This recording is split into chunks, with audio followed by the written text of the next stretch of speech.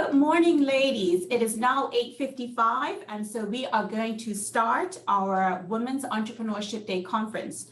So I want to say thank you and welcome to BEDC's 4th Annual Women's Entrepreneurship Day conference. We have a great agenda for you today, and we hope that you're able to go through all the links and be able to go through all the sessions and see all the things that's going to be coming up. I want to say welcome to Friday, November 19th. This Women's Entrepreneurship Day is celebrated in 160 countries around the world, and we're glad to be able to celebrate it live with everyone else. I want to say thank you for you all for attending. We also have with us today the Honorable Minister Tanae Frabit, as well as U.S. Consul Karen Grisvet. And so I just want to thank them for being with us today. They're going to be doing some things with us, so we're glad to have them with us. Just to do a bit of housekeeping, we are going to have a full day jam-packed, so make sure you're checking your agenda to see all the things that's going on. We are going to have some social media posts and some polls, and those are going to be for prizes. So if you answer some questions, if you visit the vendor booths, the speaker booths, all the things that's in the platform of Sheconomy, you're going to get entered into some grand prizes that we have at the end. We also have a social media post for Be Divine in your gift bags. Hopefully most people were able to collect their gift bags. If not, they will be available at BEDC on the next coming weeks. But there is a business in there. If you take a picture of their postcard and post it on social media, you'll win some prizes. And like I said, we have some great things in store. So we have our pitch competition where you will actually get to see all the pitches that were during Rocket Pitch and vote for them live after the event. We have Female Entrepreneur of the Year Award, and we have some lunch if you would have received an email from me for Sagasso, so you can order your lunch, breakfast, dinner, snack, whatever you can. And just want you to enjoy the day, follow along, and hoping that you are empowered and inspired by these great women speakers. We have 3 keynote speakers that we will introduce. We have 4 panel discussions that's going to be talking about health, wealth, finance, branding, technology. And so I'm just hoping that these wonderful ladies that we have on here today is going to empower you, it's going to inspire you, and that there's going to be something for everyone. So without further ado, I would like to welcome the Honorable Minister Tanae Frabit, who is going to give our opening remarks. Good morning. I am pleased to welcome you to the BEDC's 4th Annual Women's Entrepreneurship Conference. Thank you for joining us today on an official day to celebrate women entrepreneurs. Women's Entrepreneurship Day is a global day of celebration founded in 2013 by social entrepreneur and humanitarian Wendy Diamond to empower, celebrate, and support women in business worldwide. Last year, Wendy joined the BEDC as keynote speaker for the conference. As part of its annual Global Entrepreneurship Week celebrations, the BEDC has always focused on women's contributions to the local economy. And in 2018, the various events culminated in the Women's Entrepreneurship Day conference.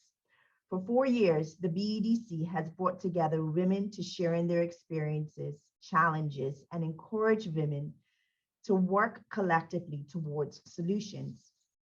I was pleased to participate in last year's conference as a moderator. Today, I welcome you to the 2021 conference, which will focus on perseverance of women in entrepreneurship.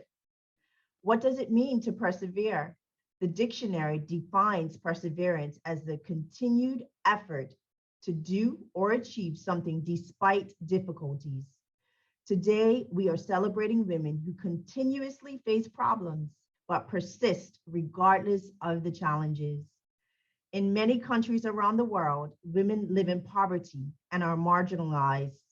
Statistics show that women remain an untapped economic potential. Studies have found a direct correlation between the policies to support women, the opportunities available to women, and women's success in business. The BEDC recognizes this and has created opportunities and programs that support the development of women entrepreneurs. Today's conference is one example. The 2021 Women's Entrepreneurship Day Conference celebrates women entrepreneurs in Bermuda.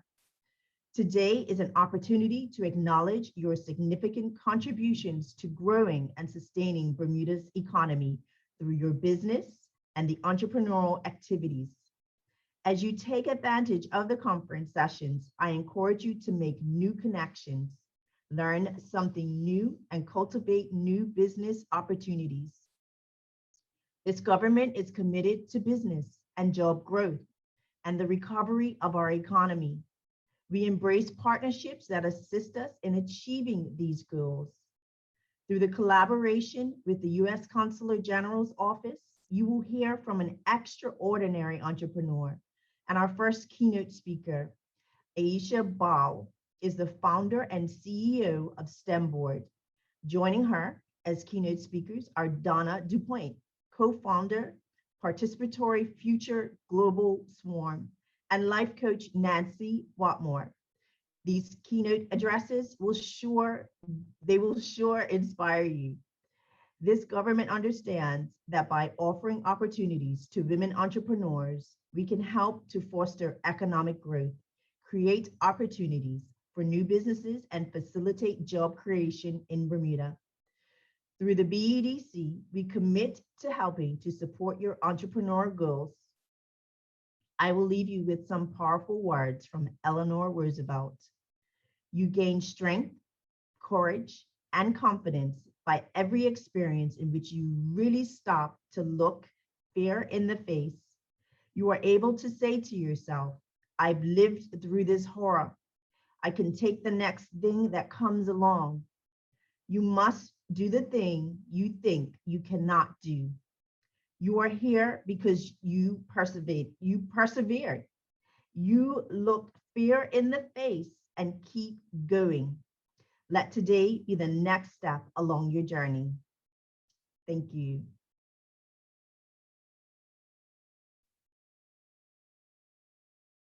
Thank you so much, Minister Tene, for that great opening remarks. We are looking forward to having you join us for the whole day, and just glad that you was able to take the charge and be with us women today. This is an amazing day to be able to celebrate ourselves, celebrate our accomplishments and everything we've done. And so thank you again for our opening on this day. So next up, we are going to have keynote speaker, Nancy Wattmore, and she's going to be talking to us about confidence, having that confidence to take the deep dive. And so I will let Nancy introduce herself. She will give her presentation, and then towards the end, we will have a question and answer period. So if anyone has any questions that they want to answer while she's giving her introduction, you can put it in the Q&A down the bottom of the screen, and then at the end, we will filter those questions. Enjoy. Thanks, Nancy. Thank you so much, Kalina, and thank you so much for inviting me. Just get my slides up. Okay. So the title of my talk today is Confidence to Take the Deep Dive. So we can look at this in two ways: deep diving into perhaps a new project or venture, or deep diving into ourselves. So we'll look at a little bit of both, but mostly looking into ourselves. I wanted to say that it's quite exciting to be here, just hearing Minister Tene and hearing Kalina just describe the day. I've already learned something. I didn't realize it was Women's Entrepreneurship Day, so that's cool. And I wanted you all to just take the time to acknowledge that it's amazing that you're here and that you're taking the time for you. It shows that you want to learn and that you want to grow. So I recently just pulled up some stats on the internet, and one of them that stood out for me was that 85% of people lack confidence. So today we'll try and get to work and see if we can get a little bit more of that. I'd like you all to take out a paper and pencil, so you can either take notes, or also I'll be asking a few questions and you might want to jot that down, so it'll just be helpful for yourself. And I'm just going to introduce myself briefly. So here's me with my husband, my now 11-year-old son, and our now 13-year-old dog. I live in Montreal, born and raised here. I am fully bilingual, English and French. And my background in the last few decades has been multinational biopharmaceutical companies where I held various roles as a salesperson, as health education, patient relations. And when I was in that role, I burnt out. So a few years ago, I burnt out. I thought it was more involving work. However, I saw that it was my whole life needed some revamping. And that's how I got into life coaching. And life coaching made me realize that I can be the one who holds the keys to my future, to my kingdom. And it's ultimately my thoughts that are going to lead to my outcomes through the actions that I take. So I completely changed careers and I went and did a life coaching certification. And I work now as a life coach, empowering mostly women to reach their full potential, to enjoy their life more. Because we all kind of just need some help sometimes just to see how great we really are. I work one-on-one with people on various different topics. However, I focus a lot on burnout, parental burnout, and decision-making. So let's get into the outline for today, this morning. So we're going to talk about what confidence is, why we need it, why we might be lacking confidence, how to create more. And as Kalina mentioned, there'll be a question period afterwards. So one of the good things is that you're the only person that can create your self-confidence. You don't have to depend on anyone else or anything else. So that's something to celebrate already. So what is confidence?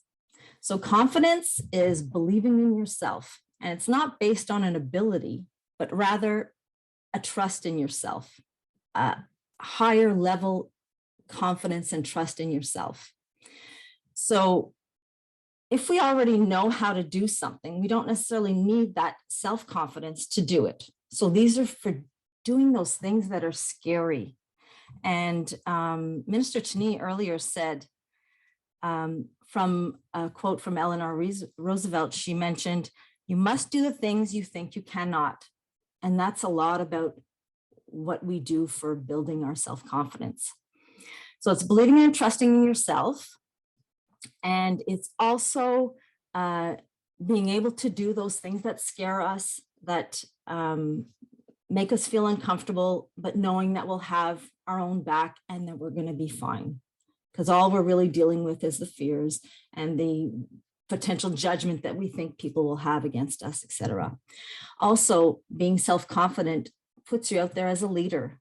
And as humans, we are pack animals and we like to look for that leader. I don't know if you've ever been, I'm sure you've been separated into a group of people before, and we're always looking for who that leader will be. And so by having self-confidence, you're almost giving everyone that description of how to see you. And why do you need self-confidence? So you need it to be able to do the actions and to move forward towards your goals. So I'll have you all just think about a big goal that you have coming up or in your plans. So you have that huge goal. It's probably a ton of things that you don't know how to do, but you think you'll have to do to get to that goal. So maybe think about, or even jot down one of those things you think you're going to need to do to achieve that goal, something that's scary for you, something that is uncomfortable, and just keep that in mind. So I'll give you an example. Perhaps you want to open a consulting business. So there's going to be a lot of different steps that you'll have to take before getting all of that done and having your business going. So maybe there's some legal work that you'll have to do, deciding who your client is, deciding what service you want to offer. You'll likely have to do some presenting to some key decision makers who will hire you, and you'll have to sell. And selling can be a no-brainer to some, but to others it can be super uncomfortable and awkward. So you'll need that self-confidence to do that. I'll give you another example from my life. I train in karate, and when you have a black belt, or to get your black belt, it's expected that you'll be teaching. And I do not necessarily love teaching karate. I find I feel awkward, I feel nervous, I judge myself a lot. And we teach in English, French, and Japanese, so I feel like I'm tripping on my words. However, I've done that uncomfortable. I've taught. I continue to do that, not on a daily basis, but every couple of weeks I teach. And I see that I feel stronger inside, and I see myself moving forward. So to achieve that goal, I'm needing to do that uncomfortable. So I'm going to ask you now just to think about your confidence on a scale of 1 to 4, 1 being not confident at all, 4 being confident, super confident. You could be the president, or you could be the CEO of a company that you love. And just jot that down. So I'm going to venture a guess that most of us are a 2 or a 3. So why aren't we all a 4? How come? So often we're basing our confidence on external things, on getting that job, on what people think of you. And if you're trying to get your confidence from what people think of you, that's going to be a roller coaster ride, because it's going to be constantly changing. That person will like what you did, and then they won't like what you did. Someone will love you, someone will just be indifferent to you. So you're always at the mercy of other people's thoughts or of things that are happening. And those are always changing. If you look at a recently achieved goal of yours, so let's say you had a goal to pay off your mortgage, and you've paid it off. You spent years saving, putting money away, etc., and you've achieved your goal of paying your mortgage, and you're super happy. Yeah, you've done it. And then you have that next goal to save so much money, a certain amount of money for your RSP. So you have that other goal you're leading to. So if you're putting your confidence into this achievement, yeah, you achieved it there, you're confident there, but then it's gone. You're reaching out for the next one. Not that goals are not good, they're awesome. However, if we're putting all our confidence in those things, you have no power over it. And it's really all about your internal mindset, and you're the one who's in charge and who has the power. So it's really an inside game to be confident. So I'm going to ask you, and maybe even jot down how many ring true for you. You ever heard yourself say, I don't know how? I certainly have. And really, if I'm telling myself I don't know how, I don't even know how I'm going to know if I'm just thinking in that way. Another one is, what will people think of me? Really, who cares? Because something that is new to me and that I don't think I thought of much before is that the most important relationship that you have is the one with yourself. And that's where your confidence is going to come from. Another one, failure is weakness. I'm sure I've heard that growing up. And failure actually is something that helps you grow. You learn from it. I don't think nobody really has fun when they fail. However, it shows that that was not the right road and that there's another road you need to try. I'm not good enough. So what is good enough? Is it after 1 degree, 3 degrees, a master's degree, a certain age? It's just, I'm not good enough. Just, that's not going to help either. Another myth, I will say, is when you're confident, you're comfortable and you're not afraid. Well, that is a complete no, because to gain confidence, as Eleanor Roosevelt said, you need to do the things that you feel you can't, and that can be scary. So how do we do this? And can it be done? I mentioned how our most important relationship is the one with our own self. So it's interesting to start looking at what you say or think about yourself. And as humans, we're wired to stay away from danger. We don't want to do the things that scare us. And there was a reason for that way back when. However, it's not the same now. And doing the things that are uncomfortable, scary, they're seen as dangerous. So we try to protect ourselves by not doing them, not being courageous. We also, as humans, have a negativity bias. We critique ourselves. We look for the things that are wrong. We look for the negative, and that's also kind of a way of protecting ourselves. So how many times do we second guess or use the famous should? And the shouldisms everywhere are not very constructive to us. I should have done it this way. I should have said this. Oh, I should have taken that job. I should have gone into this field of work. So if you're looking at things out of curiosity and to learn and to grow, great. However, more often than not, we're criticizing ourselves. And if you've ever had someone start to tell you all the things that you've done wrong, it doesn't feel very good. And you're certainly not feeling strong and confident. So think about how you're doing that to yourself. So we're going to look at the first way that I will suggest that we can grow our confidence. And I kind of call it a reframe or ask different questions. So I'm sure you've all heard of that quote around the definition of insanity is doing the same thing over and over again and expecting a different result. Well, the same can be true for thinking the same thing over and over again and then expecting that we're going to have a different outcome or reach our goal.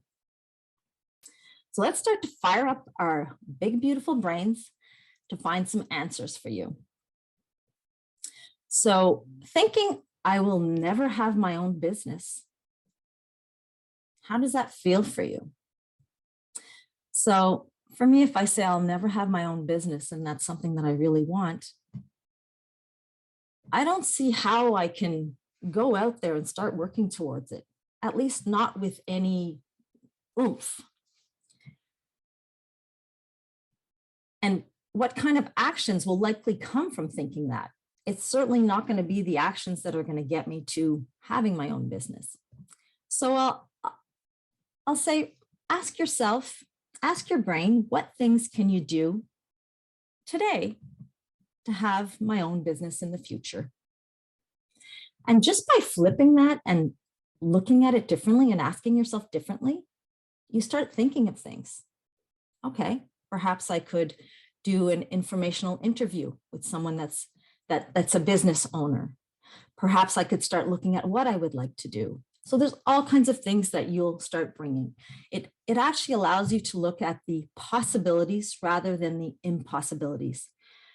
And it unlocks so many ideas and actions that you didn't even realize that you had in there. My challenge to you here would be, how can you start asking yourself different questions to pick apart the not so useful thoughts that you might have running through your head? Because the more you think these things, they become belief. And they're not necessarily facts, it's just things that you thought were true. So here's another one. I don't know how. How am I supposed to know anything if I'm constantly thinking, I don't know how, and I just block myself there? You might want to ask yourself instead, how can I figure this out? And then I know for me, things that would pop into my mind would be, okay, I'm going to go see so-and-so because they know how to do it.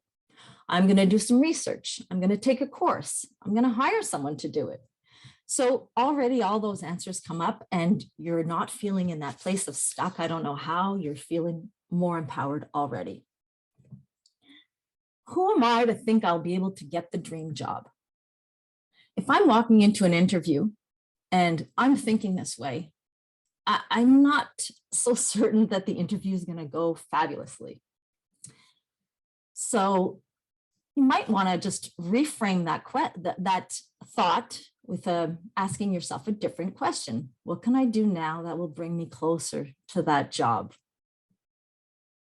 So then you might start looking at, well, what kind of things do I already have as part of the job description?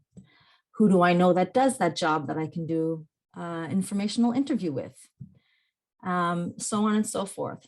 So you're allowing your brain to just explore more, and you're just using your own power to find the answers. The next way you can grow your confidence is to do a dare. And you can make this fun, like a game if you want. And I'd say I challenge you to do a dare a day, at least for the next week, and see how that feels for you. So growing up, I know that sometimes as kids, you kind of dare each other to do things. I dare you to ring that doorbell and run away. I dare you to do a prank call. It could be actions. I dare you to jump in that freezing cold lake, all kinds of things like that. And we do it kind of for fun. And it's the scary things. So you've probably heard that phrase, skin in the game. And that means, and it can pertain to confidence as well. If you don't risk, skin can be seen as the risk. So if you don't risk anything to achieve your goal, and the goal being the game, so the risk being the fear of being judged, the fear of failing, etc., the game being the goal. So you need to have some skin in the game to be able to get some confidence. In French, we have a saying which translates to, you can't make an omelet without breaking eggs. So here you can't gain your confidence if you're not going to step out there and do those things. Challenge yourself to do those things that are uncomfortable, scary, and just make you nervous. I'll give you some examples. Perhaps some of the dares that you could do in the next week is singing karaoke. Some people would be terrified of that. Writing a social media post. I know I've seen a lot of people, and sometimes for me as well, you just feel so vulnerable putting things out there, but that could be a dare, and see how you feel afterwards. Talking to someone in the elevator. Elevators are a weird place because everyone's facing the door. Everyone's looking at the number. No one's saying a word. So maybe you can be that odd duck that starts talking to people and see how that feels. Growing up, I was super shy. And when I got to a new high school, it kind of went around that I was a snob. And it made me feel bad because I wasn't. I didn't know how to approach people. Yes, I had some friends from my elementary school days, but it was hard for me to talk to people. So I worked really hard to be able to meet people, make the small talk, even get deeper with people. So much so that every time that I took a flight, I was so excited because I was going to meet somebody new on the plane. Yes, I am that person, the person that wants to chat your ear off on a flight. Mind you, I'll leave you alone if it's not something that you want to do. But I've met so many interesting people and had great conversations doing that. And had I not tried to gain more confidence, I would never have been there. And recently I was doing a boot camp class with my instructor, Steve, and he said, as we were trying to do burpees, which I absolutely hate, it's hard and it sucks, but pushing through makes us stronger, and that's how we grow. And that's exactly the same thing for confidence, because confidence the more you do it, the more you're going to increase your capacity to have confidence. Another thing is be your own mentor. So what does that mean? Be your own mentor. So you know how we did the reframe earlier by asking ourselves different questions? Our brains are amazingly powerful, and you've likely heard we only use a small part of it. So let's try and use a little bit more of it. So think about that big goal you have. And perhaps it's 6 months down the road, a year, 2 years. Imagine you've achieved it. So you're that person. So start to look at your things today based on who you will be in the future. I know it sounds kind of hard or strange, but just, trust me. Start looking at it as, what would I do, Nancy, with that business? Who owns that business? I'm the CEO of that business. What will I be doing today? How will I respond to this? What kind of actions will I be taking? Who will I be meeting? What will I be thinking? So you're really looking at it through, you're being your future self, but through your eyes of today, or is that vice versa? So you're tapping into some wisdom that you didn't realize you have. And I'd be curious to know, so anyone can send me out messages, what you found from that. Another question could be, what would confidence do? So what would confidence do?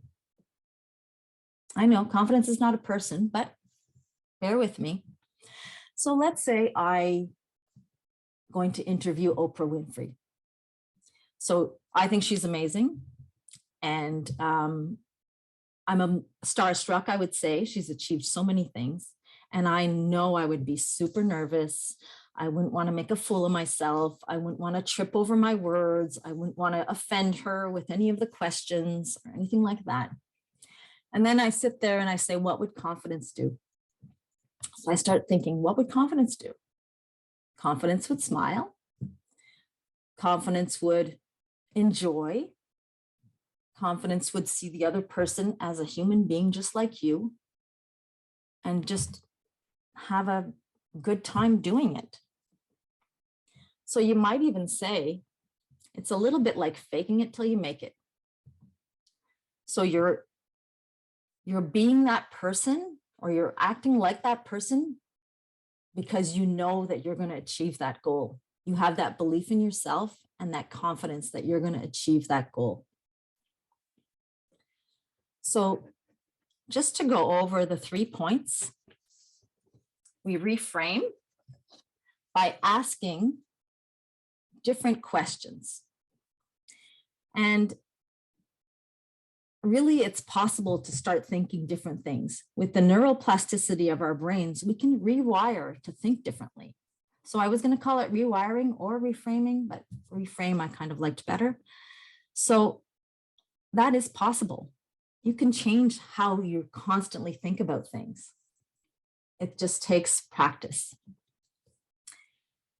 Confidence grows confidence. So we talked about doing those dares, doing the scary things, doing the things that make us nervous, and doing them over and over again, doing new things. And that's where that challenge to do a dare a day is. And in that way, you're expanding your capacity to have confidence.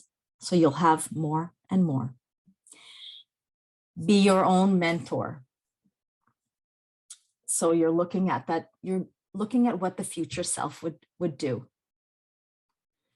It's kind of like focusing on what inspires you rather than what scares you. So by being your future self, looking at how your future self would react, you're looking at the inspiration that you've created being your future self. And you're focusing on that rather than right now, I don't know how to do it, or this is all new to me and this is scary, etc., etc. So I want you to all think about, what will it cost you without it? Without confidence, what is it going to cost you? Because it sounds like it might feel like it costs you something to go and do those uncomfortable things. But what will it cost you not to have self-confidence? Perhaps you won't get that job that you've always dreamed of having. Maybe you'll never do that trip abroad that you've had on your bucket list because you're too scared to go somewhere where you don't understand the language. Maybe it'll be you'll never have that home that you've always dreamed of because you're scared to be in debt and to have a mortgage. So it might even be not what people will you never have met because you didn't reach out to someone just to talk because you felt like, oh, I don't know them, or they seem better than me, or whatever thoughts might come through your mind. So I'll say to you, stop allowing yourself to play small and go big. Try those dares. Work on your confidence. As I mentioned, confidence is a muscle, so you need to work it out. Yes, do the uncomfortable things. There's a little quote that I saw recently and I loved it. And it was, self-confidence is the best outfit. Rock it and own it. So I'll say to you, go out there and do that. And I forgot to read the last quote Jeff Bezos made about, let me just go back there because that one stood out for me as well. I knew that if I failed, I would not regret it. I knew the one thing I might regret is not trying. And that definitely can be the cost. The cost is not trying. Failing isn't such a big deal. It's how we learn. So I will challenge you all to go out there and do those dares. If any of you have questions, I know that the Q&A box is open. And I'd like to thank you for investing your time in yourself today. It's one of the best investments you can make. And if you'd like to reach out to me, my email is there. I have some of these questions and others that can get you thinking about how you can increase your confidence capacity. Or if you have any questions later today or after the day, feel free to send me that message. Thanks. Hi, Kalina. Hi, Nancy. I just want to give a round of applause. Ladies, please give a round of applause to Nancy. She has given us a lot to think about, a great conversation starter about confidence. And we know how important, or we should know how important confidence is in, whether you're working for someone else, starting your own business, or, you're working as an entrepreneur. We know that it's going to be important in building that. I know for me, a takeaway was, being in charge of your own internal mindset and knowing that it starts on the inside. And I think mindset change is a hard one for people. I think that it's really something to think about and how you're going to do that, because you're stuck in your way. You've been that way for a long time, and having to figure that out, it's just going to take a lot. So I'm glad that you at least started the conversation. Ladies, it is open up to you to do Q&A. If you have a comment or a question, put it in the chat and I will filter it through Nancy. So we do look like we have one. Erika has started us off with great start to the day. So grateful for that. Then we have Joyce. Yes, wonderful comment and quotes. Reframing. Yes, our brain is powerful. And so glad to have those guys put those in. And if anyone else has any questions, please put them in the chat. One question I had, Nancy, is do you do coaching for persons overseas, i.e. international? And so if someone in Bermuda for say, wants to seek your services. Is that possible? Yes, my coaching is one-on-one. So every program that I put together is based on that person's needs. And we do it either by phone or Zoom, so on video. Most of the time it's on video. So yes, I do have clients from all over the world, and that's actually what makes it exciting as well. I wanted to say something else. I know some questions that I get about self-confidence, or that I even had when I was first starting to look into confidence, was what's the difference between confidence and arrogance?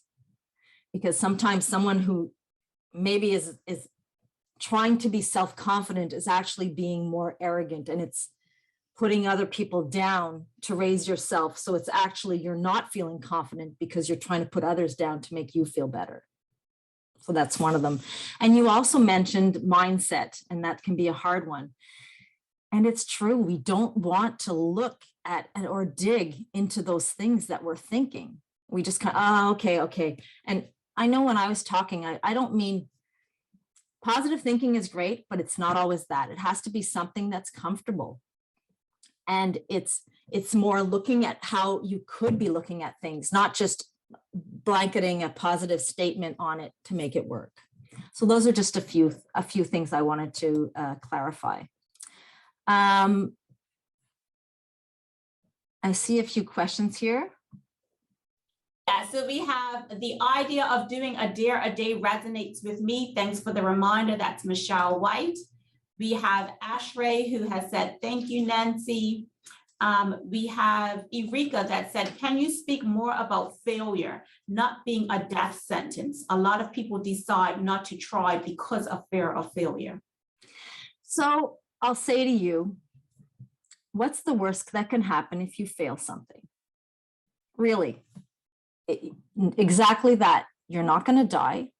We're not out in the wilderness where if you fail to run faster than that lion, you'll be eaten. It's not that. So if you fail something, so the worst that you're going to happen is you're going to feel maybe embarrassed. You're going to feel stupid, maybe. You're going to feel judged. And those are just feelings. So you're just, okay, that's what happens. That person thought I was crap. So that's what it is. I'm going to stay in my confidence. That's their thought. It doesn't have to be everyone's thought. So it's a little bit of that. And failure really, when we're born, we don't know anything. We're learning new things as we go along. And you start to crawl, you start to walk, you fall, you fail. That's how you learn. And it's one of our greatest teachers. Okay, so the next question is from Latoya. Are there any small steps that suggest taking to boost your confidence? So when I talked about the dare, you can do some that you find a little bit smaller. So if I mentioned posting on social media, some people find that scary. Maybe for you, Latoya, it's something else. Maybe it's applying for a certain job. Maybe that scares you. Maybe it's speaking to a boss about a raise, or it could be even smaller things. So those things can be little things that'll boost your confidence. I know that when I've done new things or challenged myself to do new things, which I'm trying to do more and more, no matter what has happened with what I've done, I feel better.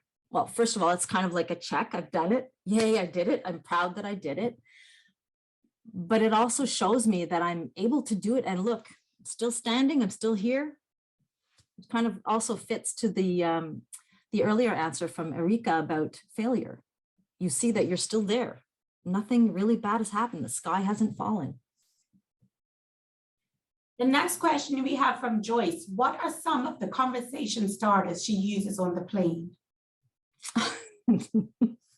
Well, it's been a while that I've flown with COVID, but it's always hello and where are you from? Where are you going? That kind of thing.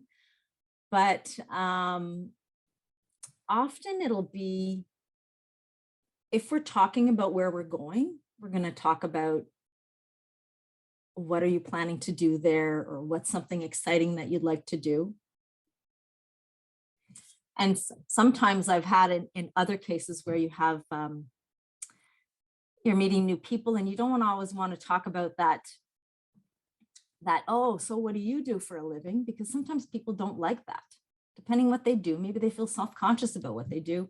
So it could be, what's something amazing that you did today? Or what's the best thing that happened to you today? It could be things like that. Okay, we have Kalisha. She's saying very useful information. Self-confidence is the beginning for me. And then we have Francia who says, use your inner wisdom. Using your inner wisdom is definitely key. At times, some women have a tendency to second guess themselves. Oh my goodness, that is so true. And why do we do that? Because we're scared the way someone might look at us. We are not standing in our confidence.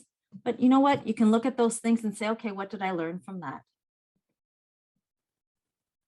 Yeah, I think another one is that failure piece. I think that's very important, especially in this day and age, because we need to continue to tell ourselves failure is not an option. And like you said earlier as well, it depends on how you look at failure. Because failure only tells you that, okay, it failed this way, so what else I need to do? How can I change? How can I pivot? How can I move on? It's only a stepping stone to improve what you're already doing, or just to realize that maybe that's not for me and do something else. So it's just, like you said, again, changing your mindset to know that people don't have to look at these things as failure as being something bad. It can be something positive, like to say, okay, well, that wasn't for me, move on and do something else. So like I said, I think that mindset piece, that shift is going to be very important in building that confidence and just taking us to the next level. Exactly, because if you're looking at the negative part of failure, and in life, it's half, 50-50, the negative, the positive. But if you look at the failure and you say, okay, what kind of good things can I take from that? Or what are the good things that happened in this, what we think was a disaster? Because there's always little nuggets in there. There's always things that we can pull from that. And just that kind of takes the lightness off of what you felt was a failure. Yes, for sure. All right, ladies, we have 3 more minutes to be able to pick Nancy's brain. We're getting some free information while we can. So if anyone has any more questions or any more comments, please put in the Q&A, and then just trying to get as much information, get as much information as we can from her, especially on this great topic of self-confidence and taking that deep dive. So if anyone has any more questions, just pop them in the chat and we can filter them.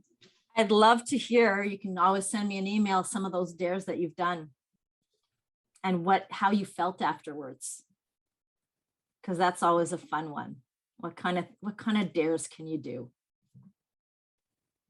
So Tiffany says, great session, Nancy. When we are true to our personal values in situations, it always builds self-confidence, because how do you stay true when it can make you very uncomfortable to do so? So how do you stay true when it can only make you very uncomfortable to do so?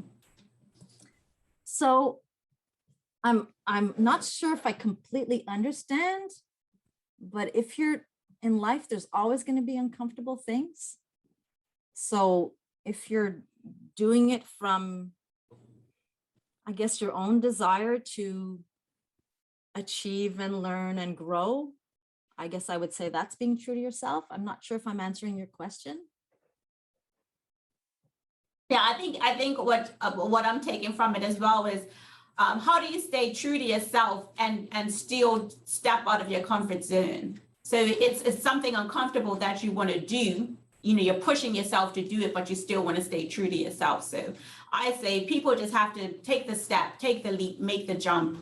And like you said, I think another good thing is doing it a little bit at a time. If you are scared of heights and you want to get to level 10, today, just do level 1 for the week. And then maybe next week you do level 2. And then next week you do level 3. And you're slowly building yourself up versus going up all the way up to 9 and be like, oh my God, I can't do this, because you did it all at one time. So I think that's a good thing too, just doing bite size and getting there. And then to that point where you just have it. Yeah, growing your capacities for confidence. Exactly. Then Erika has said, any tips to feel confident if you are the only woman in the room? So I'd say, look at what do you have that the men don't have? You know, you might have more of a sensitivity to things. The way you're going to look at things are different. So you're bringing different things to the table. Yeah, the men might not always realize it. However, sometimes they need that aspect that sometimes we're more sensitive, maybe not, but it's really just looking at, we all have different things to offer, men or ladies, different women have different things to offer, and look at those things that you're bringing to the table. Yeah, she said, I find a lot of scenarios when I'm the sole woman around the boardroom table, and especially a woman of color, and we are in 2021. So that's very important. Yeah. Miriam says, awesome advice. How do you instill these concepts into young ladies, our daughters, nieces, granddaughters, and students? You know, our kids, and I guess nieces, everything, students, we model for them. So if they see us doing all those things, they're more apt to be doing those things as well. You know, so it's really be the model that you want them to be.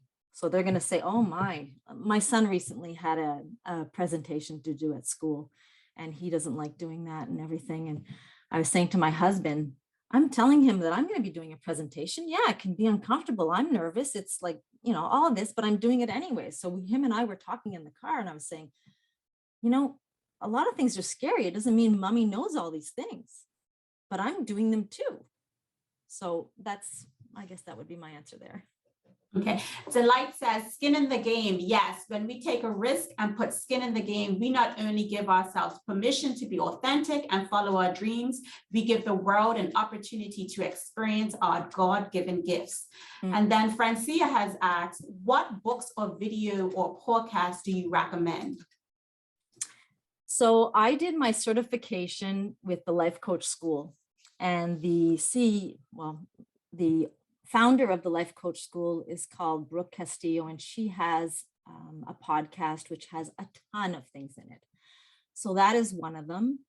Also, there's a life coach that I enjoy who talks about confidence, and her name is Amy Latta.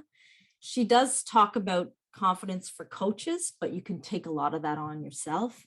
And as far as books, I'm going to have to think about that one. I can always send me an email and I'll think of what I could send you for that. Okay, great. We have Maria Hoda who says, we can be hesitant because of experiences we've had with judgmental people, starting middle school and going forward. Recognize that everything people say to you is not necessarily true. It's also really helpful to surround ourselves with people, especially women, who can encourage us and remind us all the great things about us. So that's great. And that's what we want to do here today, is build those connections, network, be around like-minded women that are like us and that are going to build us up. And so hopefully during some of these breakout sessions and some of these social media, we can be able to foster those relationships. We have Michelle White. When I went to university, only my third trip ever, I faked it till I made it. Walked in as if I earned the dorm because that's who I wanted them to see, not the shy person I really was. I know many people wouldn't believe it. I'm a different person now than I was many years ago by doing this. Yeah. And then we have our last comment, Tika Gilbert. I did a dare yesterday when I became an impromptu guest speaker at a Global Architect Alliances discussion yesterday. Oh, that's fantastic. And there was a comment 2 comments ago where I don't remember the person's name, but she said that to realize that what other people are thinking is not necessarily true. And sometimes the things we're thinking is not true either. We think it's true, we think it's a fact, but it's just a story we're telling ourselves. Yeah, so true. Okay, Nancy, well, thank you so much for joining us today, for empowering these ladies. I hope that each and every one of you have something to take away, something that you're gonna do next week, start tomorrow, do bite sizes, and we're just looking forward to that connection. If you want to reach out to Nancy, please go to the speaker page. So on the platform, we have a list of speakers and you can go on their page, you can see, get their information, and you can discuss things more. And so next up, we have the coffee break. And so during this break, we're asking people to get snacks, get something to eat or drink, and also go on social media. So you're going to be going on looking at the sponsors page, the vendors. We do have some vendor booths.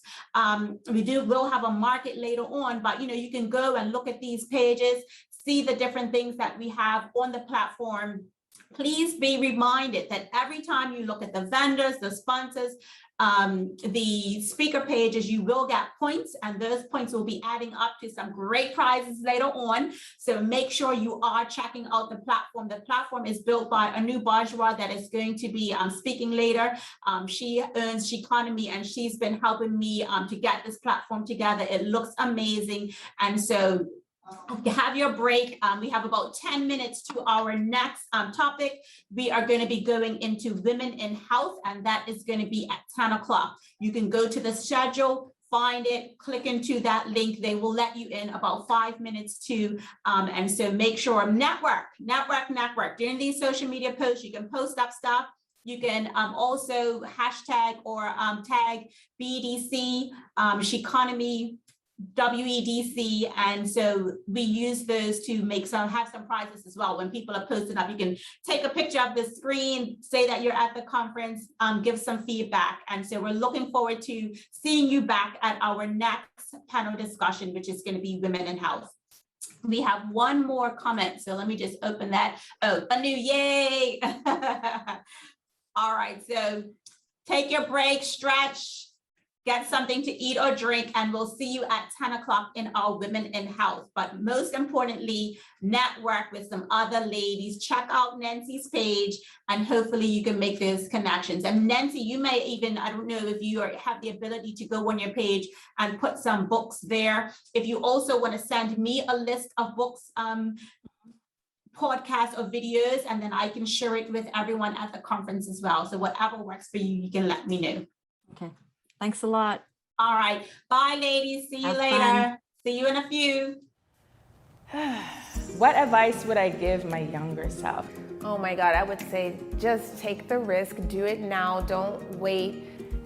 Yeah, my 20-year-old self was pretty risky in any case. A lot of things that you felt or that you feel may be a failure may just be a stepping stone to the next chapter of the journey. Nothing is out of reach. I would also tell myself that it's great to be in Bermuda, it's great to be home, but look outwards, because like you said, Bermuda can be so small, it can be a little draining sometimes. At 20, obviously, life was way simpler, even though at the time you think it's complicated. But that is the time when I could have done things so unencumbered. I thought I knew it all, but I didn't know everything. So what I would say to my 20-year-old self is to pay attention to the people around you and listen to direction. Set boundaries, obviously, in your personal life, in your business life. Don't allow your situation to dictate or determine the rest of your life. Just breathe and relax into life a little bit more, and just have that faith that it's going to be okay. I think that's what I would say to my 20-year-old self.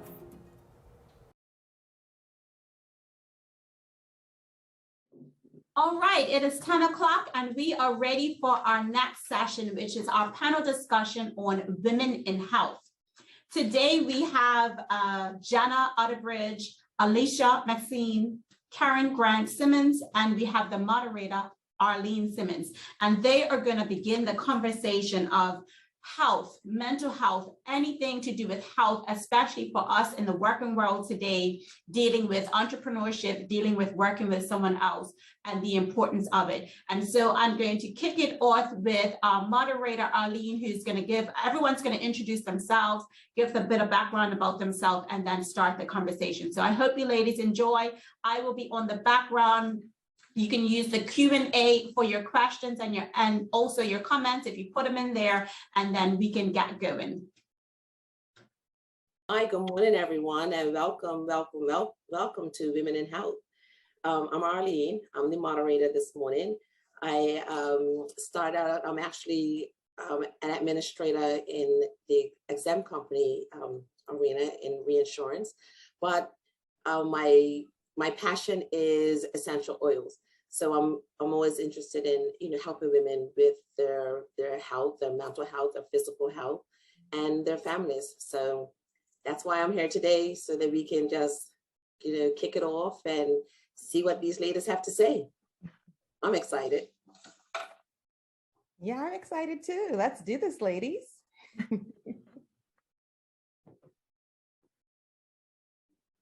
So how should we start? Should we introduce ourselves? Introduce yourself. Okay, so good morning, everyone. I am Dr. Jana Otterbridge. I am the owner of Mayvera Wellness. If you have not heard about Mayvera, it is a service that is dedicated to women and girls ages 7 to 107 plus. And the idea is to support women and girls across the lifespan. So as a psychologist, I do offer one-to-one therapy, groups, family, different areas, anxiety, depression, self-esteem, you name it. I'm kind of digging in there and working with women and girls, workplace relationships, all of these things. And we have wraparound services. So we put on wellness retreats, have different groups for women and girls that they can come together. I am 100% mobile, virtual, so I do a lot of things in the community as well, in nature, hanging out and supporting relationships as well with mother and daughters, a whole lot of different things. So check out Mayvera Wellness on Instagram. In the stories is where lots of the information goes on, but you can also check out the website, and hopefully I can share some more that will help see why Mayvera is so important. Thank you. We're already talking about mental health. I might as well jump in and introduce myself. Good morning, ladies.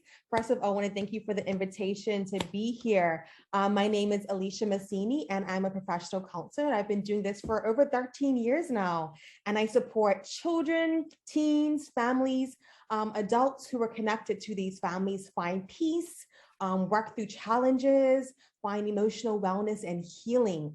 My full-time job is at the Family Center where I'm the counseling team leader. However, in March of this year, yes, this year, my thing is brand new.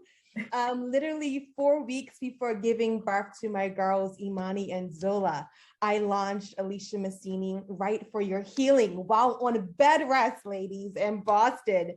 I'm going in and out of the hospital with my daughters during the pregnancy.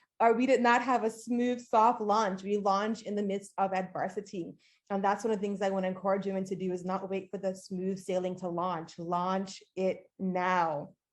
So aliciamasini.com is where I'm at. Right for Your Healing provides free downloadable therapeutic and Christian journals for teens and women. And it also focuses around infertility and miscarriage, which was really birthed out of my own personal experiences.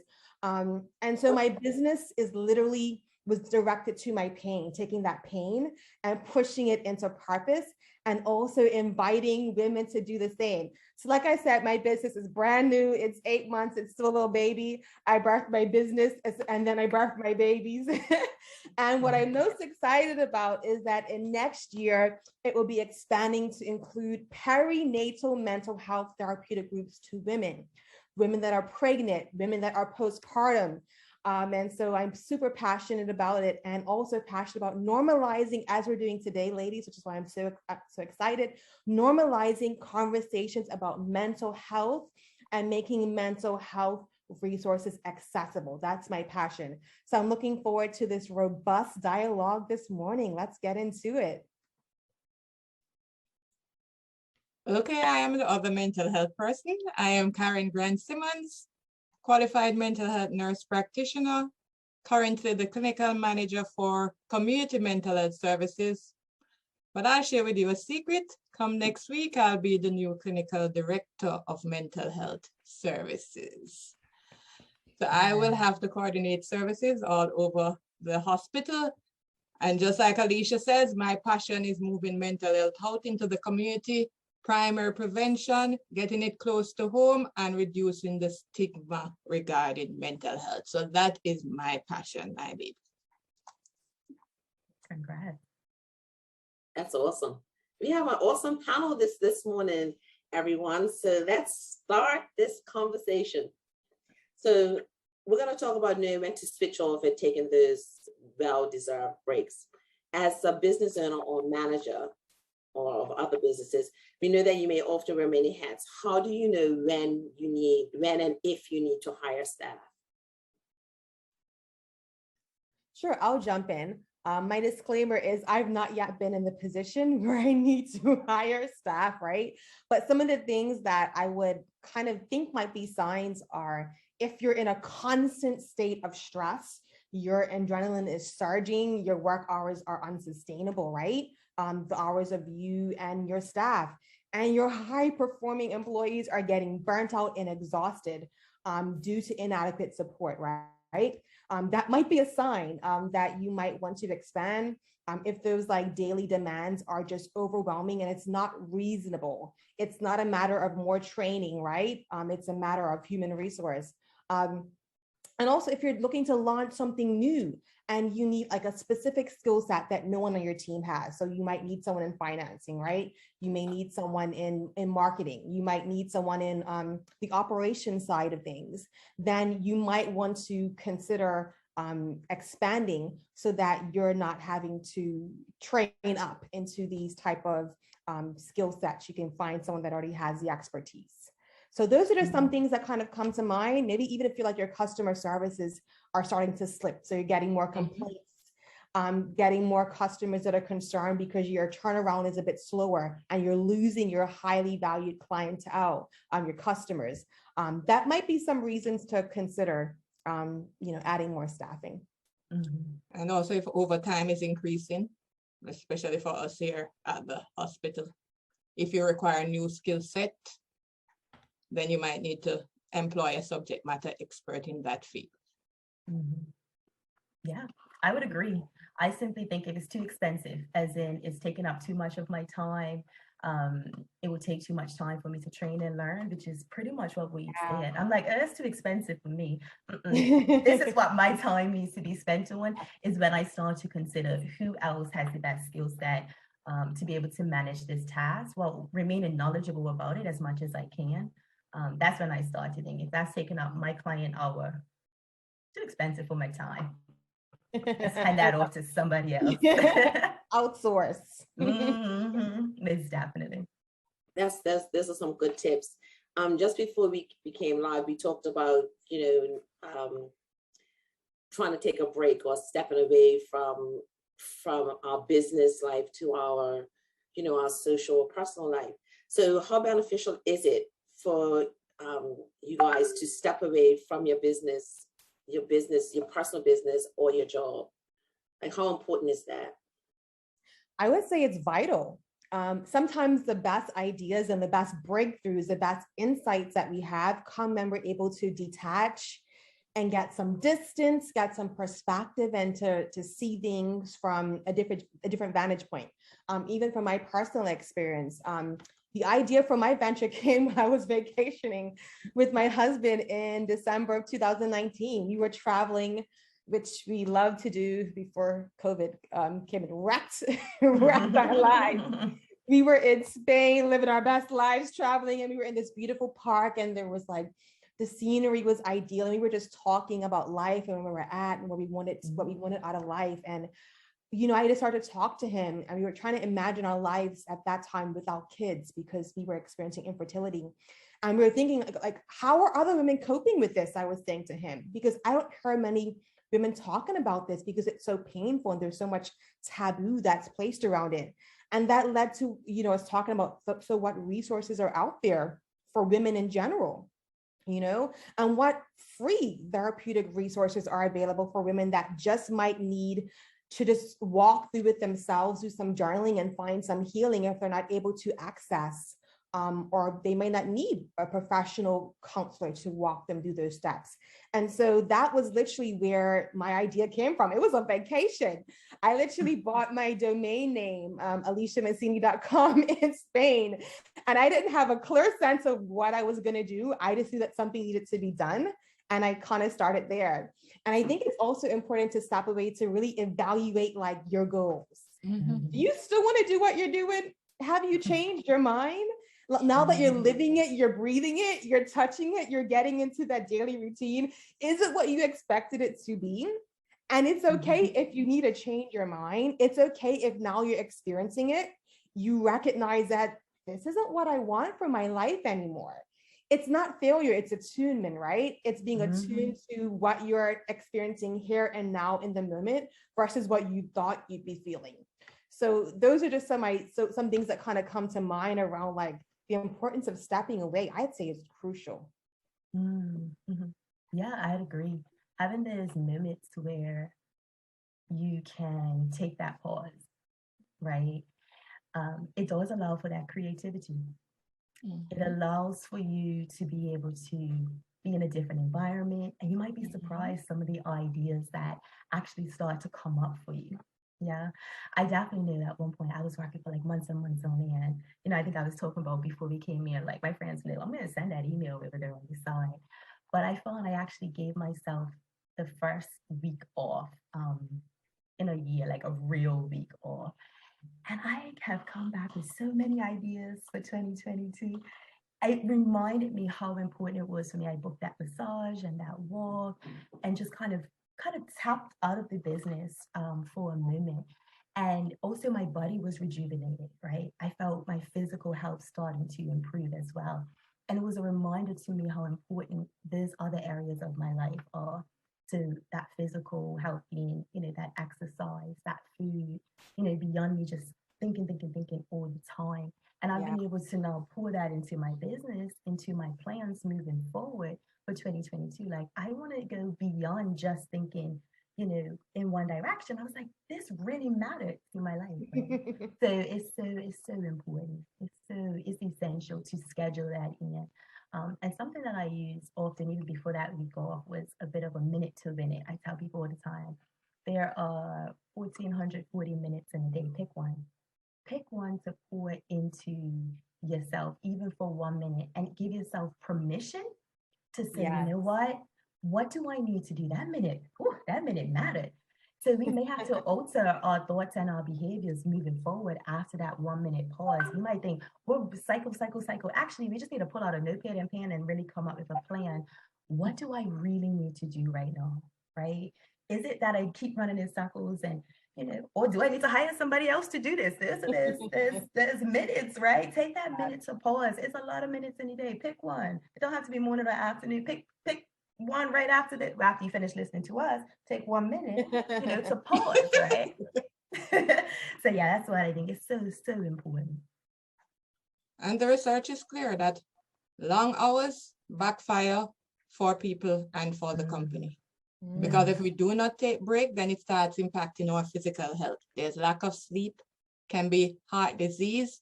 It affects our interpersonal skill. We start getting more moody, snapping at others, because we need that deserved break. And as Jana said, give yourself the permission to just take care of you. And that is for all the caregivers and the people pleasers. Please take some time out to take care of you. Because as I said, we can't pour from an empty cup. We have to revitalize. Karen, I think you just answered basically my next question was going to be, what are the apparent signs that suggest that you need a break? Well, there's a cliche that normally say, if you're looking like your old passport photo, I love it. Meaning you're reflecting signs of irritability, stress, tension, headaches, you're getting into frequent arguments with your co-workers, having trouble falling asleep, persistently waking up too early, your personal life is suffering, not spending enough time with your spouse, with your family, can't go to the PTA meetings. If you are no longer enthusiastic about work, in the morning you require the strength of Hercules to get out of bed. Also, if more hills become mountains, things that you would enjoy before is becoming insurmountable, then you need that well-deserved break. You need that downtime. I'm here for it. I don't have anything else to say if that was the next question. I think that answers it. You know, I do. That's not getting enough sleep and not being able to stay asleep. I check in with myself on that one. I'm like, hey, I fell asleep and I'm so exhausted. I didn't even know I went to sleep. Like, what are questions? You know, you answered that. I'm staying out of that one. And also, if your downtime is not feeling as downtime, when you go home, you can't get time to walk. You can't get time to go for music. You just falling back in the couch. That's not healthy either. I agree. So ladies, you have it from the experts. We need to take care of ourselves. Just last week, I think I read something that said, if we took the amount of time, if we did the same amount of time that took our time for ourselves as we do when we charge our phones, we will be in better health. Wow. You know, if you just look at the amount of time it takes for you to just plug your phone into the wall just to get that charge, if we took that for ourselves, that's true. It would work for it would be better for us. So Karen again has answered my next question, which what's the downside for your health or business if you're not taking a break? If you're not taking those breaks, if you're not recharging, what's the downside? You answered it already, but reiterate it because, we women, we just tend to just go until we reach that wall and we hit the wall. So if you could just reiterate that. And you won't be good at solving issues. Yeah. Decision making, innovativity, creativity, it is going to suffer. Yes.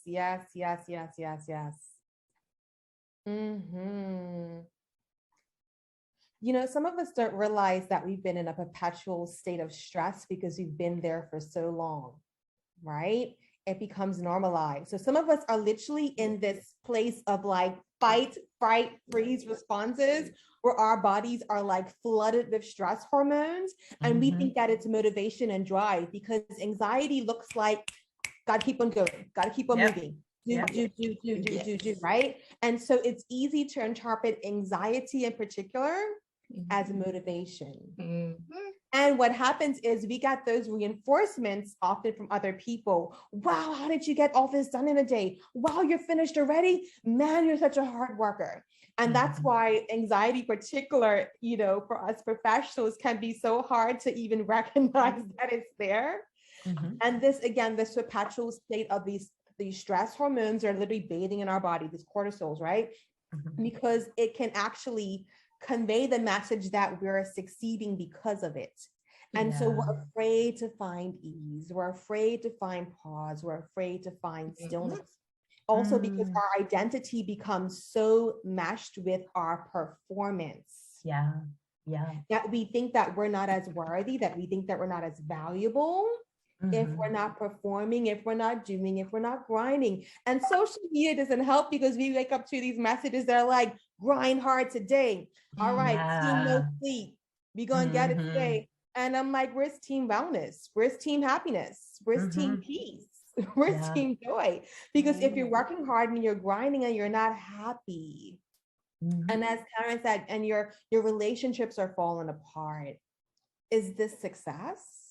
Or is success more holistic than grinding hard, profit margin, reputation is increasing, right? It's a bit more well-rounded than that, I want to propose. Yeah. It's so interesting as you were talking, I started to think of words like being a perfectionist and performance-based love, that performance based, oh, wow, you're so successful. And it's almost like, it feels like it's pouring into you and behind the scenes, you're so drained, you're so burnt out, but you get that recognition, right? For performing well. And actually, it's really unhealthy behind the scenes, and that's not good mental health. That's not really being able to take care of yourself, right? And that couldn't help but pop out as you was talking, because you're right. So many of us have coined this as our personality and the way we operate. But all the negative effects that it's having on our body, that it's having on our relationships, in so many other areas, that we just get this tunnel vision, continuing to try to go to receive something that have we really been rewarded for, because it's actually not coming from a healthy place at all. And so many of us are unaware of that as people in general, but especially as women. We often overlooked. I would agree. I would say some of us think that we're sick, but we're stressed. Yes. So sometimes we might go to the doctor. I don't think that we fully have recognized, let me say this first, how much mental health and physical health are intertwined. Exactly. And so we might go to the doctor and say, man, I keep on getting these migraine headaches. Man, I keep on having digestive issues. Man, my high blood pressure is really high. Man, I can't sleep. So what happens is, when we're not able, some things are legitimately only medically related, right? So let's acknowledge that. But some things are solely tied to our emotional state, to our lifestyle, to the choices that we're making every single day. And so some of us don't necessarily need to make a medical appointment once that's been ruled out, just to be very clear, once all those things are ruled out, that it's not just a medical cause. Some of us also need to be booking an appointment with Dr. Jana Otterbridge for counseling. Because we want to, little plug in. Little plug. I'm sending clients in January. I need a break in December, okay? I'm on vacation. Fair enough. Let's promote her wellness and her balance. I'll call her in January, y'all.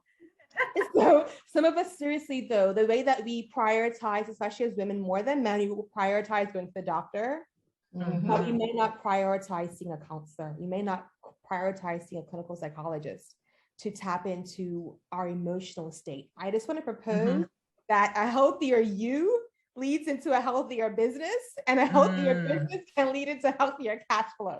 So it's all intertwined.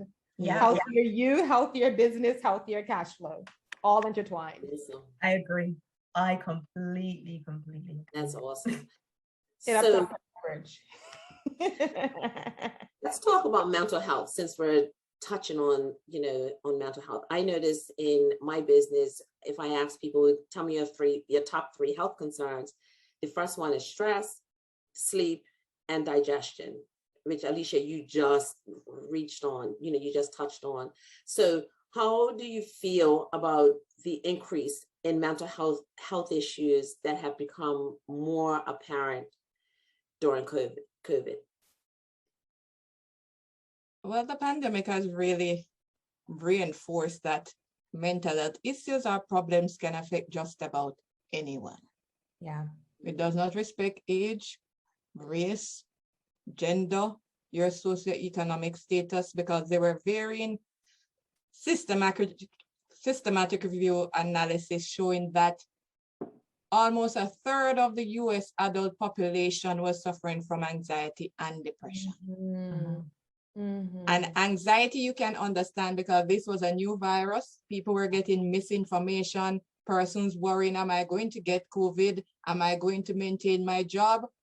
You have death of family members, some feeling fearful, some feeling lonely. So it has really put mental health even more on the map. And we had to be more creative. Start doing telemedicine, telepsychiatry, telepsychology to support our clients and to boost their resilience. But this has really highlighted that mental illness is no respect of anyone. Yeah, I would agree. And at that time, anything that was really unresolved, any unresolved traumas, any other challenges that people may have been going through, I mean, it almost hit. It was like everything came out at once, and people were able to realize they didn't have the skills to be able to cope and be able to manage previously. So there was almost absolutely nothing to pull on to. you know, to pull on, to know how to be able to support yourself. And obviously that was a very unknown situation, right? We didn't know. Everybody was like, what? You know, and some may have managed a bit better than others, and possibly because they had a few extra tools in their toolkit previously to be able to cope. But that doesn't mean it was easy for anyone at all, but for others, it really became very present. I think, you know, that telemental health, people did step up and start to say, you know what, this is my time. And in some ways, people have been able to get the help that they need because it was right in your face. There was absolutely nothing you could do about it. And I have found that people have reached out for services who have either never been in services before and said, you know what, this pandemic is not, you know. And so for some people, they got the help that they may have needed, that they may have never even realized, you know, and their lives are functioning so much better and differently, even though we're still in the midst of so many different challenges and unknowns at this time. It's the guidance. They have more tools in the toolkit, you know, to be able to pull on.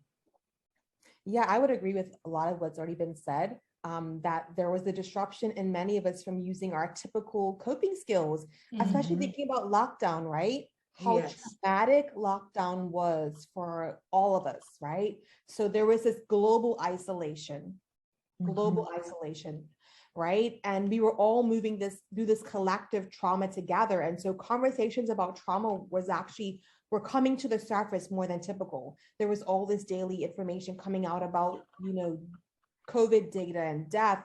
And also information was coming out about how alcoholism was increasing and domestic violence was increasing.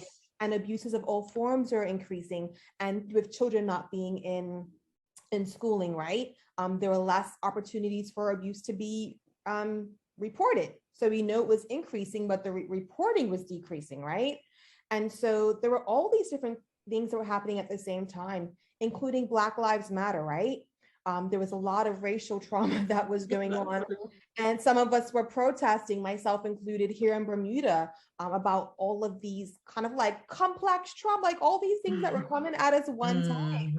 And there was no manual for this. There was no manual. Even us as clinicians and clinical psychologists, clinical nurses, we had to retrain and retool because a lot of us had never done virtual counseling before.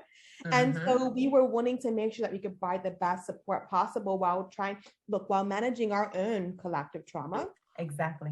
And still being of support to others. So it's been a wide range of emotions for I think a lot of us. I think some of us are numb and we don't realize we're numb.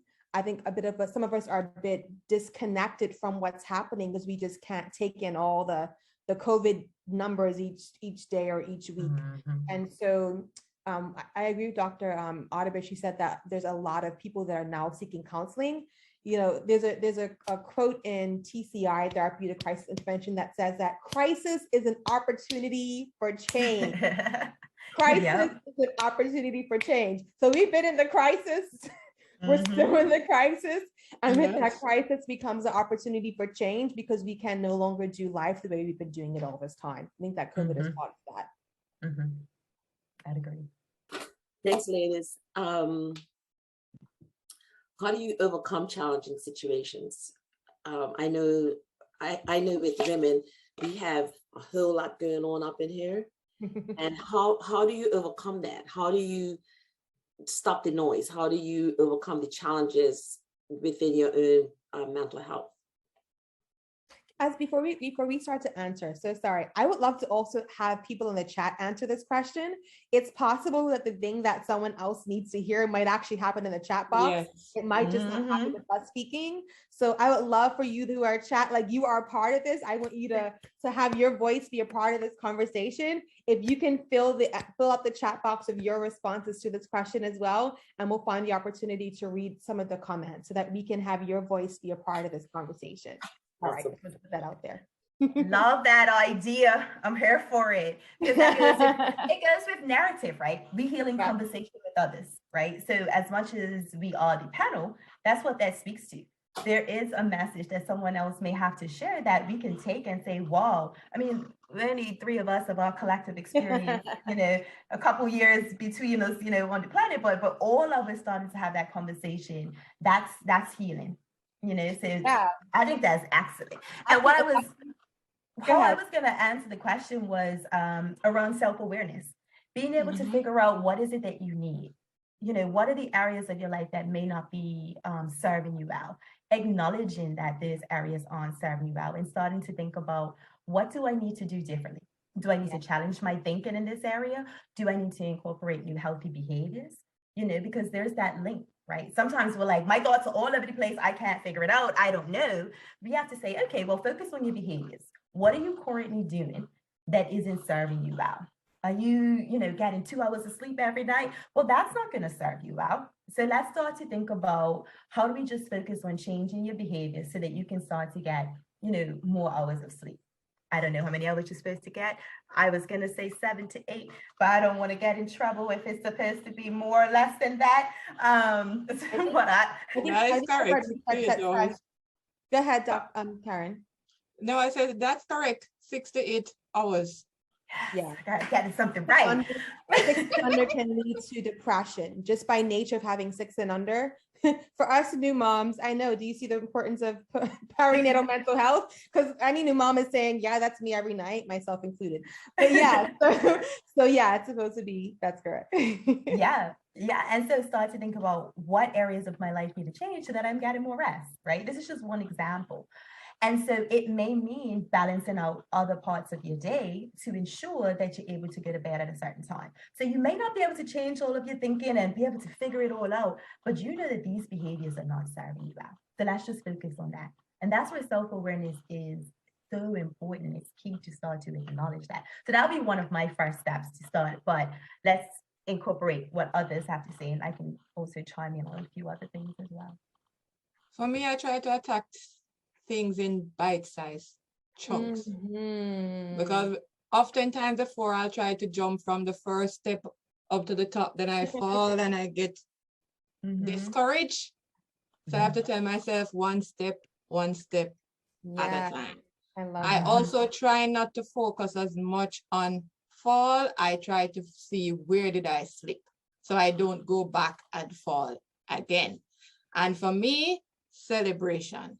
I never used to celebrate after I accomplish one thing. Oh, what is next? What is next? What is next on the list? I never take a pause to reflect or to celebrate. Yes, I love it. That's so important. It's often missed to acknowledge there's accomplishments. It's a tiny accomplishments. Listen, as women, we don't do that.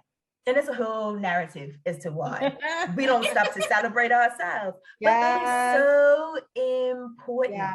Yeah. Being able to, in your journal, like if you journal or just acknowledge the things that you did well throughout the day.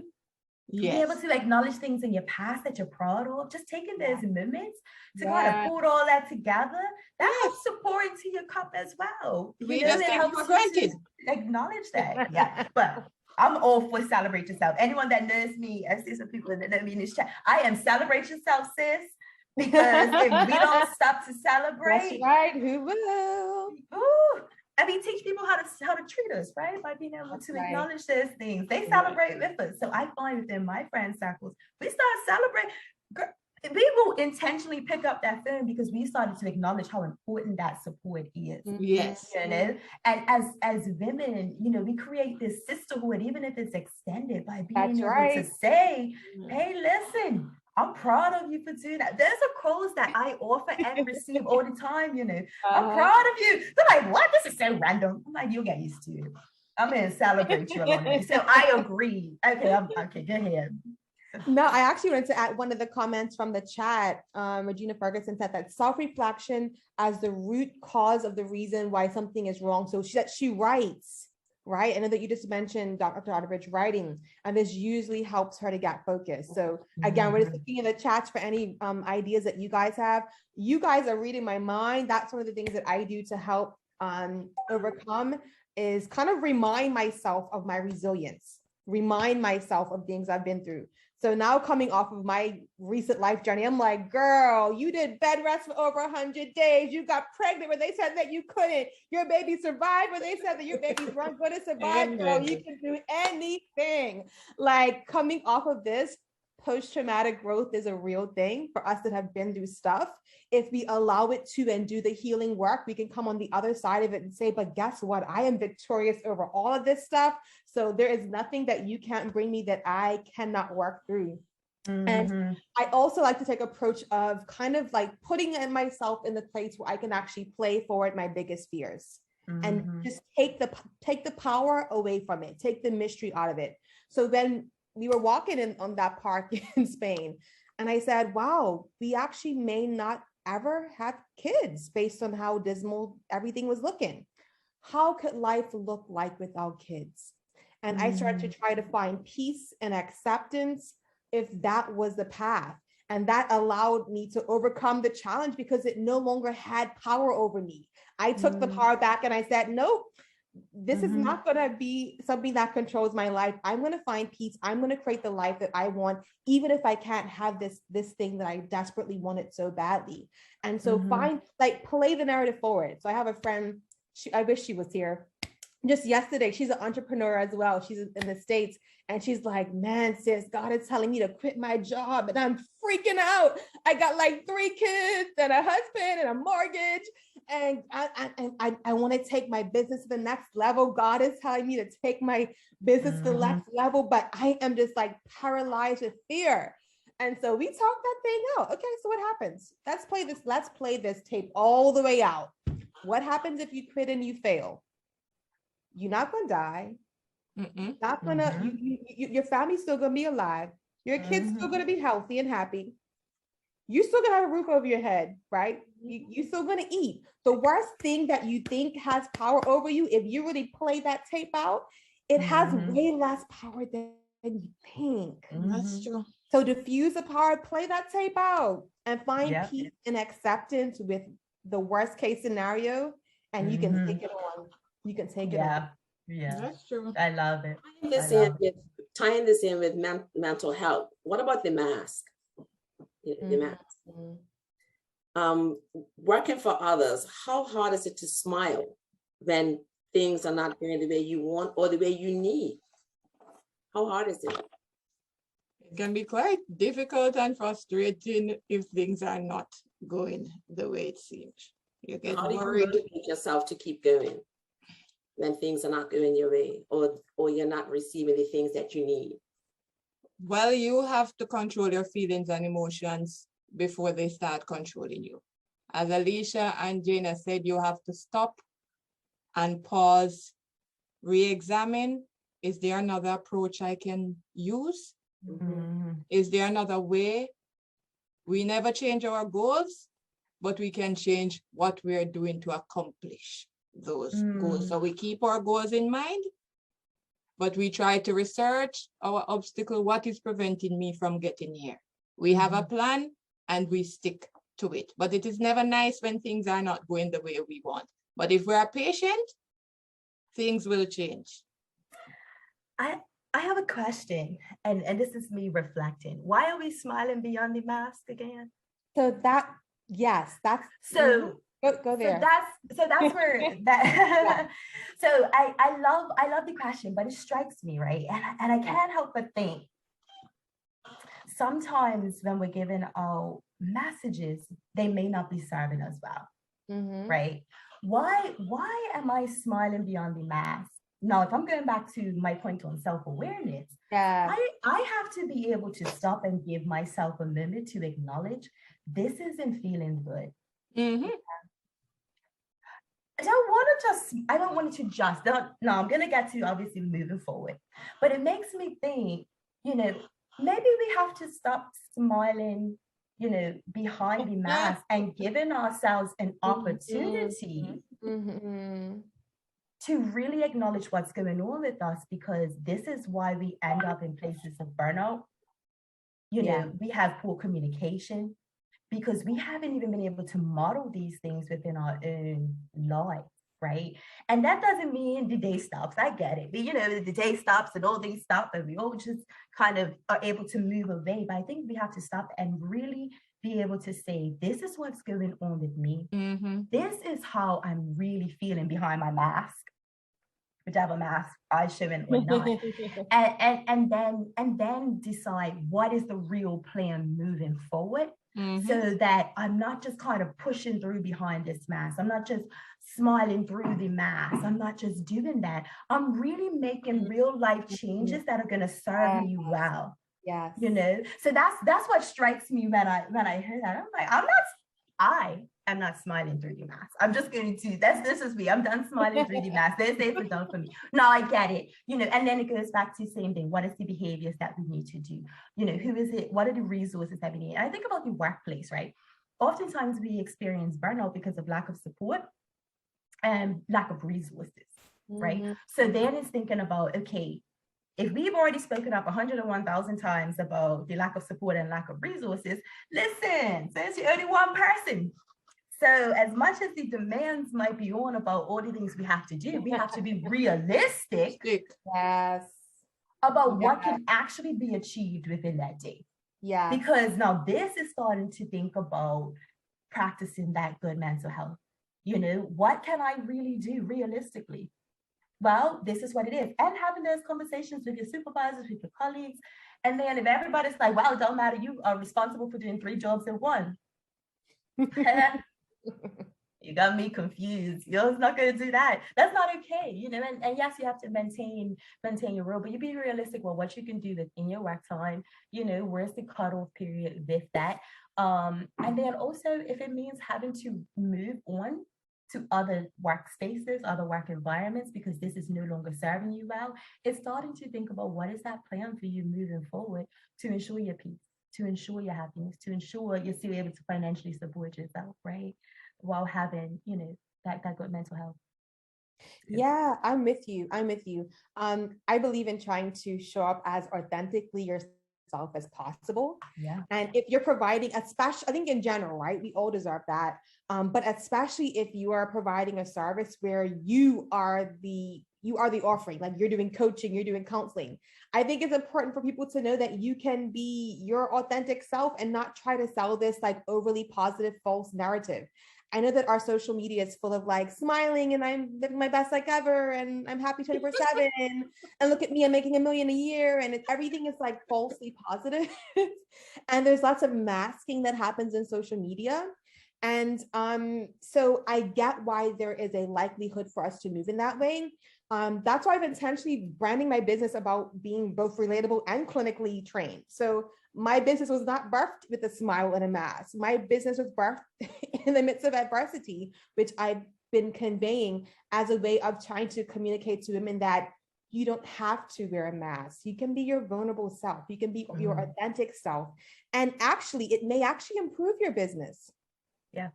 You actually might attract people with your honesty than you do with your mask, right? And so I think that we can perhaps look at as entrepreneurs, as women, we can create a model of success that not only works for our business, but also works for us as well. That's a powerful point, Alicia. I'll conclude by saying, as women also, we like making comparisons. Yeah. And nobody is going to put up their worst photo or state on social media. Everybody is going to put up the best. It might not be realistically what is taking place in their life. And then we start comparing ourselves to others and we start getting miserable. We set our goals and we work pace. Stop comparing ourselves to others and demeaning ourselves. Stopping us already. We could just get started. Not stopping you. We are over, but the conversation has been so amazing. So I'm not stopping it yet because during this time we're doing a social media post and things like that for people to take a break. I don't think anybody wants a break right now because you guys are really rocking it. And so there are some questions. So I do want to go into the questions and then I'll allow some more conversation. Okay? Sure. So I'm just going to filter this. We have 3 questions. Jamila asked, how do you take the time? Sometimes life doesn't allow it. Kids, work, husband. Is it selfish to take the time? I think getting your priorities really clear helps. There might be some asks that you turn down because your priorities say that in this moment, I'm choosing family. I know when I was about 2 months into my postpartum, I got this request to do this speaking engagement that was huge. It was international. I wanted to say yes, and I was tempted to say yes, but I said no, because my time with my babies are more valuable than anything else, right? And so sometimes you have to know for that moment, for that day, what is your priority, and be unapologetic about it. One day it might be your business, right? But one day it might be you. You need to go exercise. You need to go to a counseling session. You get to choose at any given moment. There's fluidity here. What is most important to you? It doesn't have to be business as your number one go-to of priority. Give yourself flexibility there. Yeah, I agree, Alicia. And you know what? The other thing I would add on to that, give yourself permission to change your mind. Yes. You know, and that being okay, because you may have initially said yes, and it may be like, oh, I'm gonna let everybody down, and maybe, but the likelihood that the world will crash and burn because you changed your mind, it's not very likely, right? So you have that opportunity to say, you know what, I did commit to this 3 months ago. Unfortunately, right now, the space and time that I'm in, I'm actually not able to do that. I apologize. If I could support it anyway, I can hand over information or whatever the case may be. And you would find most times people were like, you know what, it's okay. Now, that doesn't mean they don't scramble behind the scenes. And I've had to scramble behind the scenes to fix things. But you know what, it still comes off, and actually you were still able to protect yourself. But usually we don't want to change our mind because it's something about letting others down and not getting it right, and a whole lot of other negative core beliefs that we have. The world didn't crash and burn, and I've had to say no. I've had to change my mind, and it still looks like it's standing reasonably okay, you know. So, yeah. Can I add what Carla Georgia said in the chat, that we cannot pour from an empty cup? That right there. Exactly. Okay, so the next question is it safe to say that work-life balance, business life balance is a continual work in process, and we should always be striving to strike this right balance?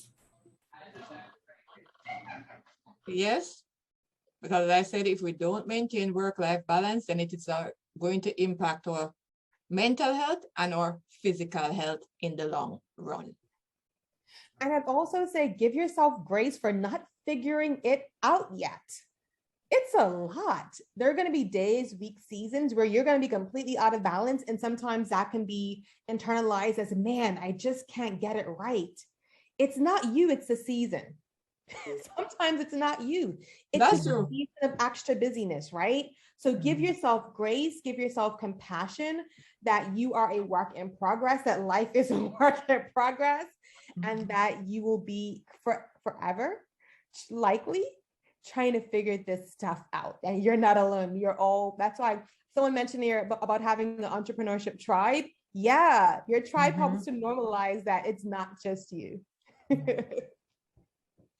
Another question, Eureka, do women find it more difficult to strike a balance compared to men?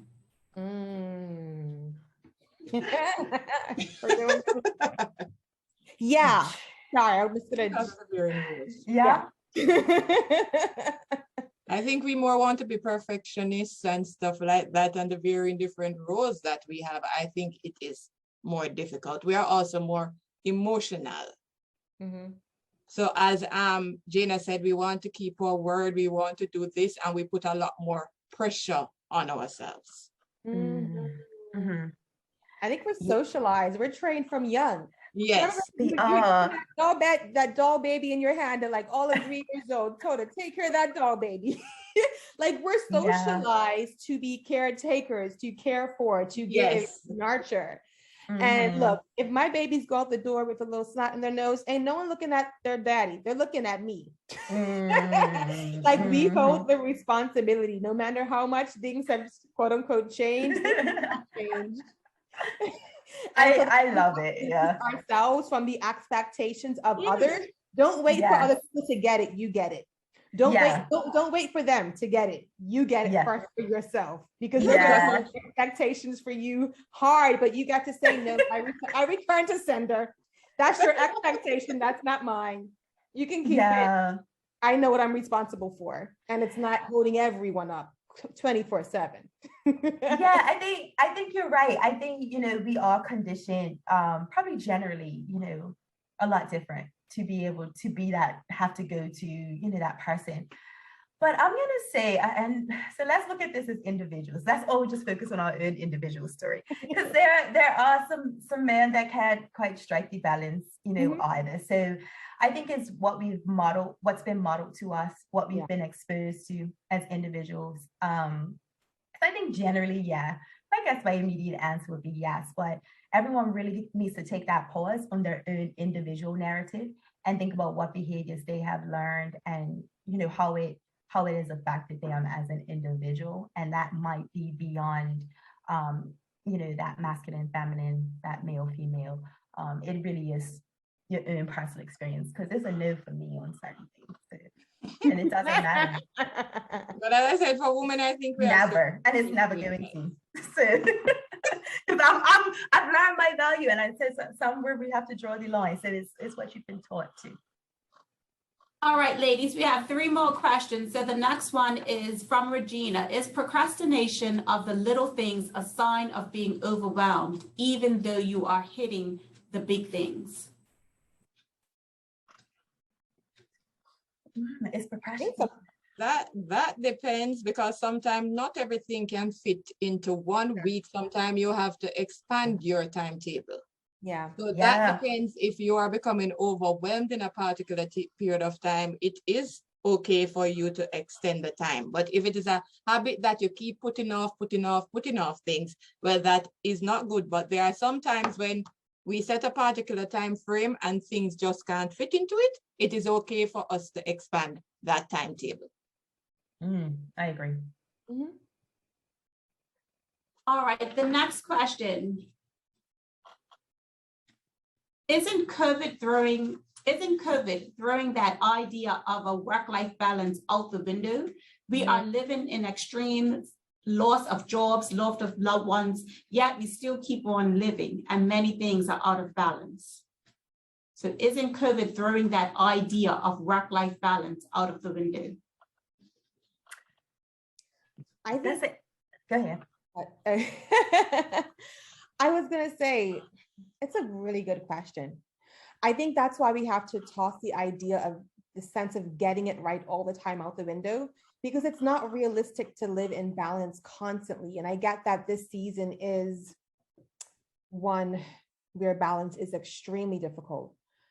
So I'm struggling with the question. But the sense that really comes up for me is I think that we just really have to give ourselves grace, because again, there's no rule book for this. I think balance looks different at every season. I'm not sure what you're going to say, Jana.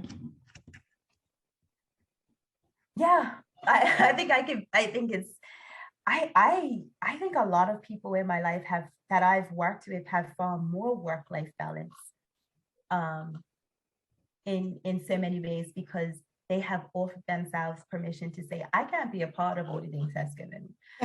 So, and have forced themselves to say, nope, time for me to go, whatever. I could just blame it on pandemic and COVID, so in some ways, I don't know, I guess it depends on each individual. And I think you're right. Let's not miss the opportunity to acknowledge there's been a lot of job loss, lots of changes. So it has affected different families very differently. So I don't want to dismiss that. So for some, that might be very true. However, I hear from for a lot of others, it's worked really well. They're like, nope, can't do it, gotta go, creating that balance in life. So I think it'll be hard to really say what all the outcomes are right here, right now. Today, we may know more on what's really happening a couple of years from now. Go ahead. Sorry. COVID has really created a challenge, because for me, like for a year, I wasn't exercising.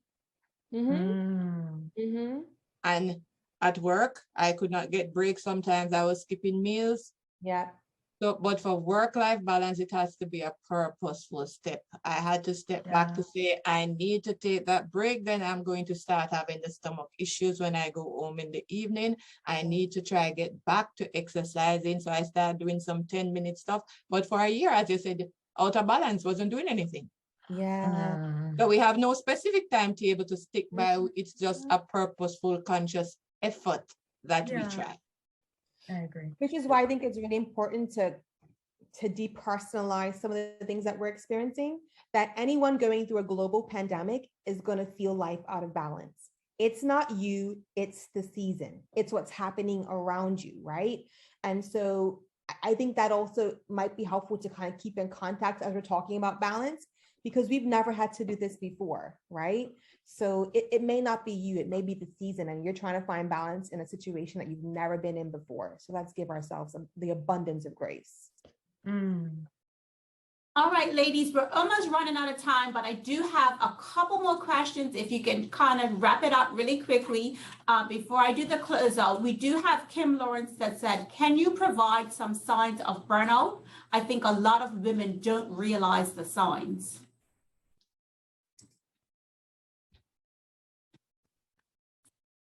As I said earlier, we had said it earlier that signs of burnout include looking like your old passport. You are feeling stressed, not able to get up in the mornings to go to work early. It is affecting your sleep pattern. Also at home, your mind is constantly on work. You can't get your mind off work. You are feeling lethargic. By the time you go in, you're using unhealthy choices to cope. You're going to grab for the wine as soon as you get into the door. Those are all signs that you are not coping well. You are on the verge of burnout. And what I would often say to senior management is a burnout nurse is a dangerous nurse because you can't concentrate on stuff much. You can't make healthy decisions. So that is also signs that we need more employees, too much demand for the workload.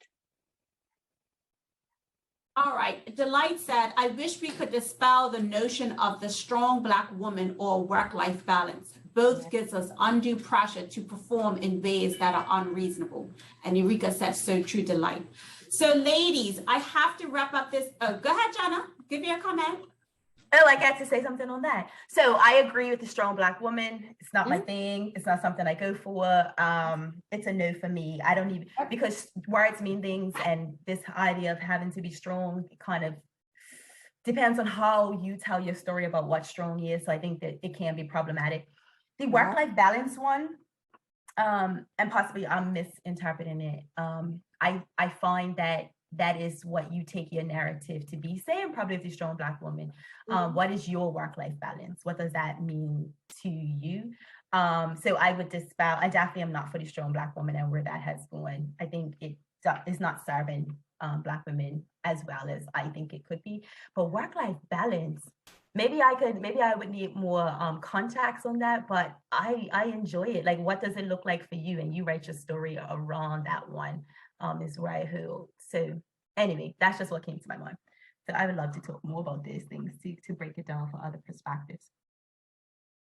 So ladies, like I said, I want to wrap up this session, but I don't want to end it. Like, this has been a really great conversation, a really great start to our panel discussions. And if the rest are going to be like this, oh my gosh, you have so much in store for the rest of the day. So ladies, I want to thank you for being a part of our panel. Great discussion this morning. We all know that health, without health, you can't survive. You can't do for yourself. I have some takeaways. Give yourself permission and a minute to pause. A healthier you, healthier business equals healthier cash flow and create the life you want. And so just really amazing. Can't wait to talk to you guys again, meet you in person and be able to have these great conversations. Don't forget, attendees, you can make sure that you go to the speaker page. You can look at their information. You can connect with them. There were some questions in the chat that were left. There was one question. And so you can send messages to these ladies, get these answers. Too bad we ran out of time because the chat was popping. I don't know if you ladies had a brief time to look through it. I mean, it has been some really good comments in the chat. We do save these chat features and can look at them afterwards and reach out to people, but just phenomenal. You beautiful ladies on the screen. Again, thank you for connecting. Our next session is going to be our keynote speaker. So don't forget, go to the schedule, click on that session, and then we'll both to start in about 2 to 3 minutes. All right.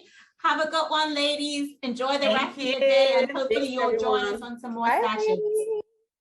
All right. Bye. Bye. My connection to BEDC was when I first decided I wanted to start a business. And with BEDC, I've been back and forth. I've had a few business ideas before this one came up 8 years ago. They were super accommodating of the ideas that I had. When I was doing a lot of research around the NAB app in the very beginning stages and trying to market research primarily, I went there first. The BEDC was really helpful in making you take a step back and being like, well, wait a second, is this actually going to make you money? They want to do everything they can to help you realize your dream. You've just got that support and that encouragement constantly from organizations like BEDC. They encouraged Lloyd and myself on behalf of Soft Landing Limited to do the rocket pitch. For anyone who is looking to start a business, young or old, that is a great resource, and to definitely take advantage of that. So the BEDC is obviously one of those great resources we have.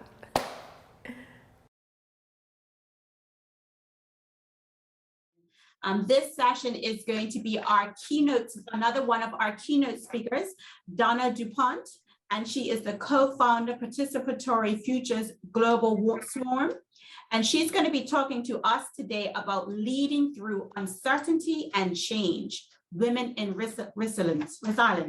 And she is actually working in Bermuda. She is doing the digital nomad and one of the first to be a part of Bermuda's initiative to work from Bermuda. And so I just want to welcome Jana DuPont to our speaking opportunity, and just can't wait to hear what powerful information you have to empower and inspire us.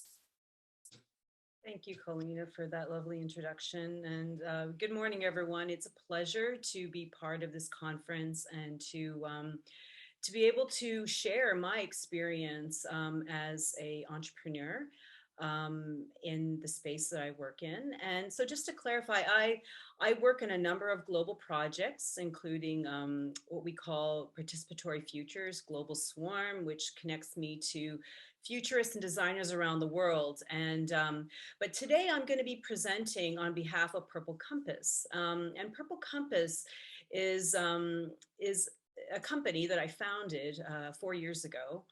And it really is all about disaster risk management and sustainable development. And it's been a passion of mine for the last 4 years and growing. And it's been an interesting journey as an entrepreneur. Hasn't always been easy, but it's been the most rewarding. And it's allowed me to work with people leading change around the world. And being able to learn from the experience and how they are working with really complex problems, challenges, and how they're navigating uncertainty. So what I'll be sharing today is some of those top insights that I've learned from the 4 years of working with those that are leading change around the world, whether they're in healthcare or emergency disaster management or military operations. I also work a lot with entrepreneurs, female entrepreneurs that are leading sustainability in very traditional sectors like mining and oil and gas. And so it's inspiring all around to work with all these different professionals and to learn across how to navigate in today's very complex and very uncertain environment.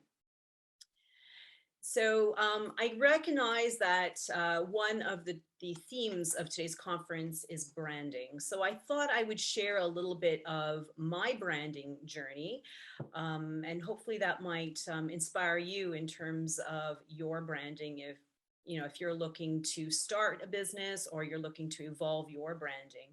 So my company is very mission oriented, and before I even registered my company, I really wanted to be clear about what I was going to offer. I have a very long-standing career working in healthcare and emergency disaster management, and so my journey to entrepreneurship came much later in my career, and it was very much an unknown. I didn't really have any experience as an entrepreneur, but I knew that I wanted to work with those leading change around the world, and I was very open to what that could look like. But I wanted to be clear about what I was going to offer and what was unique and how I was different from other businesses. And so I wanted to integrate a lot of the work that I've done and studied around foresight, innovation, systems, understanding patterns and trends and behaviors to help people and companies really navigate. And so for me, navigation of all of these complex issues and challenges was a key component to what I wanted to create as part of my business. I also wanted to bring a very future-oriented lens. I wanted people to not only just navigate around them and within their immediate vicinity, but I wanted them to expand their lens out and kind of see what the potential and possibility could be for the future. And I think as innovators, as entrepreneurs, we naturally are attuned to these unique ideas and opportunities that we tend to sense them and we tend to notice them. So I really wanted to have a more of a structured process to be able to do that.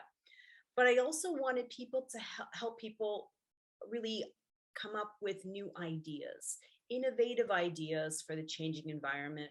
And I wanted to align with their future vision. So the idea of a compass really made sense. However, the actual logo was a little unknown to me at the time in terms of what it would look like. But I knew that it was definitely a compass that I wanted to focus on. I was helping people find their path forward. And it just came one day when I was with a colleague and we were looking at prototypes of branding and then all of a sudden we saw the compass rose and the compass rose is a North Star. And I thought that's so perfect because a lot of what we do is North Star strategy, helping people articulate a vision, because in order to navigate a path, you need a vision of where you're going or heading towards. And so that star became very important, but we wanted to make that star different. We wanted to, it's just not a normal star, but a purple star. And so I get asked a lot about why the color purple. Well, purple is the color of change and transformation.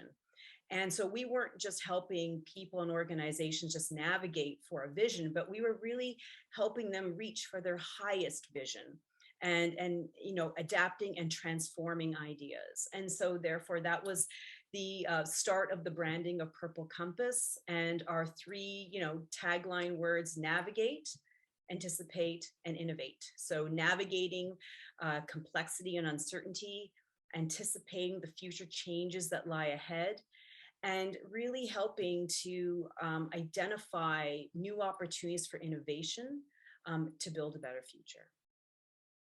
So hopefully you found that helpful in terms of a mission-oriented company, and that's how we organized our, that's how our branding evolved over time. And it did take some time, and we do see it as a journey, and we are on this journey with all of our customers and clients. So as you know, we are living in a very unprecedented time. COVID-19 has been disruptive around the world to all sectors and to entrepreneurs in particular, especially female and women entrepreneurs. The disruption and the impact has been disproportionate, though, for women, mostly because of just the challenges, the inequality gaps that exist currently in the system, and some of the challenges that some entrepreneurs had to face regarding their livelihoods, taking on perhaps responsibilities, home care, or caring for their elders or for family responsibilities during the pandemic, taking on additional responsibilities of educating children at home and being available. It's a lot of stress, and it's been very challenging for women in a number of ways. And so there's been quite a few reports published around documenting some of these challenges. And it's important for us to be aware of this, because these challenges potentially at a global level can really hold women back in terms of moving forward, especially around the global agenda and around entrepreneurship and gender equality. And so addressing some of the challenges for women around the world and coming up with solutions for these issues is extremely important. So if you're interested in learning more, I would recommend taking a look at some of these documents just to see at a global level and around the world what some of the experiences have been. But on the flip side of the challenge are opportunities. And so the pandemic has also opened up various opportunities for entrepreneurs to pivot, to move their business virtually, to offer their product or their services in different ways. And what we do know and what we see, being published from different organizations around the world is the important role that women play in shifting our paradigm, our world, towards creating a more sustainable world. And it's important that women's ideas are brought to the forefront. They are different. They're very, they can be transformative in terms of where, the challenges are in our system right now and how things need to evolve and adjust for women, to address inequality around the world, to improve the environment, to improve economic well-being for women around the world.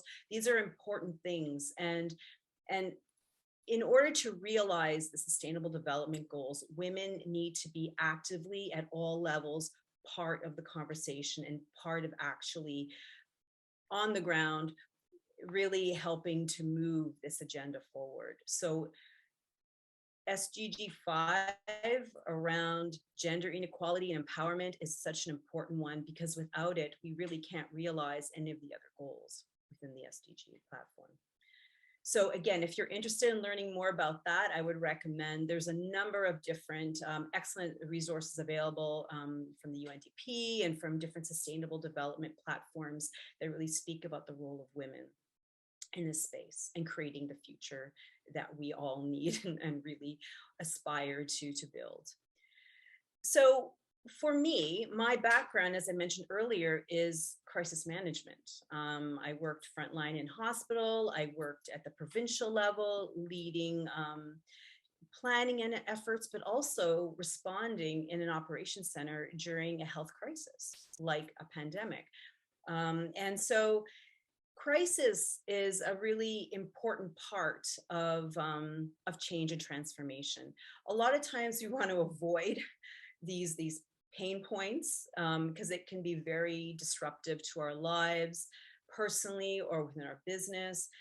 But sometimes it's great to take a step back and look at it from a different lens, because it can really provide a gateway to understand what is changing, what things are no longer sustainable, and what needs to be let go of in order to create new opportunities for new ideas and to transform. So usually a crisis, there's a lot of pressure, there's a lot of turbulence, there can be some instability and fragility in the system. And the system is going to do one of two things. It's either going to collapse, or it's going to evolve, it's going to reorganize, and it's going to find the opportunity to transform and shape a new direction. And so that is the other side of a crisis that really, in the work that I do, I try to, bring forth is, yes, these are the risks, these are the challenges, but what are we learning from this experience? How do we want to adapt and evolve and shape the future going forward, so that we're learning through the crisis and that we are being proactive about shaping the future we want. So this brings me to a really, an algorithm that as a designer and a lot of designers love, and it's the work of Joseph Campbell. I don't know if you are familiar with who Joseph Campbell is, but he was a historian. He documented the stories of cultures around the world, and through his research and his work, he found this monomyth, and it's the human story, and it's your story, it's my story. It's the story that everybody goes through, no matter what journey they're on, whether they're just starting out and they're aspiring to be an entrepreneur, where they've already took the leap and they are, or they are building a much larger organization. This story is all about change and transformation. And it occurs along 3 separate parts, right? So the way this story unfolds is that the hero, which is you, right? The entrepreneur, the person with a vision, with wanting to step out of your comfort zone. You leave your known world and you enter and you decide, that this is the time I must cross this threshold and I must step into this new path. And this is an unknown path, and it can be very, there's a lot of uncertainty. It can be it can be scary. So you need a lot of courage to be able to do it. But what this path is about initiation. This path is about going through that journey, and you're going to come across challenges and obstacles and all kinds of things in your path. And the idea behind this is that through those obstacles, by going through that, you are going to learn, you're going to grow, through the challenge, and you're going to let go of things that don't work for you and embrace the new. And through those little micro changes that you make, eventually they become larger changes, and then until it becomes transformational. And it's exciting because you are, evolving in a new space, from your previous world. But the important part about this journey is not just the transformation. That's not where it is the most powerful. The most powerful part of it is coming back to tell the story. It's the return. And that's very much what this conference is about today. It's about, as entrepreneurs, going down the path, learning, developing wisdom through our journey, mining that knowledge and coming back and sharing it with others so that you can inspire new people to also take that journey. And that's how we inspire and empower other women to transform the world.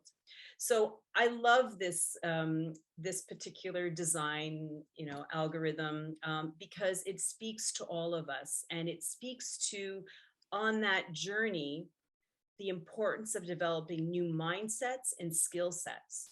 And it is a learning journey, and it's not going to be perfect, and that's okay. But it's a journey that you need to go through. And when you look back over your path, you will have seen the evolution and the change that's taken place.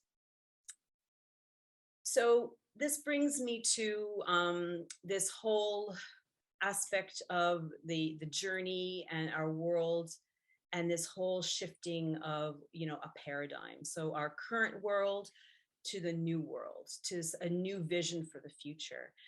And in the world of futures and design, we use the iceberg as a metaphor and a model to understand kind of the system. And you can see from the diagram, like just at the tip of the iceberg are just kind of the events and the challenges that happen on the surface. As you go deeper, you start to understand patterns and trends. So you get a little bit more insight into why these events are happening. And if you go a little deeper into the structure, you might even understand the relationship, deeper in terms of how the structures work. But the alchemy of transformation, whether it's transforming your own world, your own personal life, or your business or society, comes from the internal.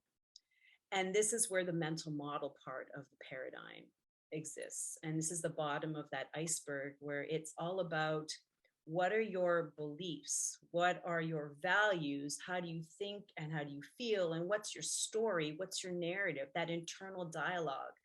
And what are the, mindsets that you need to have and skill sets in order to be able to bring about the change? So I want to introduce this idea of an internal compass. And because a lot of times when we talk about transformation, we talk about transformation in the external world and fixing this or solving that. And yes, that does need to happen. But the change happens on the inside first, with a new idea, a new vision of potential and possibility, new values shaping the future, different principles to live by. And that guides and navigates the structures and all of the different pieces that need to evolve and shift in order to create it in the real world. So it's moving from external to internal. So we're going to talk about that internal compass. And part of that internal compass needs to be exercised. It needs to be strong. It needs to be able to withstand the challenges, because there are a lot of challenges. Change is not easy. And when you try to change a paradigm, a structure that's been around for a long time, there's a lot of resistance to change. And not everyone sees change the same way. Some people fear change and they fear the unknown, and they're not really open to opportunity. And so you need to be have a strong internal compass, and you need to be resilient. So from my work, as I mentioned, I've worked with people around the world in military and emergency management, health, as well as entrepreneurs and futurists and designers. And these are the three ingredients. I call it a recipe for resilience. It's your internal guidance system that are really important to strengthen and to grow in order to navigate uncertainty and change. And they are agility. And what we're talking about is cognitive agility. So agility in learning, constantly learning new information and making micro changes, making adjustments, things like that. The second one is anticipation. So the most resilient systems in nature are anticipatory. They understand what's changing in their environment. They have a sense. They pick up on signals and trends, and they recognize it, and they anticipate, and they make the changes needed. And the last one is adaptive capacity or adaptation. And it's being able to take the information and be able to actually put it into action and to make the changes. It can be incremental, it can be transformative, it can be whatever it needs to be based on the situation you're in. So these are the three ingredients. We're going to do a little bit of a deeper dive on each one.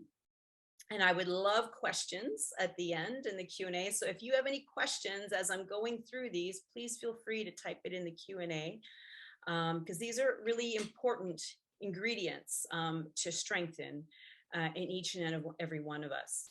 So the first one is agility in learning. And so this is really exercising our cognitive agility. So it's about being very people oriented. So listening to people, getting feedback, being open to change, being open to, suggestions of where things might need improvement. It's having a lot of awareness too, in terms of your connection to, to whatever you're doing, whether it's your customers, whether it's your environment. It's being able to learn and to be able to take that knowledge and put it into action. And so this is very important. So you want to be able to do this from a business standpoint in terms of whatever product or service you're offering to your clients. And you probably do this through getting feedback. And feedback is one excellent way to really get a sense of what, your customer experience is like, and maybe what they're looking for, and maybe they're looking for something different or new, and they might give you a new idea. So getting that is super important, but also it's about expanding perspectives. So it's also looking beyond maybe just what you're doing in business and looking at some of the trends and the patterns and the shifts that are happening that could impact the way you deliver your business, you deliver your service, and it might inspire you to offer it in a different way. So by expanding the lens in which we see, our world, that also is an opportunity to learn. And so you can learn from others.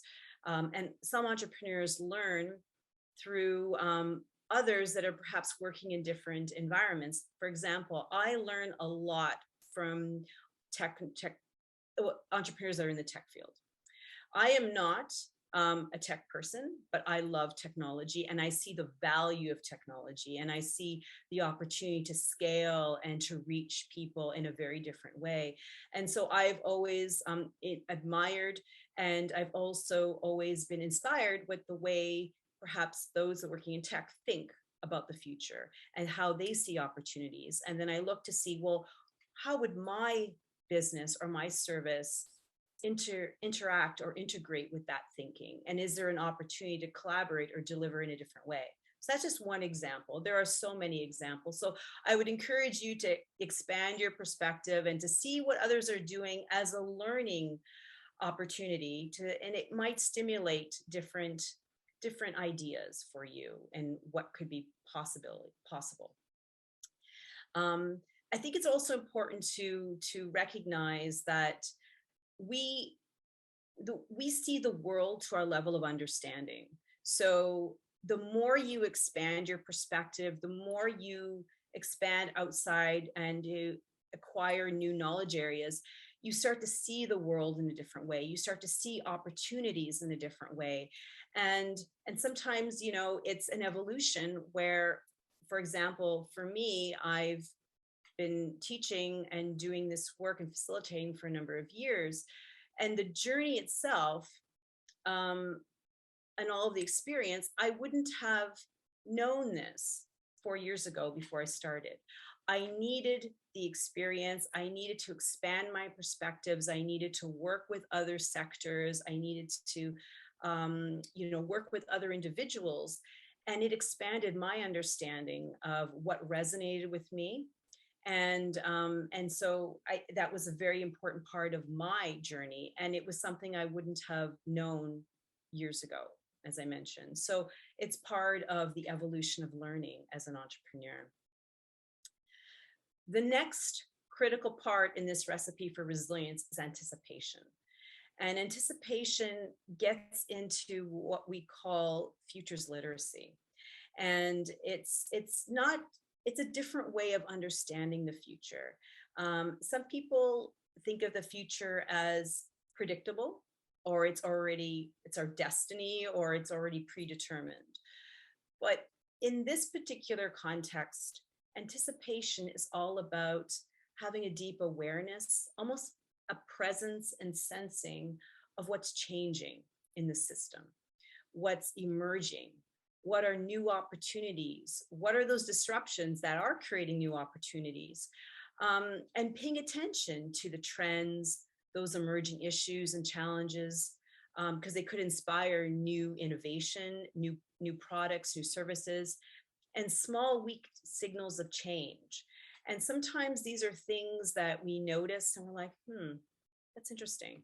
I don't know what to do with that information quite yet, but I see a potential if that were to ever grow. And that's a signal of change. So you're probably picking up on. And so those are important to understand. And so to really understand futures and how to use the future to shape the future, we use a lot of a cone metaphor. And in this particular diagram, there's an image of a flashlight. And you can see in the middle, the direct beam is where a lot of people focus on immediately what's in front of them and what's probable. But if you were to expand the perspective and look at the lighter, peripherally, and look at the edges of the beam, you can see other patterns starting to emerge. And those are really helpful because those really signal potential and possibility. So this is where, we talk about how to use foresight, how to understand what's changing, what could be emerging, anticipating future disruption, and also what that could mean for your business and how you may want to adapt or evolve, or maybe you're looking for a competitive advantage in a very, competitive market. So it's all about that. It's really about understanding and what's potentially laying in front of us and how to be very robust in our strategies as we adapt. And that leads to the last part of this recipe, which is all about adaptive capacity, adaptation. We hear a lot about adaptation in terms of the importance of being able to adapt. And there are different kinds. There's incremental adaptation, where you make small micro changes, and those are very helpful because you're making changes as you need, as you're learning, and all those small changes can add up to big transformative changes. Might take some time, but it definitely can lead to that. But you can also have robust strategy, and that's transformative. And you could, decide, I want to offer my business in a very different way that will be transformative. And that would be more of a transformative, robust strategy that is really about, changing the game. It's about, having a competitive advantage, right, in your market. And so both are quite helpful, and both really are all about, moving from this vulnerability, in terms of what are the challenges, what are the issues, what is my business facing, how do I cope, what do I need, and moving towards not just coping it, because sometimes you have to cope in the short term, but then you regenerate. You figure out, okay, what am I learning? What do I need to let go of? You adapt and then potentially transform. So it is a continuum. I love, on the right-hand side, there's this eco-cycle planning diagram. And I love this diagram. It's from Liberating Structures, which is an organization that does a lot of great work in design. And they use nature as a mentor metaphor, which I use a lot in my work. And it really looks to the seasons to really understand what transformation looks like. And this is going to be applied to you at an individual level, in your business, or globally. And so it scales in whichever way you want to apply it. But what's really interesting about this is that there are different traps that we get stuck in, right, when we're trying to adapt to our environment. And, we can get stuck in a rigidity trap if we're a very, perhaps a business that's been around for a long time, that has very, clear, strong structures, and maybe as a large organization may not be as agile or able to adapt the way a smaller organization would be able to do. So, so that's a trap potentially, is that rigidity element. On the other side is a potential poverty trap, where you could have all of these great ideas, but you just don't have the funding to bring them to life and to be able to grow them as a seed and help them mature towards full development. So the idea is to try to find ways to avoid these traps as you're adapting in your life or in your business. And one really important part of this cycle is the creative destruction. And we always think about destruction as negative, but there is a value in terms of being able to let go of things that perhaps are no longer relevant or sustainable, or things have changed. And having that courage to be able to say, maybe we need to let go of that part.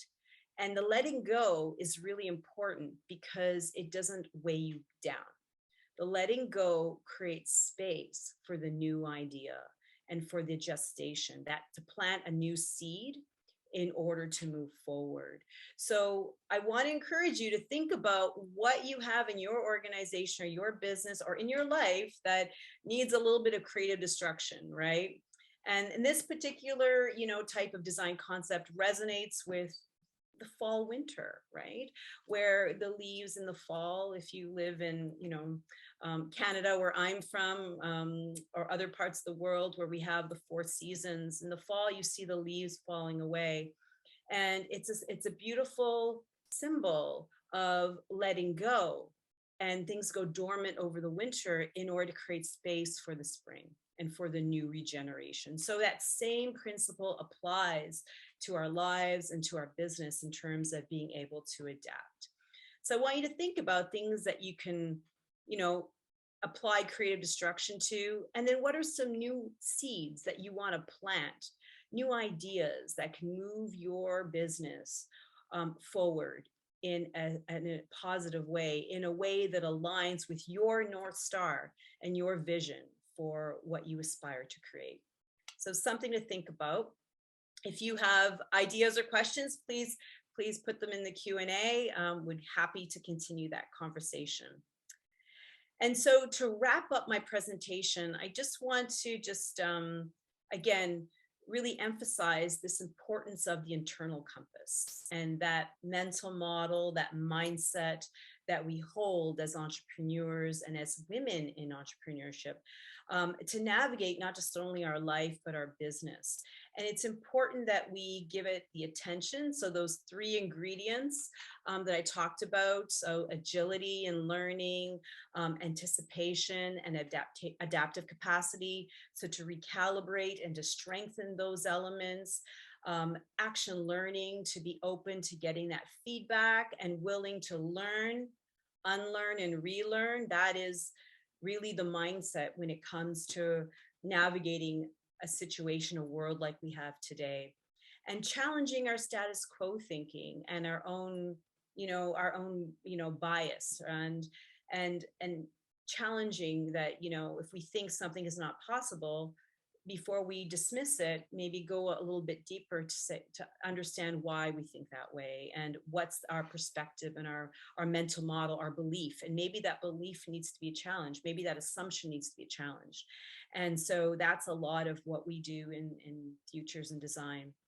And it really opens you up to learn to see the world with new eyes, new opportunities for change, for transformation, and to evolve. And so that's what I'd like to leave you with in terms of that internal compass and that importance. And hopefully those 3 ingredients for resilience you find helpful. And if you would love to learn more about Futures, please feel free to email me. My email is on the screen. You can take a look at my website. I'm in the process of updating all of my projects for 2021 on the site. But if you have any questions, happy to answer them, and happy to answer them now in the Q&A. Thank you so much, Jana. Thank you for that great information. Hopefully, like I've said before, that these women are absorbing all this great information and things that's going to help them in their everyday lives. Again, whether they're working for themselves or working for someone else, I think that everyone can learn from what you've taught for us. I know for me, a couple of my takeaways are the future is female. That is something I saw a year ago when I was doing drawing, and I was amazed. I was like, this is me. This is my new anthem. The future is female, and so very positive. Something else was women being active in the conversation, and I think that's very important. Our voices have to be heard, and so we have to make sure that we're making that happen and we're doing the things that's gonna, put us to the front. And then the other thing was the ability to be able to be adaptable. I think all of things some of them are new to us, or some of them are just going to take a bit of time because, we've been doing things our way for so long. And so being able to make that shift and being adaptable is something that we're going to work on, but it's definitely something that's possible. And so we do have some questions in the chat. So I'm just going to go into the Q&A and feed those questions to you. And so our first question is, what are some techniques that you can use to challenge the status quo thinking? That's a good one. That's a very, very good one. You know, a lot of the techniques that we use to challenge status quo thinking is to getting people to really articulate, to dig a little deeper, to understand their mental model. So there's a triangle to a model when we talk about mental model. So it's how people think, how they feel, and their behaviors and their actions. And so attached to those things in their mental model are the assumptions. And a lot of times there are unconscious assumptions being made that maybe the individual who is resistant to change or wants a status quo are not even aware of. So a lot of times, before we even propose a solution, we start to, dig a little deeper into the why. Why do we not want to move in that direction? Why do we not feel comfortable? What is our assumption? What is our belief about that? How do we feel about that? And when you start to dig deeper and you ask those questions, then you start to get at the root issue. And it could be very different from what you thought it was. And so when you dig deeper and you get to that why, and you might have to go down a few levels and ask why and why and why, but once you do, you get to the root of the problem. And if you can propose an idea to address that, then you're creating space to hopefully move out of the status quo thinking. Okay, great. Next question. How did you learn to see with new eyes when typically life built bias? Yes, it's a lot of awareness. So a lot of this work, what's very interesting is, studying design, you study it academically, you practice it, all these things. But when you go deep into anything, you start to get to the spiritual side of the practice. And what was really fascinating for me is the spiritual side of understanding this is presencing and really understanding and being present just with your having awareness in terms of your own thinking, your own biases. And it requires to observe your actions, reflect on your choices, and to do it consciously. And so a lot of this can be applied to the personal in terms of personal transformation, designing your life. And so it's an active effort to unpack that in a very conscious way. And that's how you can address your own bias. Now, if you are not bringing that level of consciousness to the table, then you might not be quite ready to see with new eyes until perhaps something changes or challenges you, transforms or challenges your world in a way, maybe a crisis that will force you to look at it in a different way. Great Okay, question. so we have Regina, the next question. The creative destruction process and new seeds seem to be a scary process, but necessary for growth. How? So, you mean like how to make it happen? I think that's probably what they're asking, is how to take a step forward. So the follow-up is, how have you approached this in your own business? Oh, in my own business. Oh, okay. Well, really interesting. So when I started my own business, I really thought that I was going to be working with the humanitarian sector.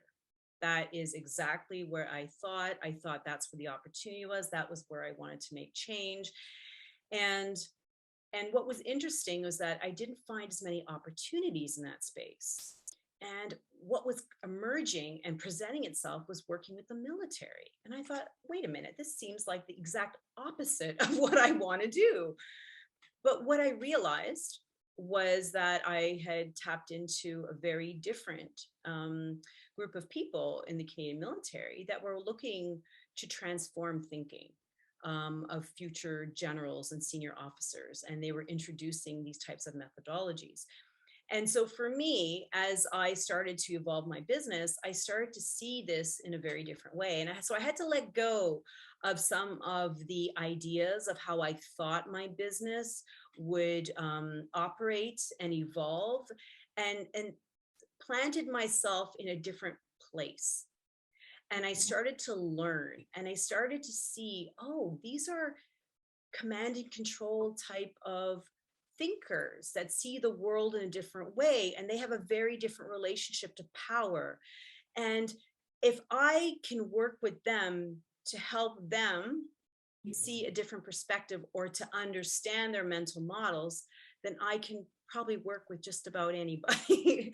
So it helped me to recognize the value and the opportunity, and how I could take that knowledge eventually 4 years later and bring it to a much broader platform, and then bring it to women and female entrepreneurs around the world. So great question. Great question. And then we have Jamila, who asked, what experiences helped you to reach this level of understanding? Oh, I think for me, it's been a deep dive. Like, so I decided when I wanted to go deep and really study futures and design, I just jumped all in. And that's just been my personality. I decided to do a master's degree, but the real work was putting it into action.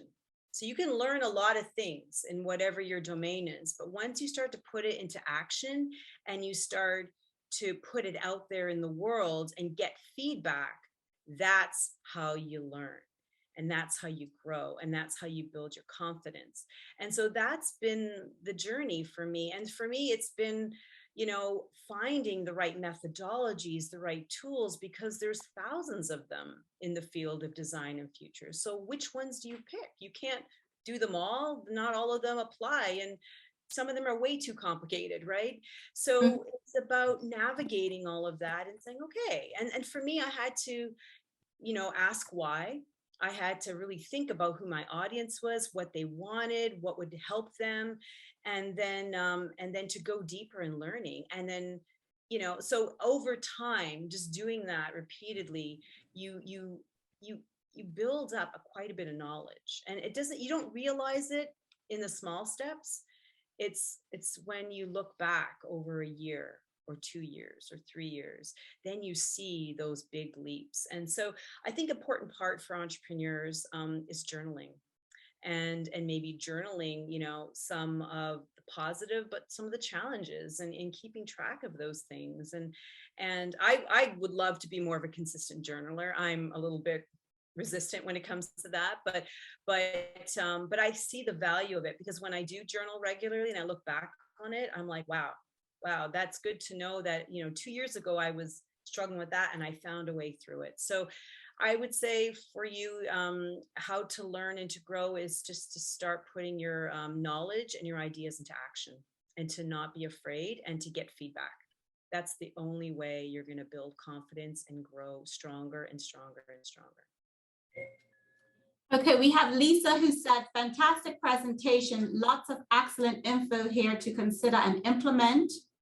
We also have Tracy Aswood, who said, the creative destruction component is something I would like more information on. This is definitely a challenge for me. And we also have a lot of people are asking for the presentation afterwards. They would like to review it and get some more tips and hints. I will say I have 2 more questions to answer, but I will say that you can always go to the speaker page. Make sure you visit the speaker page. We do have Donna's will be there. You will be able to have her information, and you can always contact her for any other information you want to explore or expand on. The next question we have is, how do you get others, specifically males, to accept and understand this new way of thinking? That's a challenge. That's not always easy. And I find that in the work that I do, I'm often one of very few women in the room sometimes. And I find that the only person you can really change is yourself, right? You can't change other people. All you can do is seek to understand their perspective, maybe dig a little deeper and to understand where they're coming from, maybe their why, the way they're thinking, maybe that internal compass or mental model I talked about. But all you can control is how you respond to that, right? And how you're changing and how you're evolving and you're adapting. And a lot of times it's also for those that are resistant, it's about finding a common connection, a common point where you agree on. That could be that starting point to build a bigger conversation. So it's not easy, but definitely that's something that, you know, I think is really important, and it's a skill set that you can definitely evolve and learn and strengthen. That's a great question. Okay, and Francia has asked, you spoke of tech trends and future literacy. Any suggestions for general resources? Oh, to explore trends?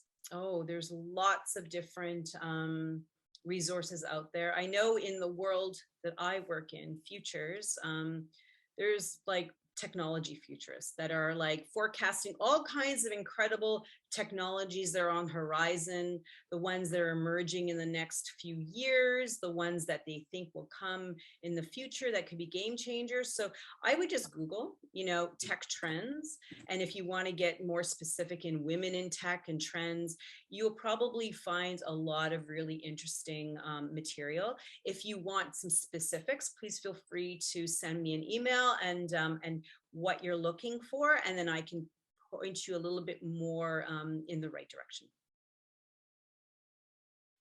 All right, Jana, thank you so much for a wonderful presentation. Looking forward to connecting with you in the future.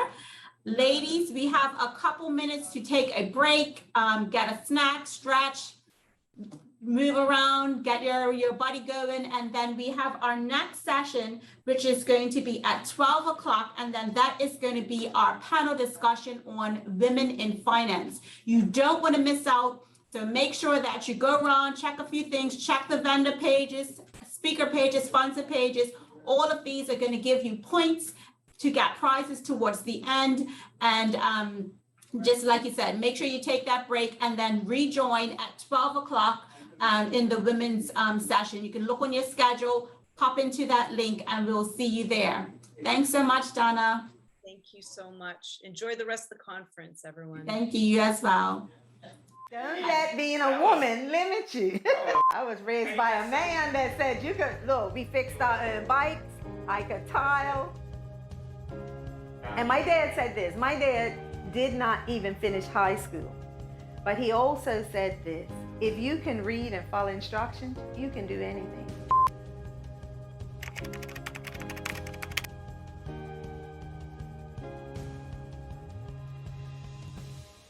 All right, well, we are at the top of the hour at 12 o'clock, and we are going to start our second panel discussion, which is going to be women in finance. And you ladies have to make sure you get this information, because we all know whether you're working for someone else, definitely if you're working for yourself, finances is a very big and important part of running a business. And that's my strong point. I have a bookkeeping accounting background, and so this is going to be a topic on after my own heart. So I'm looking forward to what these ladies have to say. You know, you can always learn something different. And so, like I said, we have the Women in Finance panel. We have the moderator, who is Tiffany Austin. We have Angela Fubler. We have Tashay Thompson, and we have Anu Bajwar. And so take it off, ladies. Thank you, Kalina. Good afternoon, everybody, and thank you for joining us today. My name is Tiffany Austin, and I will be the moderator for the panel, as Kalina said. I am a financial regulator here in Bermuda, but I'm not here in that capacity today. I am here as a supporter of entrepreneurs, a supporter of women, a supporter of local businesses, and so I'm truly honored to moderate this panel between Tashay, Angela, and Anu. So welcome, ladies. Welcome, thank you. Welcome. Thank you for having us. Absolutely. So I'll ask you to each introduce yourself, and I just want to start off with telling the audience what motivated you to be an entrepreneur. So Anu, I'll ask you to start. Yeah, so I'm Anu Bardwaj. I'm the founder of Sheconomy. I hope you are all enjoying this platform, watching these sessions. If you're not joining us today and watching a recording, I think I knew I was an entrepreneur at a very young age. I love to sell things. I loved people. I loved engaging. I loved being creative, and I loved finding solutions to complex problems. And when I was in college, I started my first business. I asked my father to give me $5,000 so I could learn how to set up a company, and made my first business cards before I graduated, because I was like, I don't really want to apply for a job. I want to just start my own company, and I know it's going to fail. I might as well fail fast and fail hard, and do it before I leave college. And I think that's when I realized, and most people that have known me throughout my journey have said, Anu's always starting something, and it just gets easier the more times you try. And we had a talk earlier this morning about confidence and doing things you're not comfortable with and trying something new, and what happens if you fail. So basically, I've been an entrepreneur for decades. I'll just leave it at that. I'm not going to age myself today, but I don't think I'd be doing anything differently. I don't think I would be challenged as much. And I think ultimately it's in my DNA. And I come from immigrant parents, and I think that has something to do with it, but you really have to understand what's driving you, motivating you, and what kind of impact and legacy you want to leave in the world. So for those of you who are questioning if you are an entrepreneur, ask yourself those questions. Is there something that you can do better than anyone else in the world, and that the world would be in a better place? And if so, then I would say go for it. Excellent. Thank you, Anu. Angela, over to you. Wow. Great. Good afternoon, everyone. I'm Angela. I am the founder and CEO of Burke Unlimited and the Chatmore British International School. And I use them both because Burke Unlimited is the consulting company that led to the creation and the formation of Chatmore British International School. How I got here, Anu's comment on, starting quite young, I think I can relate to that. And I did write that in my notes early hours of this morning. It's just like, you know what?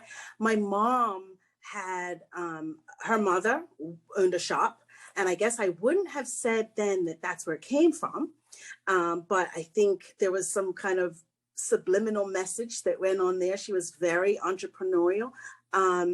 And I remember one day my mom she was having a bake sale for the Girl Guides, and I took all of her brown paper bags, I didn't even know, and I filled them with rocks and grass, and I put prices on them, and I was selling them to my younger sisters. And I got in a lot of trouble that day. But when I reflect on because she didn't have any brown paper bags for her bake sale, but when I reflect on it, I think, yeah, it probably was always in me. But I'm accidental. I call myself an accidental entrepreneur because I did leave the Ministry of Education to pursue my PhD. And in doing so, I was approached by a parent on a visit, taking my son on a visit to his school. And she said, I know that you're no longer in education anymore. And I have a child, he has learning disabilities. My background is in educational psychology, learning disabilities, and behavior management, program development. And I just went and saw her son, wrote a report, and she hired me. And so I had no real plan to be in business. So if that's any inspiration to anybody out there, I think we mentioned it yesterday. It's a great first time I've kind of heard it that way, is that, people can discover you as an entrepreneur without you actually knowing. They can see something in you that, leads you into this area. So that's me. I like it, the accidental entrepreneur. Yeah, I'm gonna have to steal that. Yeah. Tashay, over to you. Tell us a little bit about yourself and what motivated you to become an entrepreneur. All right. I hope I'm not frozen. I look frozen on my screen. I hope I'm not frozen on you guys' screen. Am I frozen? You are frozen, but we can hear you. We're frozen, but it's okay. I'll rock it. My name is Tashay Thompson. I am the founder of Fuel Financial Coaching, and I'm definitely going to steal that term, accidental entrepreneur, although I don't think anything's by accident. I think everything happens for a reason. Correct. For me, I've always admired entrepreneurs, and I've actually saw myself as one. I've worked with so many entrepreneurs, so many female entrepreneurs, and they've always inspired me. I have so many friends who are serial entrepreneurs. They're always jumping from business to business and always have these ideas.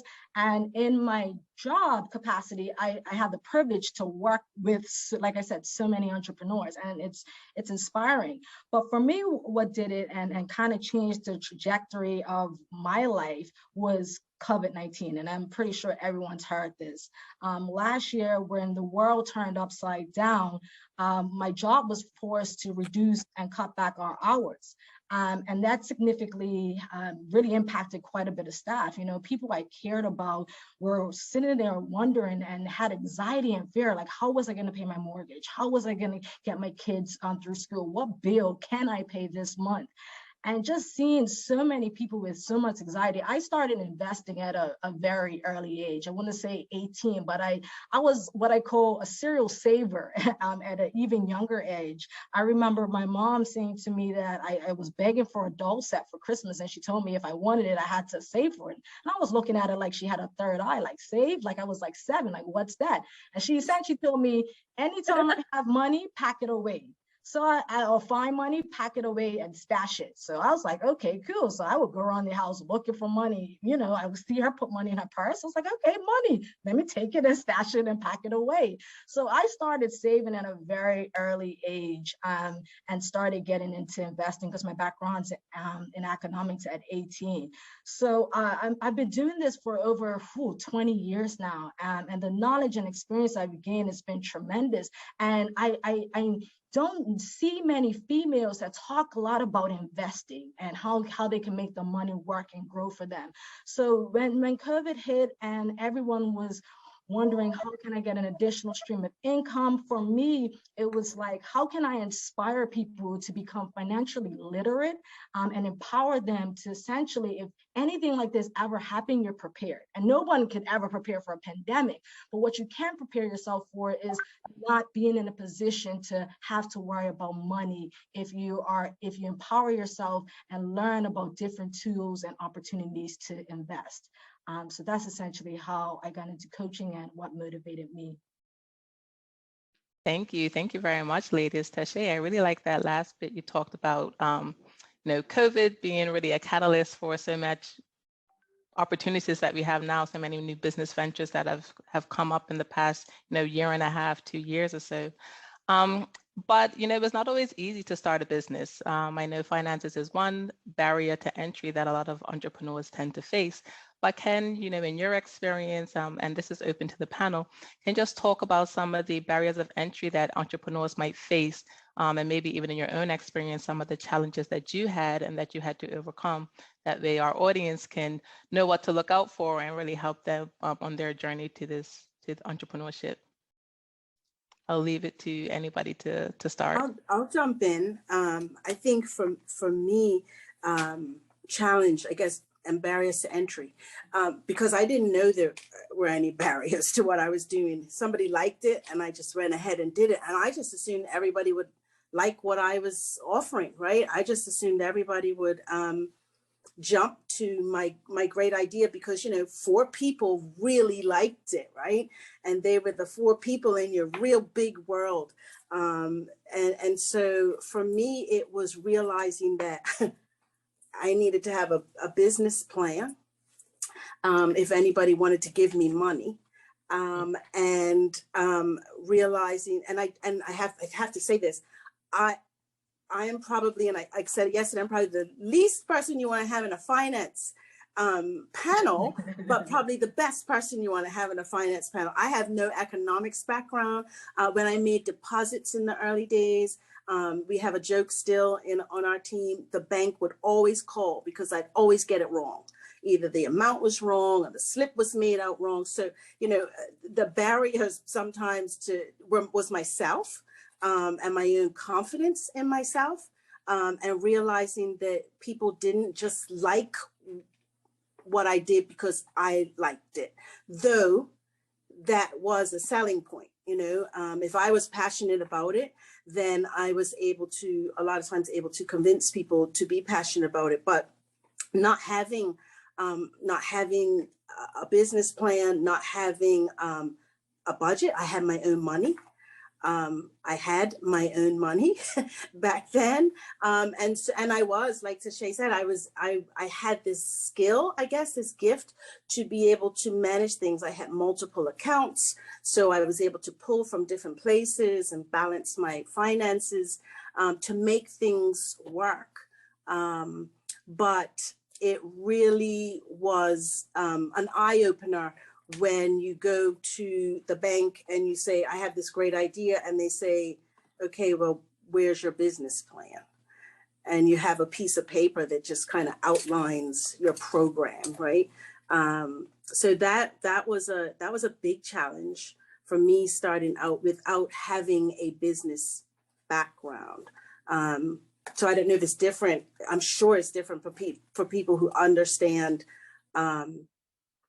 business. But if you don't, then it can be very tricky for you if you just think you have a great idea that everybody's going to buy into. It can be a showstopper sometimes for you.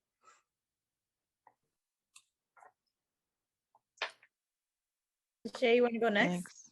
I mean, I can. Again, I'm super new to this, so every time I'm listening to an entrepreneur kind of say what they've experienced is, I learned something new and I just jot down notes.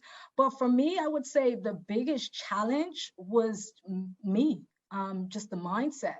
I got really comfortable in a day-to-day job.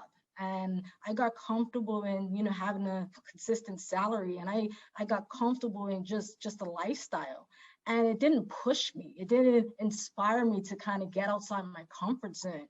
So when everything kind of was shaken up, for lack of better words, I was forced to kind of think outside the box. So what I'm doing, literally, it's very minimal overhead at this moment. I'm coaching. I meet some great people, and we sit down, we have some sessions, and it's phenomenal. So the biggest challenge was myself and getting in the mindset that, Tashay, you can be an entrepreneur. You have all this information and knowledge that you can give people to inspire them to kind of see another opportunity for ways to generate income.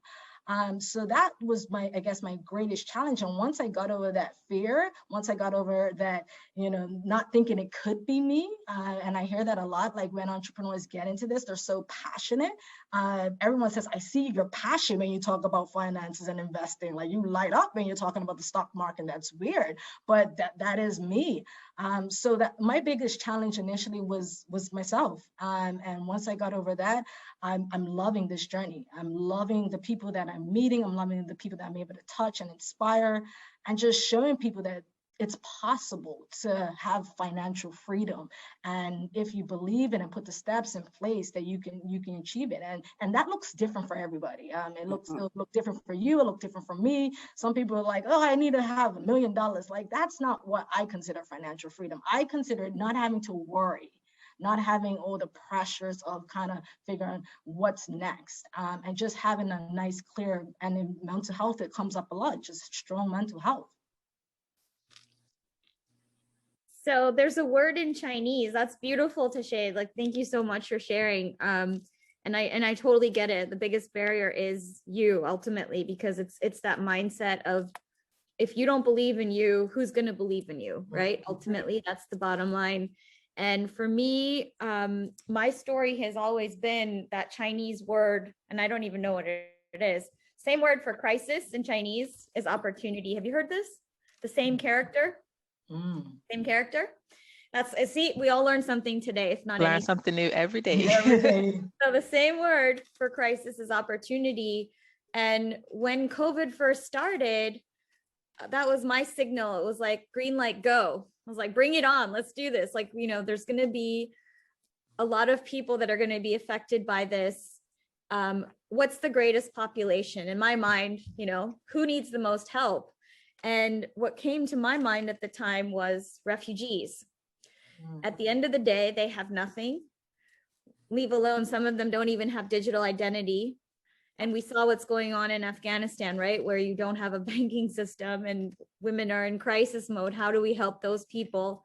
And most importantly, there's 900 million girls right now that were out of school. I mean, those of us who've suffered, there's a whole nother level and layer of suffering, right? For those people who can't read, who can't write, who don't have any money, who don't have a home. Like that's the real crisis right there. And what's the real opportunity? So we ended up designing Sheconomy, which was a low-cost mobile app where you can listen, learn, and earn for those people who can't read or don't know what the virus is or how do you protect yourself. They don't have a TV, a newspaper. So ultimately, the thought was, you know, we have to build this tech. We have to build it in places where they don't have the best connectivity, the best Wi-Fi. And we have to do it in a place where it's low cost. So we built it on $10 mobile phones, reaching people living on $2 a day. And so that was the hardest problem that I could find. And I said, you know what? That's been a barrier for so many for so long, but now it's a matter of life and death.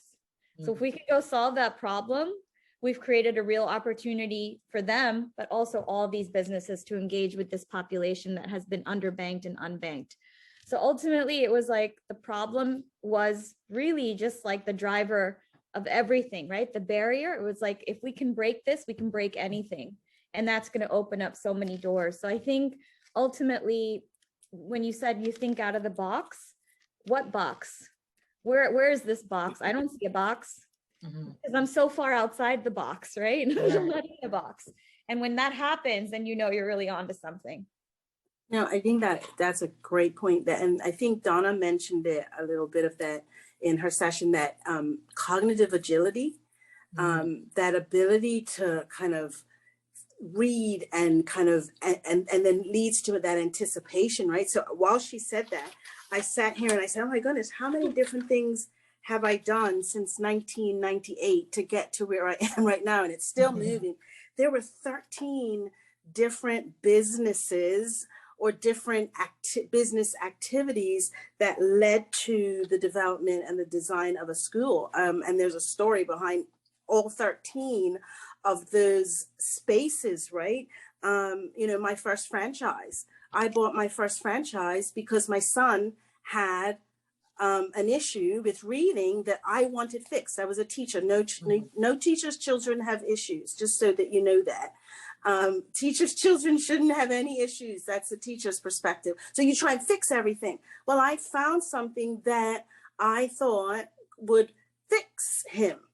And it ended up being something that is now, I'm still using it and now using it, selling it in the Caribbean. I've been selling in the Caribbean now for about 20 years with a company called Scientific Learning, who just connected with Carnegie Learning. So I didn't know that it was going to grow to that point, and I was the second or third company to take it on. So I've grown with it. So you just don't know. And that cognitive agility that leads to the anticipation, because when you're reading and you're researching and you're listening to people and talking to people's needs, talking to people about their needs, it leads you to design and develop things that you least expect. But if it hits on what your passion is, then you're ready to go, right? You can make it happen. And I think that's one of the things that I hear. I guess sometimes that makes me very sad when I hear people say that they're going to start a business. I'm going forward in business. And then you talk to them like 2 or 3 years later and they quit, they quit or they left it because they weren't making the money that they wanted to make, or they had to adapt, but they adapted differently. I always want to be like, no, keep going, because I think that, you know, that perseverance is what really gets you there. That grit, right? I think someone wrote a book about grit, Angela Duckworth, I think, and that grit, that passion and perseverance is what pushes you into it every day. You wake up and you can't wait to do something else, right? related to that. Yes. Yeah. Resilience. Yes, beautiful.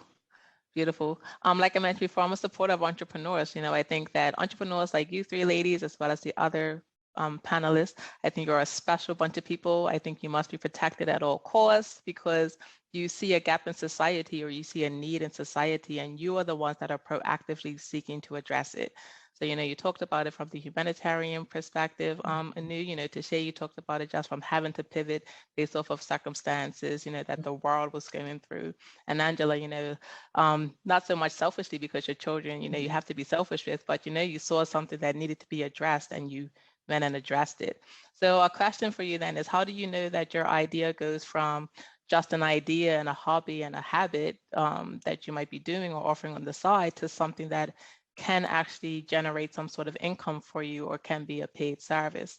Because that could be a leap for people. There are people with skills and skill sets and knowledge, but they just don't necessarily see that as something that can transfer into, having some sort of financial income. So perhaps you, Angela, because I know you were, you talked about it from the schooling perspective. Yeah, no. Like I said, I probably was born to be in education. I'm the eldest of 3 girls, so the older sister. My sisters are in this business with me. And so in terms of, taking what I was doing and turning it into a business, once it was identified for me, it became like, it was more than a passion. I guess it became a compulsion. I wanted to do it so much that I wanted to help. It was my mission to help people, to help children, to make sure that families in Bermuda were happy and healthy, and not happy in that kind of, basic sense, but happy and healthy, meaning they understood, they knew what it meant to be a family, to work together as a family. And so that's where it started. It really started with me helping families who had children with behavior difficulties, moderate to severe behavior difficulties. That's what I was doing in the Ministry of Education. And I was able to then use that expertise to provide workshops to schools, to parents, provide support to families. And I have to tell you, I gave a lot of that away in the beginning, because education, I just feel like is something that shouldn't be paid for, if I can even say that, earning a private school, that it shouldn't be paid for, but because everybody deserves it. So for me, then getting into a school, and my wonderful accountant is here with me today, but getting into a school, if you can imagine going into something with the heart for something, and then having someone not be able to pay their fees, and then what do you say, right? Your child can't come to school. That just was never going to be anything that I could say to a parent. But it was what happened. It was what happened, and it sometimes created a cycle that wasn't always good for finances, right? But I was using my talents. I was using my ability to teach, to help families. And I was in homes. I mean, I was going into people's homes and sitting with them and watching them work.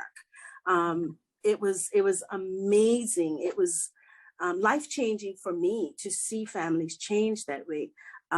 So I guess, again, being identified, I was probably already doing it, but never thought to monetize it, because it was education. Like, it was education.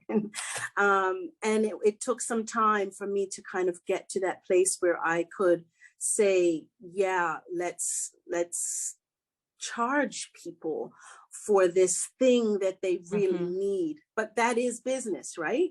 Exactly. right? Yep, and You new really probably need a has pair of socks, you buy them. exactly. As much as your feet are cold, you still need to cover them, right? Exactly. Yeah, yeah. I know you might have something similar because I know, you know, the Shakonomy, it is about, you know, bringing voices of some disenfranchised women to the forefront into a more public forum. So just how did you make that leap from it just being, you know, this humanitarian effort to it being something that you can monetize, and again, the ideas that some of the audience might be able to leverage as well to have that connection? You're on mute. Can you hear me now? Yes, thank you. Wonderful. Yeah, for those of you who've always wondered this question of gender equity, and I know that's all of us on this call today, like we're never going to be equal until we have financial inclusion, number one, and gender equality, number two, right? So ultimately, how do you get to that? How do you get to that point? You have to be heard first.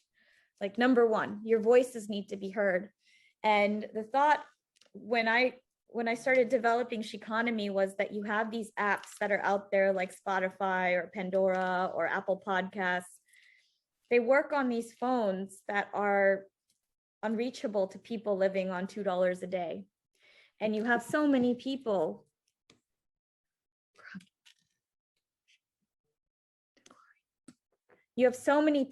that are left out of the equation, meaning their voices are left out of the equation, correct? So ultimately what happens is we have no idea who they are, what they want, what they have to say, and policies are made on their behalf. So at some point that's got to change. And how are we going to change that if we don't give them access to this fundamental discourse where they're included in a conversation? So what we created was Shakonomy, obviously, listen.shakonomy.com. If you go there now, or shakonomy.com, you can see there's an app where we have 500 podcasts led by women, created by women, and they're now scaling on 100,000 mobile phones across Pakistan, Tanzania, Uganda, Kenya, Bangladesh, Mexico, and the United States. And we did that on zero budget because there's women and girls saying, you know what, we haven't ever been given a chance to be heard, and we want to hear what the rest of the world has to say at the same time. Now, what's interesting is in 2 weeks, we're going to be scaling all over India to 1 million mobile phones. And then we're on track to head to the refugee communities. We signed an MOU with the United Nations Development Program for refugee camps. What happens when we finally get to hear what those refugees have to say, what their experience was during COVID? Do you think our world's going to be transformed at that point? I think it is, because at that point, we're going to hear what innovations they came up with, how they make it through this 18 months or 24 months or however long they've been enduring what they've endured. What's even more important is we said, what happens when women's voices are not only heard, but then you're incentivized with cryptocurrency for everybody listening so that they can be financially included. Now that's completely innovative. Most podcast apps right now take your data and they make money off of you. So what happens when we start to incentivize you with rewards and you get to feel like part of the equation ultimately? Not only you, but your daughters, your sisters, your mothers and your grandmothers. And that's who I was thinking of, these women in India, these women, children in Africa. And we built everything on the blockchain from day one. So we really didn't see a box. We were really seeing like, what is it that grandma in Kenya needs right now? What is it that girl in India without shoes needs right now? How many of these women don't even have tampons or vaccines? Like, let's be real. Yeah. And what if I have the money, I can donate. So ultimately for me, it wasn't about valuation. It was about value. What value can I create to these human beings, for Christ's sake? These women and girls will be sold, trafficked, or for that matter, they're not even going to have an education and they become marginalized by their community, get treated like third class. So that problem for me was like, yeah, I'm going to get $1 off of this, but what's that going to do to their life? It's going to be transformational, right? At the end of the day. Right. Yeah, beautiful. It's always hard to go after a new because she's just so inspiring. But Angela said something that was really interesting about not knowing that you can charge for this. You just give it away because it was education. And I had the exact same feeling. I was like, you know, here's the information. The information's out there. Like, let me share it with you. I mean, for me, it was just like, how can people generate that walk away money? How is it that you have the sufficient enough equity or capital or funds to think differently, to be differently, to act differently? So for me, it was like I wanted to get more women, especially women of color, in this position, because there is a huge financial gap between women and men, especially people of color. So it was like, I don't want to charge for this because I feel like this is where we need to go as a community. I think we need to get more women who are financially independent, who are financially free. And that can be a catalyst to inspire and change kind of this wealth gap that we do have. So I didn't seek out to charge, but when one of my friends who I started coaching was like, gave me a check, I was like, wait, you're paying me for this? Like, and to be honest, when I think about the initial stage, because I was very green at the time, because, you know, you always want to do it coming from a great place. And it's never, for me, it wasn't about the money. It definitely wasn't. But you have to recognize that time is money. And one of the things that I say to my clients is, what value do you put on your time? Because a lot of people come to me and say, I just want to be able to spend more time with my kids. That has a value attached to it. So when you start thinking about all the time and effort, I think Angela said she had 13 or 14 business types of all the time and energy that goes into that. That's time away from your family. That's time away from loved ones. That's time away from things that you can be doing. And that has a monetary value towards it. So when I realized this can be a paid service, every time I call my financial advisor, she charged me, although I generally was telling her what I wanted to do and what she should do. And as opposed to her giving me information about what I should be doing, I was like, wait, this is not a two-way street. So it's like, so you're going to charge me for that. And so there is an opportunity to do so. So, you know, for me, when I realized somebody gave me a direct deposit and actually for actually coaching them and just sharing some information with them. Yes, thank you very much, ladies. I do want to just remind the audience, feel free to ask us questions. You know, we have the Q&A function, also the chat. You know, I'll be monitoring that if you have questions for the panelists. But I just, you know, continuing on with what was just spoken about, I'm sorry. You know, starting up a business, you might need some additional resources, right? And so you have an idea, maybe somebody gives you a check, like, you know, in your instance, Shay, but it's still like, okay, does this mean that I'm legit now? Like, is there anything else that I need to do? Is this enough? I can now put my name out there? I have a domain name. Does that suffice? So you know what, just from your own experiences, maybe you can tell what support or, you know, programs are available to people who do want to really get started with opening up a business or starting a business and converting it to just an idea to an actual practice that is, you know, legitimized and valid and, you know, goes through all those, you know, the legal stuff, I guess, as well. So that way you aren't getting burned on the back end for doing something that you may not have the permission to do, depending on what your business idea is. I'm going to start and do a shameless plug for BDC. BDC is a great resource, and I know you guys probably have many other resources, but in my other hat, when I have entrepreneurs that come to me with an idea and like, Tashay, is this something that actually has legs?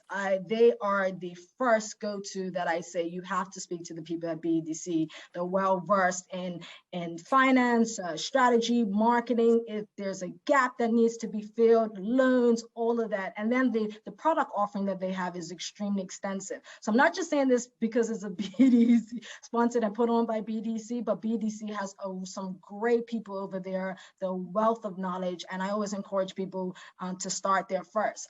Also, what I say to people is we have so many amazing people in our lives. And what I've realized over the years, I like to call these people like, they're actually on my board of directors for my life. So anytime I'm pondering whether I should do something, go left, go right, up, down, I refer to people who are in that space. People who have done it. When I was going through this process and saying, should I look to do this as be an entrepreneur and actually do this, I talked to so many serial entrepreneurs who are in the space, who have the issues with clients and getting clients and all those things that you're going to face as an entrepreneur. So when you have those conversations with those individuals that you trust and you have your best interests at heart, those are the best resources, first and foremost, to start with. And we all know those people. I'm sure we have access to those people and trust what they say. I always like to say, I'm going to hear it from the horse's mouth. So Angela knew I'll probably be coming to them asking more about, just different things related to entrepreneurship, but those are great starting points for sure. No, yeah, I mean, yes. yes. I love that board of directors of my life. I had a chair. The chair of my board of directors of my life was my husband, and he's in finance, he's in investments. And he was always a no. And so I always had, because, he was very tight with his money and our money. But I always turned his no into my own yes. And somehow I would make it work. But, I had my parents, I can't thank them enough, how many times they supported me and backed me for my loan from, Bank of Butterfield. I think I've had 3 loans with Bank of Butterfield. I did early days go into BDC. I think it was just William Spriggs and one other person in a little building somewhere. And you know what? It was the best experience ever for me. And I got little nuggets, and I wish in hindsight that I'd been more assertive. I think my fear of what I was doing, I think I was very fearful of where I was going because I didn't know that I didn't exploit them enough. So I would kind of like have hits and misses that I created on my own. They were always there. So you go and you get a lot of good information, and then you use that information, and then you wonder, well, why didn't I just keep going? So BEDC, honestly, and to see them the way that they've grown and matured and developed, and they haven't asked us to do this. We're not getting paid to do this for them. Like, really, guys, if I was to do this again, and if I was to start another business, I would have my Joyce Chesley Hayward and my Profit Freedom, and I would have BDC, and I would keep my board, like my life board members. And I would pursue. I had a fairy godmother, father. I really did. I had some. My godparents helped me with money. They were actually paying salaries for me for about 5 or 6, maybe more than that, months. And I paid them back, no interest on the loan. I had a friend of mine from the US who helped me start my preschool, and she wanted me to have a particular person in my business, and I couldn't afford it, and she paid for that person to be there. So, and women, I mean, just women who provided me with so much good resource and information that you just have to put yourself out there. And it is scary sometimes. It really is. If you don't have the skill sets, you're a teacher who's starting a business. I mean, it's different. And so my finances came from wherever I could. I got $235,000 from a company when I started out my business, because I had a business plan, and they liked what they saw, and they thought that it was going to bring benefit to the community. And it did. Over 1,000 children have that preschool benefited from supporting that preschool. So there are lots of different places to get your sisters, your brothers, your cousin, ask anybody. Anybody who believes in your vision, they become your investors, and never forget them. Never forget them. So I fully agree with you. Start with your family. Start with whoever believes in you first. And ultimately, these are people that have your best interest at heart.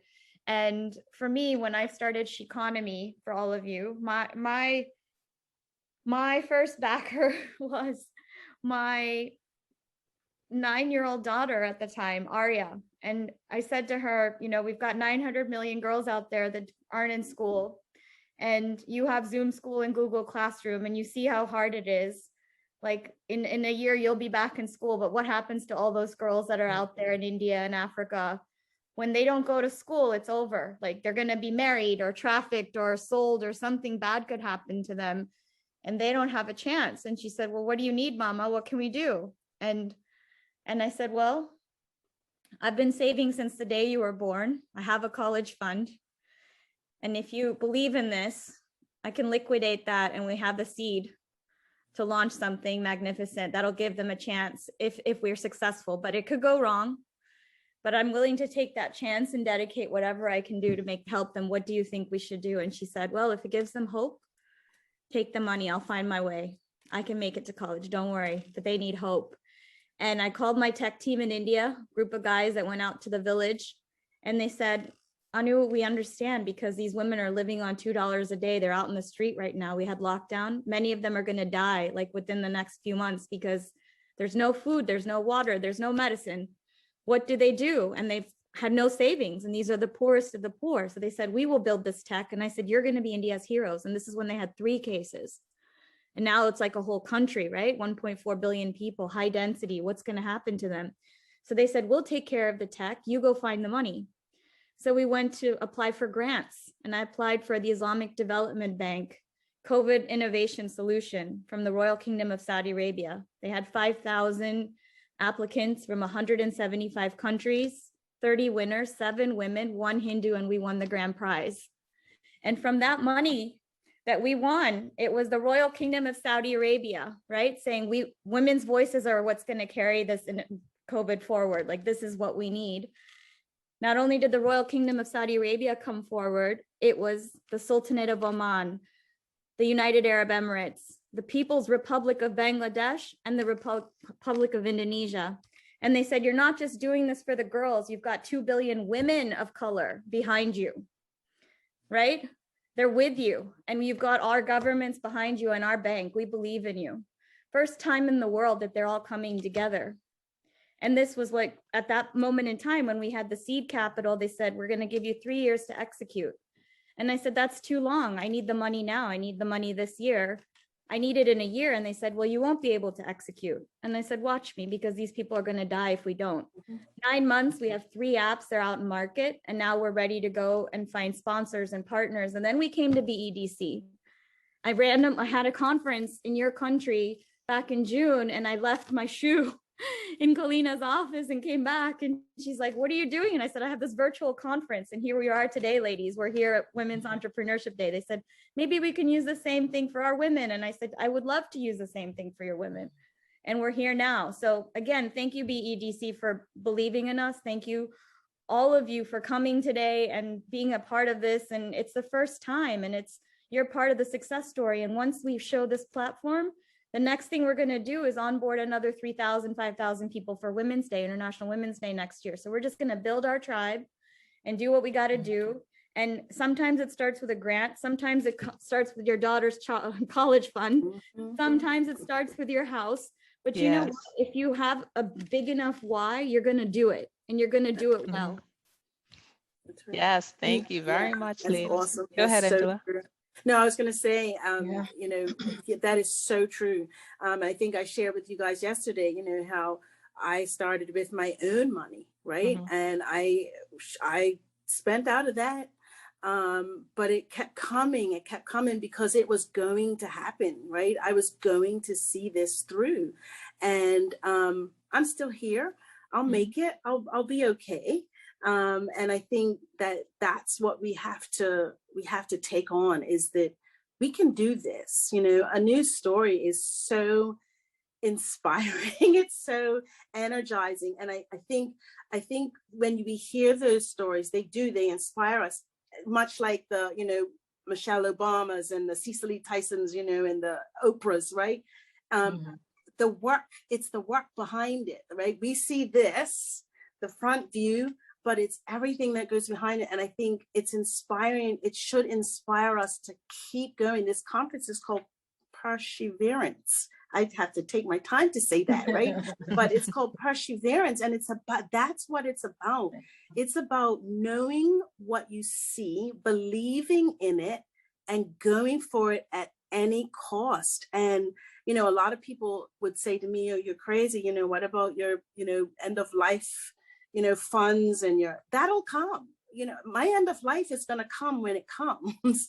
And so a news story is so true. And she reminded me that $1,500 came from both my children's accounts in order for me to pay the lawyer to give me a limited liability company. And I wrote a letter to them saying that I would pay it back. My daughter is now the director of the school. And my son just donated $1,000 of his own money. He would like to share as an investor. And he just donated $1,000 of his own money to students at our school to reinvest. Like, so it's something about it, it works. And you don't get it perfect all the time, all the way through. You hear these stories. It's not perfect, but I think what you need, what I hear, when I hear Newman, I hear Tashay, and when I read people's stories, is it's possible. Like, I can do this. This is me. You know, if you're feeling it, I hardly finish reading books on these kinds of stories, because one idea gets in my head and I'm like, oh my gosh, this is so exciting. I can't even finish the book because I just want to now apply what I've read or what I've heard to what I'm doing. I don't know if anybody else feels in this panel as I've felt that way. Like, just the excitement makes you want to, like, go out there and do it yourself. Just get started. Yeah. This I'm going to be short and sweet, Kalina, and this is why they say the world cannot run without women. Anu and Angela are just amazing examples of that. I mean, just so strong and so inspirational. And you see a problem, and just us as women, we just want to fix it. You know, we have so much on our shoulders that we just want to take care of. And that's why for me, getting into the investing space was like, and the reason why we're called Fuel is like, I want to fuel people's passions. I want to fuel the inspiration. Like, we have these goals and we want to achieve it so many times. Like, I say, I want to do this, but sometimes it's very difficult to kind of believe it. And when I see people who are, you know, able to start seeing that, hey, I don't have to worry about this month. I'm now seeing another opportunity, and I can now focus on whether it's my family or travel, whatever it is for that person. It's achievable. So like Angela said, like, it's sometimes think you can't do it. And I want to inspire people to say you can do it. It sounds cliche, but literally when you have a passion to inspire change, anything's possible, especially when you're a woman. Like, so. Yes, give all you ladies a round of a hand. You guys have been doing an amazing job. I just wanted to let you know there is a question in the chat, so I figured I would answer it. And if anybody does have any questions, please put it in the Q&A so that we can answer them. So we have from Caroline. Is there any training institutes that you can recommend for annual staff training for AML or ATF?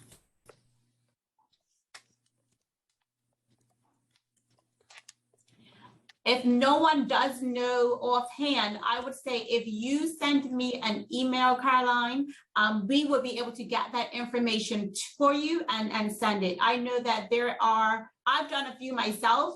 I believe KPMG was the ones that put them on, but we can definitely get that information to you. So if you send us an email at info@bedc.bm, we can definitely point you in the direction of who would be able to, who puts on those trainings.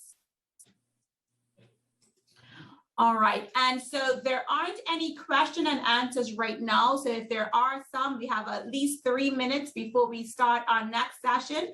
But there have been some great feedback in the chats. I don't know if you guys have had a chance to read them, but great discussion, ladies, inspiring. Right back to you, Anu, and continued blessings with all that you're doing. Awesome, inspirational, ladies. Thanks, and please enjoy continued success. Thanks, ladies. And yes, God is truly in all of this. What a blessing you all are to others and have been to us. Much love today. Thank you. It's a woman's way to fix and nurture people and fix problems. Listening to these journeys is inspiring. This is an awesome panel. You know my glory, but you don't know my story. It takes work and passion to sustain your why. And it's just been so many great feedback. Somebody said, you're giving me goosebumps. And I want to share actually a comment that I read from Joyce. And I love this comment. It says, our businesses are sometimes our own hard work with a heart. So that I felt really, because I had to read it a couple of times and I was like, oh my gosh, it really is. And so, great to be able to see comments like that. Yes, people who believe in your vision becomes your investors. And so we have a couple more questions. So let me go to the chat. Oh, someone said, I believe Bermuda compliance consultants do AML and ATF courses. And Michelle asks, Anu, what's the meaning behind she-economy? So the old economy was the he economy, and the new economy is the she economy. What's going to happen coming out of COVID is that we are the ones that are fixing it. All of you watching, all of you, yes, all of you have the solutions, and all those girls, those women all over the world that we don't see that are going to hear us and we're going to hear them for the first time. That's what's going to fix this economy, global economy. The digital divide is about to be ended. And I also want to thank Angela, because I don't think I've said it. Actually, I don't even think I introduced it this morning or said it enough. But our theme today is perseverance. And it's definitely a play on words with she. And the thought process behind coming up with that theme was women have to persevere through so many and everything that's going on through the world right now. You know, we still have to play so many different roles, have so many different hats, but we still persevere, we still continue to go through. And so that's why we thought that that theme would be fitting for today, perseverance. And so thank you, ladies, for joining our panel, accepting the charge to be able to speak to women about finances, investing, pushing through these times, whatever that looks like, and just hearing your stories. You have been an inspiration to a lot of people. Our attendees, again, I will urge you to go to the speaker pages, visit all the speakers, see their information, make those connections. Hopefully, most of you would have been able to download, for the Bermudians, the locals that are here, download your Sargasso code and order your lunch. If not, obviously, you can use it at a later date, but make sure that you do have that. That was part of your package. We do have your swag bags. So if you haven't been able to grab them, they will be in the office between Tuesday and Thursday. I also just wanted to make a quick mention about some of our sponsors. I'll get to the rest of them later, but we have some really great sponsors that every year that we do this is my 4th year planning it. And every year in planning it, these sponsors come on and see our vision. And if it wasn't, without them, this wouldn't happen. Whether it's in person or virtually, you know, there's always a cost. And so we're just thankful for that. And so I want to thank Butterfield Bank. I want to thank Bacardi. I want to thank Clarion, Bermuda Tourism Authority, HSBC, Deloitte. These are some sponsors that have continued to be with us every time we come and we ask. They have been in our corner, and so we have a lot more sponsors that we do want to also thank later on. But those ones, like I said, have directly been a part of ours, and so I want to thank them. I also want to thank Aisha Ramo of Seneva. She has opened a new company and she sponsored some prizes, so I want to thank her. Smith Law Bean, they have sponsored some prizes for our pitch winners. Amazing legal advice. Fusion for Business, Joyce Haywood with her accounting expertise, and the Economic Development Department. So those are some of our sponsors. We have some more to thank towards the end, but I didn't want to let the day go by without at least expressing some of that information. So thank you guys for joining us. We're looking forward to the next panel that's coming up at 1 o'clock, and that is with Aisha Boo. She is phenomenal. Every year we partner with the U.S. Consul and they would provide speakers list, and they would give their idea of some speakers that we may like. And when I saw a Facebook video interview of Aisha Boo, it was amazing. I was like, we have to have her. We have to have her.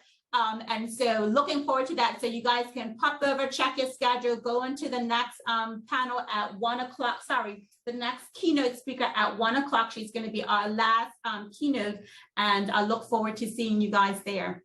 We do have one question and answer, so let me just check that before we leave.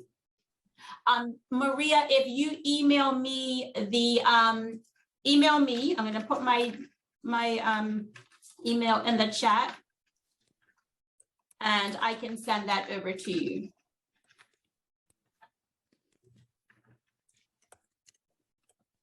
All right. Thanks, ladies. I'll see you in the next keynote talk. Have a good one. Thank you, everybody. Thank Take care. you. Have an awesome day. Bye, guys. 3 keys to success in business. Sleepless nights. That's a bit different. Be prepared to work late hours, to stay up later than all of your friends. You have to really immerse yourself in your idea. It has to be your complete 100% passion. Be nice to everybody, because you never know when that person is going to be in the room giving you that opportunity or making that decision. And also, don't be afraid of going beyond yourself. Making sure you have that network that can help promote you, sponsor you, get you in front of the people that you need to grow your business. So that would be one of my keys to success. Customer service is very important because it's a client-facing, client engagement sort of business. Don't be afraid to go for the ask. You can either get a yes or a no. Those would be my 3 keys.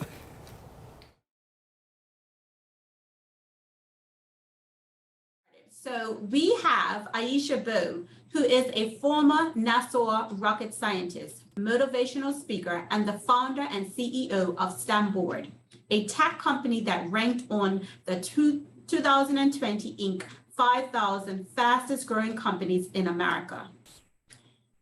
As an aerospace engineer who started her degree with pre-algebra in a community college, Aisha is on a mission to help youth break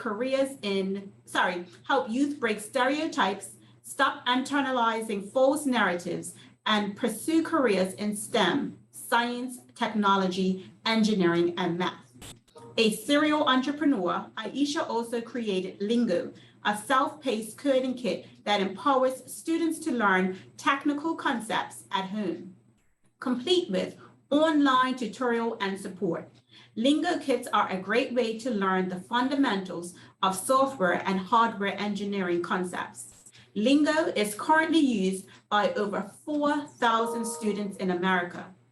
Prior to founding Stamboard, Aisha worked at NASA's Ames Research Center, where she was an aerospace engineer in the Flight Trajectory Dynamics and Controls branch of the Aviation System Division.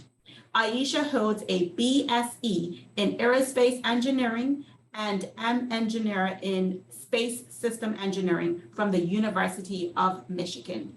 I hope you help me to welcome Aisha Vu. Good morning, and thank you so much for the glowing introduction. It's truly an honor to be with you all today. While I would like to tell you that I set out to create that type of a biography, I certainly never imagined that I would be here in front of you today talking about my accomplishments as if the path I took was deliberate. The reality is that in the beginning, I had absolutely no idea what it was that I was going to be when I grew up. My father came from the Bahamas to Michigan to pursue his higher education in the 80s. That's where he met my mother, and they happened to have me. Being one of 9 children, my father's family and the culture of the Bahamas became the dominant culture in our family, as my mother was an only child. And one of the things that became really, really clear to me when I was young was that I had a lot of family members who were interested in going abroad from the Bahamas to the UK or to the United States to pursue higher education.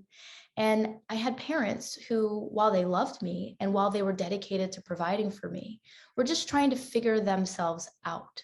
They weren't sure who they wanted to be, and I wasn't sure who I wanted to be. And we were all kind of in that together. And so growing up, I was insecure. I lacked self-confidence. I was not focused. And quite frankly, I was really shy. And I definitely wasn't interested in anything that we call science, technology, engineering, and math. And this path of not knowing persisted until I was in high school. And to be honest, I wasn't the best high school student. I didn't want to be there. I wasn't somebody who was voted most likely to succeed. I didn't go to class. I skipped a lot of them. Because at that time, my parents' marriage, well, it didn't work out. And that insecurity, that lack of focus, well, that turned into bad grades. And that turned into a student who just wanted to figure out how to survive and not thrive. And so when it came time for me to go to college, I didn't even apply. I ended up at a local community college, not because it wasn't a great place to go, but because it was like the easiest thing for me to do. All I have to do is go to Washtenaw Community College, and I thought I'd figure my life out from there. And even worse, the people around me weren't exactly telling me that I could be great, because there's this commonly held belief that if you don't show aptitude at a young age, then you don't have potential and you're not talented. And I think we all know that that's not necessarily true. There are a lot of things going on in a person's life, whether it would be internally or externally, that can cause them to be unmotivated and can cause them to hold themselves back. Well, when I was in this community college, I ended up running into teachers and students who came from all walks of life. And one of the teachers that I met was a female. She was my math teacher. I was a student taking pre-algebra as an adult, and there's pre-algebra in high school. I'm sure you guys are probably familiar with that. I wasn't thinking that I was going to be a genius. I certainly wasn't thinking that I was going to be an engineer, but I was thinking that I was going to try to learn and I was going to apply myself. And what I discovered was that there were a lot of things that I used to hold myself back. And through taking this class and through talking with this woman, I realized that if I just for a moment put aside what I thought was realistic, if I for a moment applied myself to what was ahead of me and not thought too far in the future and not thought too much about the past, I would be able to accomplish the goal that laid in front of me. And for me, that was life-changing because I had never really accomplished anything until I entered this community college environment. And getting an A in that pre-algebra class, well, that changed my life. And that A, well, it turned into an A in calc, and it turned into an A in some other things. And all of a sudden, I, like many of us, was forced to confront a reality of what is it that I could do if I stopped allowing myself to hold me back. And so I decided to do this, become an aerospace engineer, not because I actually thought I could do it, but because I thought that if I'm going to test this theory, right, if I'm going to actually try, if I'm going to suspend all belief and I'm going to put aside what I thought to be realistic and know to be true, why don't I just try to do what people say is a hard thing? Yeah, be a rocket scientist, right? Ha. And I can't tell you how many people laughed in my face. In fact, they still do. When people ask me what I do, when people ask me to tell them where I've been, and I tell them, well, you know, I'm a NASA rocket scientist, I'm a founder, I'm a CEO. They still look at me and they still laugh. But what they don't realize is that in one shape or another, that testimony is about transforming what we perceive to be the blockages in our mind and pushing through. And once I made it out of community college into one of the best aerospace schools in the country, and I found myself working at NASA, I thought, hey, I've arrived. I've conquered all those things. I've conquered my fear of not being good enough. I've conquered feeling as though I wasn't going to add anything to the world. I've made it to the point where I don't have to live with my parents for the rest of my life, which I can tell you was what I thought would be the worst thing at the time, right? I just wanted to have a job and be free. And then I started to look around at the landscape, women in STEM. And I started to realize that a lot of what I thought I had overcome in many ways was just starting, because there really weren't a lot of women who looked like me. There really weren't a lot of women who were motivated to be engineers. And while a lot of what I've done as of late is entrepreneurship, it came from being an engineer and not really feeling like there was a pathway for someone to be me. Because when I looked back, I said, hey, you know what, Aisha, a lot of Black women have never seen a rocket scientist. They don't know who the role models are in the field. And neither did I. When I set out to be an aerospace engineer, I wasn't saying, oh, I want to be like Aisha Bowe, because a lot of the rocket scientists or the astronauts, they're not actually engineers. They might be doctors or scientists. And so during the 6 years that I spent at NASA, I worked on a lot of great things. I had the opportunity to meet the administrator, who actually came out to give me an award. I had an opportunity to work near the 6 degrees of motion vertical simulator and see what it took to deliver world-class technologies to astronauts globally. But all along the path, I started to notice little things that I would like to change, that I thought could be done better if the world was going to create more people like me, if the world was going to find a way to inspire not only the traditional, but the non-traditional to engage, because we need more scientists, we need more engineers, and we need more entrepreneurs so that we can have solutions that are designed for the many as opposed to the few. And when I really started to think about this, I was looking around industry and I said, I thought that this was what it was going to be like. I thought that I was going to go into NASA and all of the trials and tribulations I had had as a student would in some way disappear. And that I would be surrounded by all of these beautiful Black women, heck, women of all nationalities solving really hard problems. But really when I went into industry, it was a little bit more like this. And I'm sure that some of you guys have probably had this experience. It was mostly what you would expect. And as a result, the outcome of that thought process from that group of people was more of the same.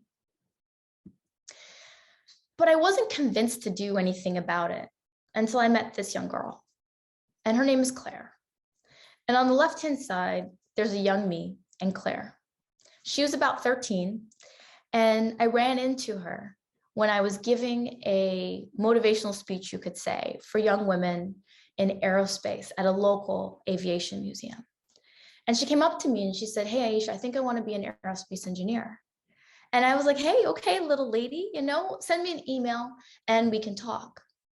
But see, as a 23-year-old, I didn't see myself as part of a solution. I didn't see myself as empowered.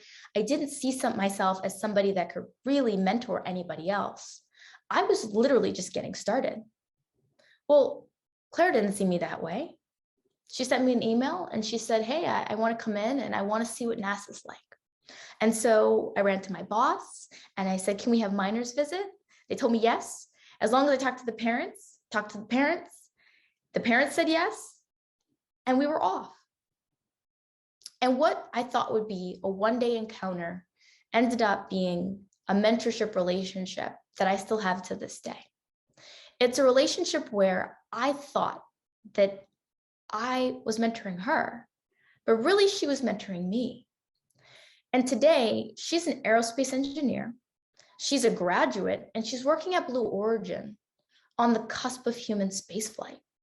And she said to me, and I'll never forget, she said, Aisha, I never doubted that I could be an aerospace engineer because you were one. And in that moment, I said, I have to leave my job. I have to get out of here. I'm going to leave my government job and I'm going to figure out how I'm going to replicate this and how I'm going to scale this. And how it is that I'm going to create a business out of nothing, even though I'd never seen anybody do that before, even though I didn't know if I could do it. It was like when I started off in life, I was insecure. I wasn't necessarily focused. I didn't have any money, but everything turned out okay, right? So that was going to be my starting point, the uncomfortable. And I really, when I looked around, I was scared because the news wasn't encouraging. There were all of these headlines about how for Black women, it's so hard, how we weren't being funded, how we weren't being invested in. And I wasn't sure that I could be the one that could break through that. I didn't know if I was actually going to make it, but I was determined to try and put aside the fear. And initially, I wasn't successful. I had a couple pros, 2 exactly that I can remember. I was passionate about finding a way to combine my love for technology and empowering people. That I had going for me. And 2, I was in San Francisco, where I was surrounded by all these entrepreneurs who were also starting from scratch. And a lot of them had really big egos and their resumes were not as long as mine. And what I realized was that even though I was broke, I was scared, I wasn't sure what product I was going to offer. And I didn't have any employees and I had no idea where to find employees. Well, maybe that wasn't a bad thing. So I started to kind of look through how people traditionally trained entrepreneurs. I looked at blogs, I looked at websites, I looked at business books, but it really didn't work for me. None of these things worked for me. I read about people's failures. I kept failing. I talked to entrepreneurs who'd gotten lucky breaks. I didn't find any lucky breaks. I didn't have anything that I felt really was clicking. But as much as I did not feel like I was benefiting from this traditional process, I actually was, because I was learning what didn't work for me. And what didn't work for me was equally as important as learning what did and what does. And so we're going to transition here into a more interactive part of the presentation. In the chat, there's a link to Menti, and I want you guys to get ready because I want you to pop in some words about what makes you unique and what makes you special. Because when I hit the wall after leaving NASA, not having a job and not knowing how I was going to start a business, I really thought that I lost my way. But what I had to do was the hard work of reflecting on what unique skills and talents made me me. I had to examine my weak spots. I had to identify what my passions were. And I had to research how all of these things combined into what society valued and how these potential contributions could actually become a business. And so I want you to think about this. And I'm going to transition over to the poll where we can see what people say in response. But I want you to go to www.menti.com and use the code on the slide and tell me the answer to the first question, which is, what skills or qualities do you have that make you unique? Because starting here was the beginning of my success. This became what I used to form the business that would eventually be what you heard today.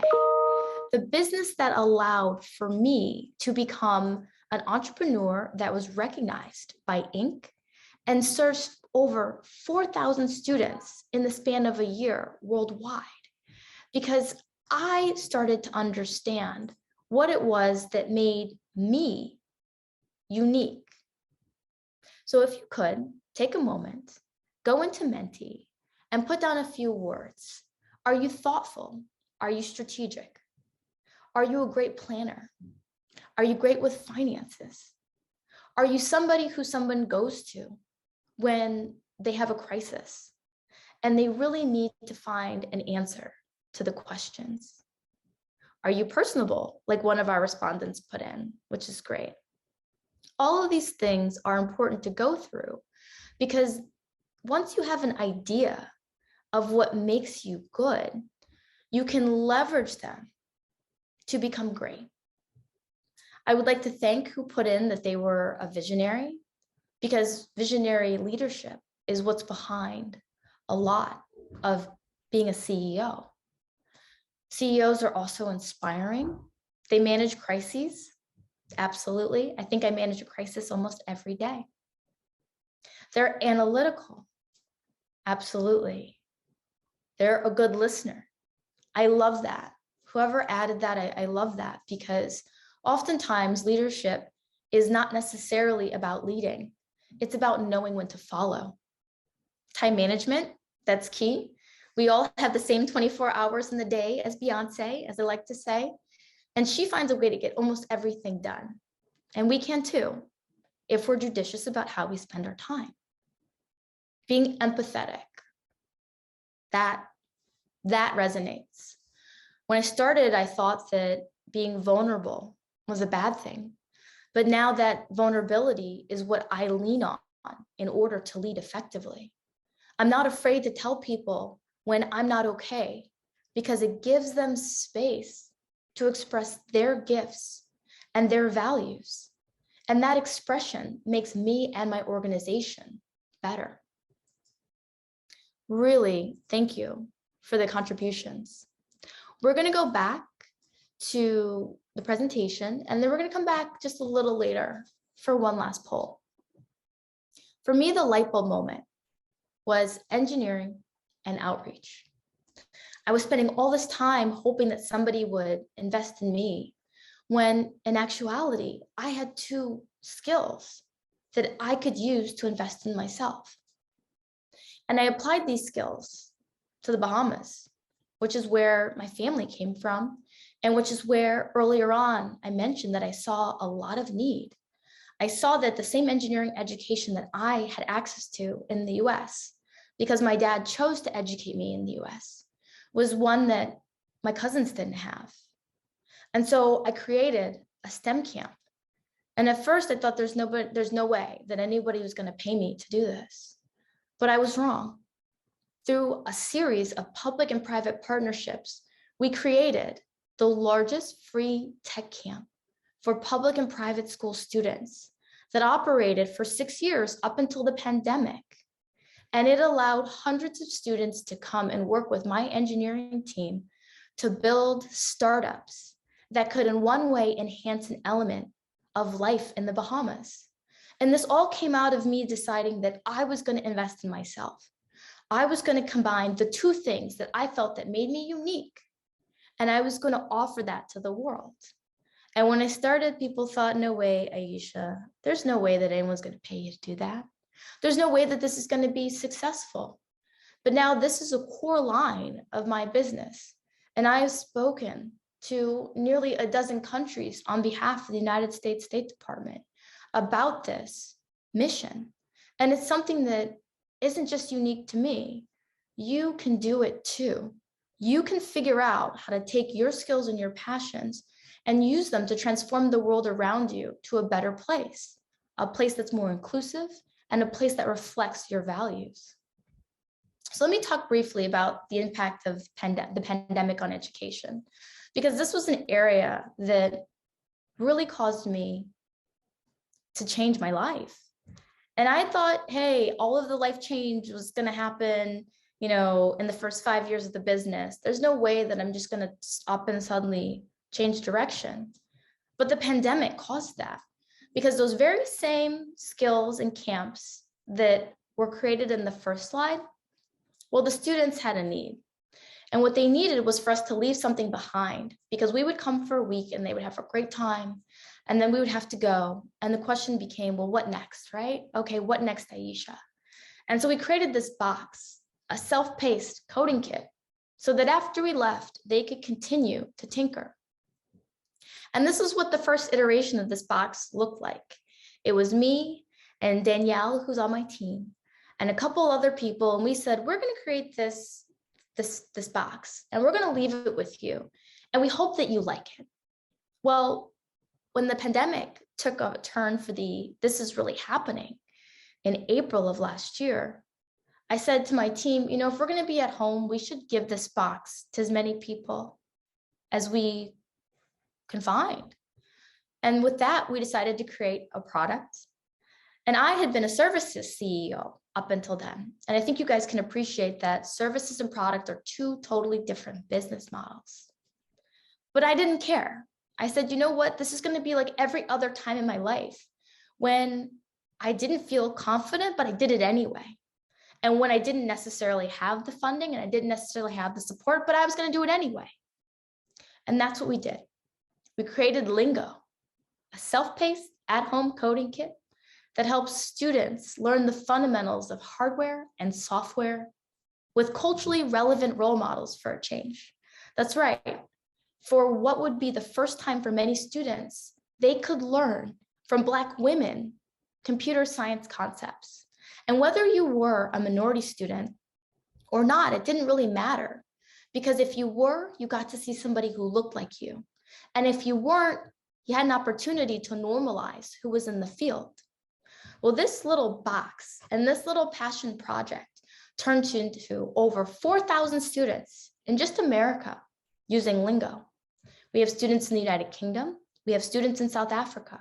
We have students in Israel. We have students in Jamaica. We have students in the Bahamas, and we have students all over Canada who also use our kits. That's right. In 1 year, this little project turned into something I never could have even dreamed that it turned into, because I had the courage to simply put aside the fears and to try. And today I'm still nervous about this, right? We're still getting started. I've never been a product CEO. I've never had a product that's been on a major retailer, but now we're on Amazon, we're on Walmart, and we're on Target. And now I'm learning every single day all the stuff I don't know, but I'm reading the Amazon reviews.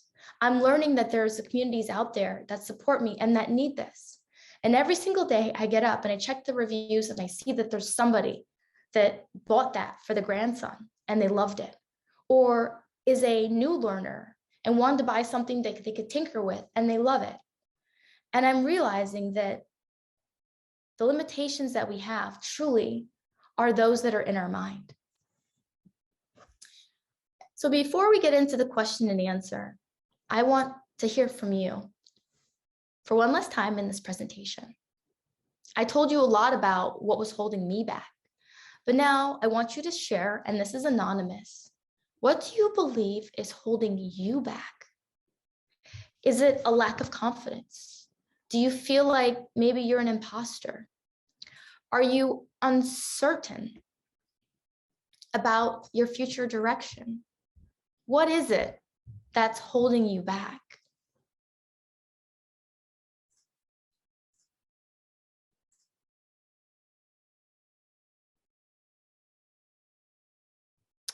We're going to go to Menti and type in the 4373. And then I'm going to restart the share with the poll page so that you can see it. And we already have some responses. Fear of failing. Yeah, I resonate with that. I feel that all the time. In fact, I felt it this morning, but that's something you can manage through positive self-talk, through affirmations, through reconditioning your brain to hear that stimulus, but to ignore it. A job that pays the bills. I hear you. I thought that leaving NASA, there'd be no way that I would ever be able to make ends meet. But I realized that holding on to what I had actually was what was setting me back. And if I was just willing to live the time in between of the uncertainty and the realization of the goal, I would be so much better off. Financial security, financial standing, money capacity, and resources. I love this because I'm here to tell you that I'm not sure that it's money that really holds us back. Because I didn't have the money, I was forced to be lean. I was forced to determine what people would buy from me. What value was I driving as a CEO? And I'll tell you, because I didn't have the money, I learned graphic design, I learned accounting, I learned how to give presentations, I learned what I would be asking people to do, and I learned how to evaluate proposals that I was paying for. And this is what's made me more successful today than ever, because I talk to CEOs who don't know how to read a balance sheet because they had so much money that they always paid somebody. I talk to CEOs who don't know whether or not what they're doing is actually feasible because they've always paid somebody. And so while I understand that a lack of funding may at first seem like an insurmountable barrier, I would encourage you to look at that as a challenge to get involved and get started. Look at what services you can buy as a commodity on the internet. There's a lot of freelancing sites, Upwork, Elance, Dribbble. You can find artists that can work for you for nominal funds, whether it's graphic design, legal formation is now outsourced, LegalZoom. There are all these tools. But before you decide to pay for something, I really encourage you to explore whether it's something you can do, or whether it's something you can barter with another colleague to do, or whether it's something that you can pay someone to do for you on a short-term basis. Fear of success. That's a big one. Sometimes it's not that we think that we can't do it. We're afraid of what it will bring to us. And for me, that fear of success, in many ways, it's manifested itself. I would love to tell you that becoming successful has made me the most popular person in my family, but it is not. It, in many ways, it drives division, it creates wedges, it can make you feel alone. But every day when I wake up, and I look at the fact that I do what I love to do every single day, that I am making a mark on this world, that I am leaving an impact and a legacy that is about more than me, but it's about empowering women. It's about empowering women of color. It's about changing how people view stereotypes when it comes to CEOs and businesses and who runs them.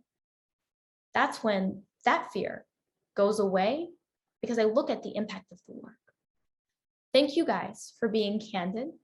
I love the results in this poll. And the reality of it is that all of these fears, in one way or another,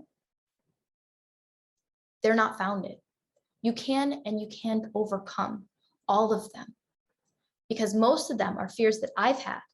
And without any rich uncles, without any funding, without having a business degree, without knowing how I was going to do it, and even to this day, without knowing where I'm going, I've still managed to create and grow a 7-figure business that has entered into retail, and you can do it too.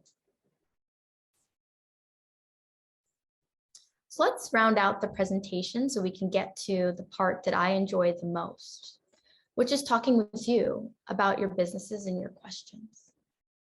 I'm going to leave you guys with a couple tips for becoming successful, which I'm sure that many of you guys have thought about. But the first thing is take the risk.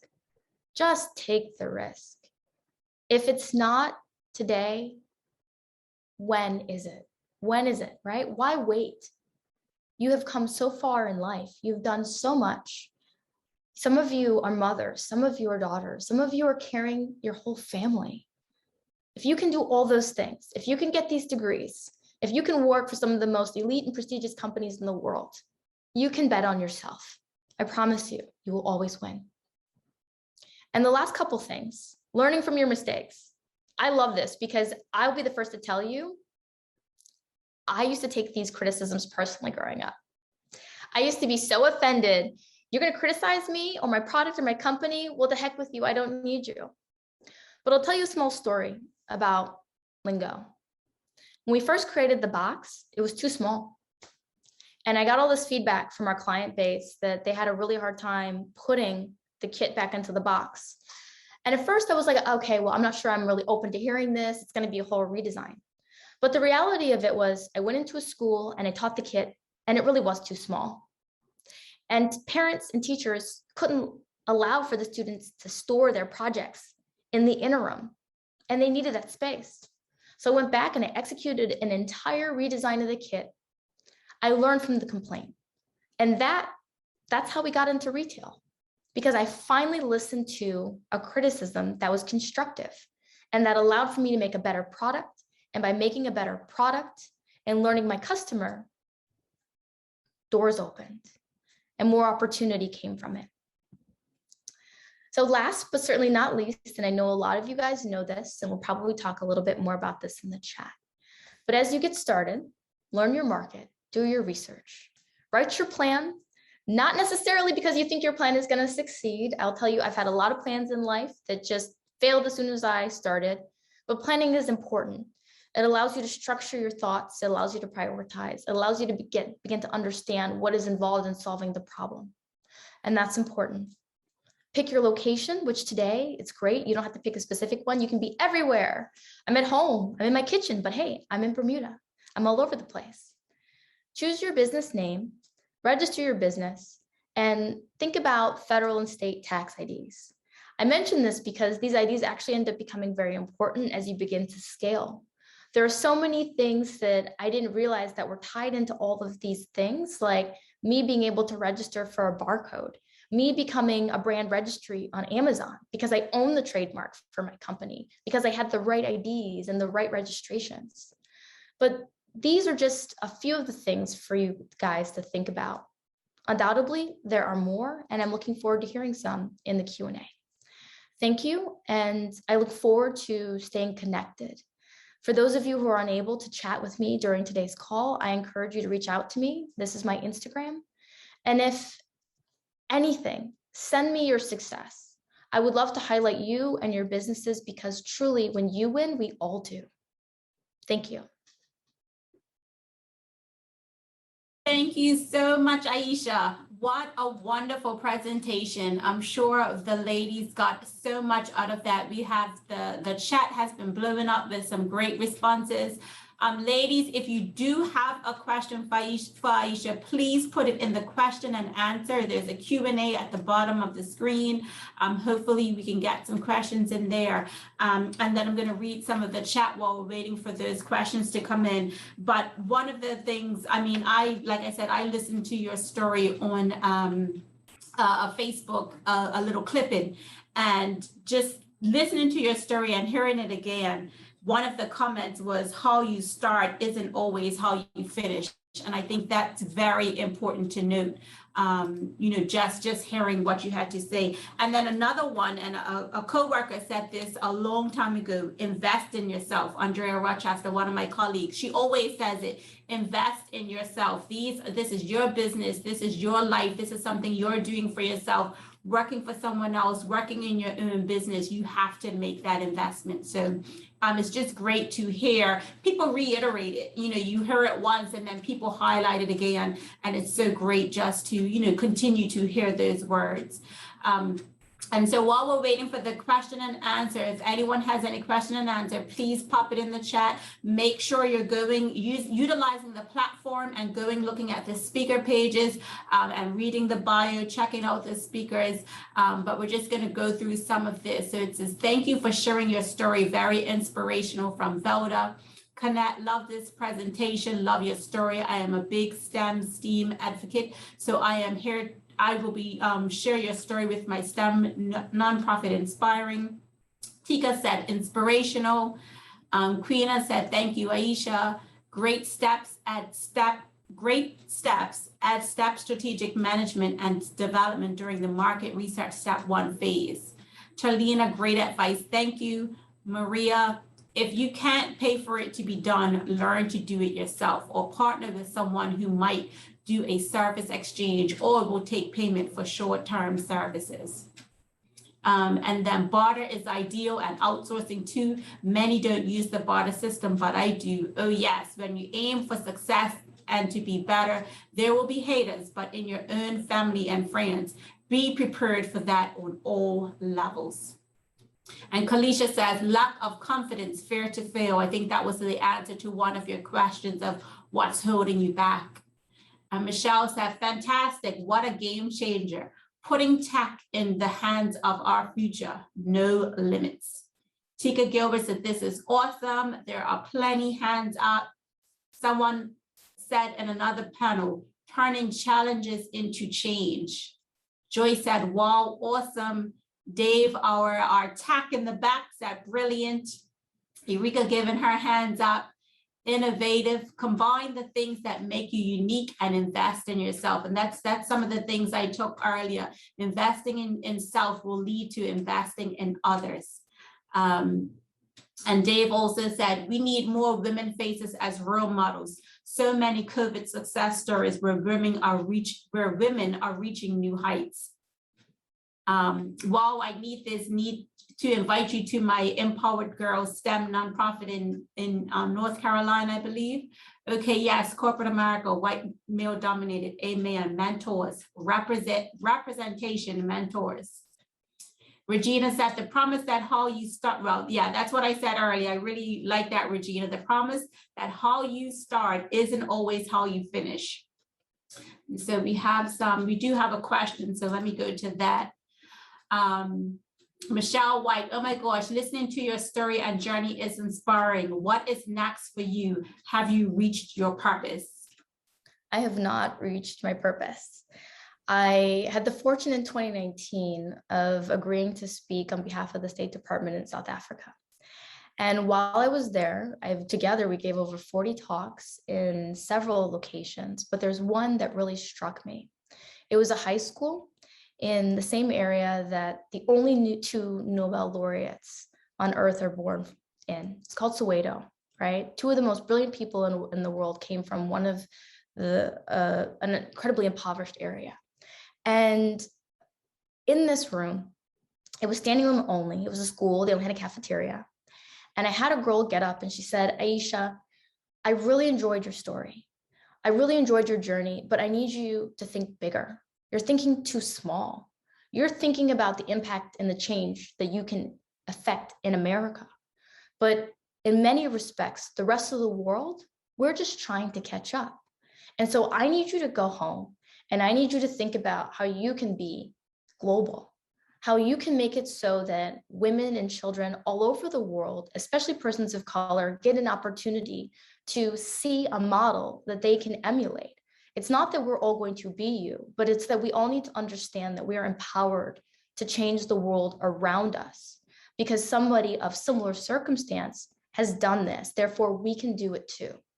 And that's what's next. It's me figuring out how I can become one of the only minority-owned and operated educational toy companies in the world to be a multinational.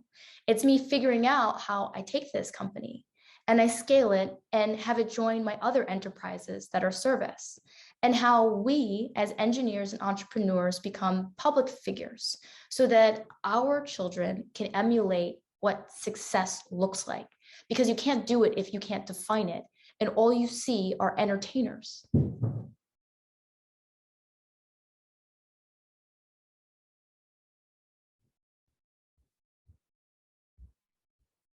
You're muted, Colina. Colina, you're muted. Sorry, I heard it in the background. I'm like, what am I hearing? So the question that we have, any suggestions for where to go for software development with ideas? i.e., if you have an idea that can be solved with software, but not a techie, what do you suggest? If you have an idea that can be solved with software, but you're not technical, I would encourage you to find a technical co-founder.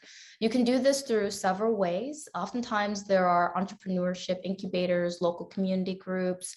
Get involved in startups and kind of like the startup networks in your area, as well as, get online.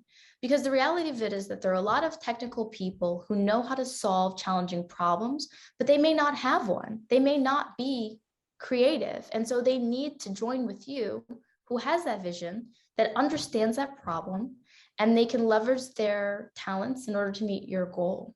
So I know that it's not like a specific place, but I promise you, the more that you get out and you start broadcasting what it is that you're hoping to achieve, you can attract people that have the talents to bring it to you. So get onto your network, right? Put it on your Facebook, put it on your Instagram, put it on your LinkedIn, that you're looking for a technical co-founder and that you have an idea. Research what startup meetups and things of that nature are around or you have access to online. Maybe it's a startup Zoom, and let people know what your idea is or enough of the idea that you feel comfortable sharing, and see who comes and who wants to be part of your mission. Because a lot of this is about passion, and having people who are attracted to your vision is what helps to propel it further. And we have Francia that said the shift to expand product for the business due to COVID was innovative. Leah Dean said, great presentation. Thank you, Aisha. And then we have, wow, Tarlina, mesmerized by the conversation. Maria said, you can't do it if you can't define it. Jody said, how do you interact with those expecting you to fail? I kind of have to laugh, right? Because the number of people who expect me to fail far outweighs the number of people that expect me to succeed. So at this point in time, I feel like if you expect me to fail, I'm probably doing something right? I don't take it personally. A lot of people's opinions of what you can do are limited by what they think they can do. And so it's just something where if you hear it, take it as a step in the right direction, right? You're on the right path if somebody's expecting for you to fail. I think, Colina, there are a couple of questions in the Q&A. Yes, there are 2 questions. What's your suggestions to get started with Target, Amazon, etc. retailing? What are tips? Such a good question. I'm going to tell you that the views I'm about to express are mine and mine alone, not that of my company. I think that retail is not what people would like for you to think it is, most often than not, because when you are on a retailer like Target or Walmart, there's a percentage of your product, of your profit, of your hard-earned work that they want just to have your product on there. And it's not nominal. Although many may consider it to be a badge of maturity, and it may allow you access to a wider market, I think it's really important to think about if retail really meets your end goal. It's possible to be on Amazon and have your own page, and I may even recommend that because you've spent all this time and energy investing into yourself and your business. Do you really want to give away 40% to somebody else just so that you can say you're on Walmart or Amazon? Maybe, maybe not. So for me, we have a really big B2B business. I love it. The 4,000 boxes, those were direct sales to parents, to teachers, to schools. That was me just showing that we could move as much weight as somebody who was on Amazon and Walmart. And guess what? Keep 100% of the profit. But now that I have both, I would suggest to everybody, have both. Have a direct sales channel and make sure that you have a direct sales channel that allows you to engage, that allows people to be with you. But I wouldn't necessarily put all of your eggs in just one basket. Okay, great. We have Connect that's asked, are you open to speak globally, in person, or virtually to young girls to discuss STEM? How do we contact you? I think you're on mute,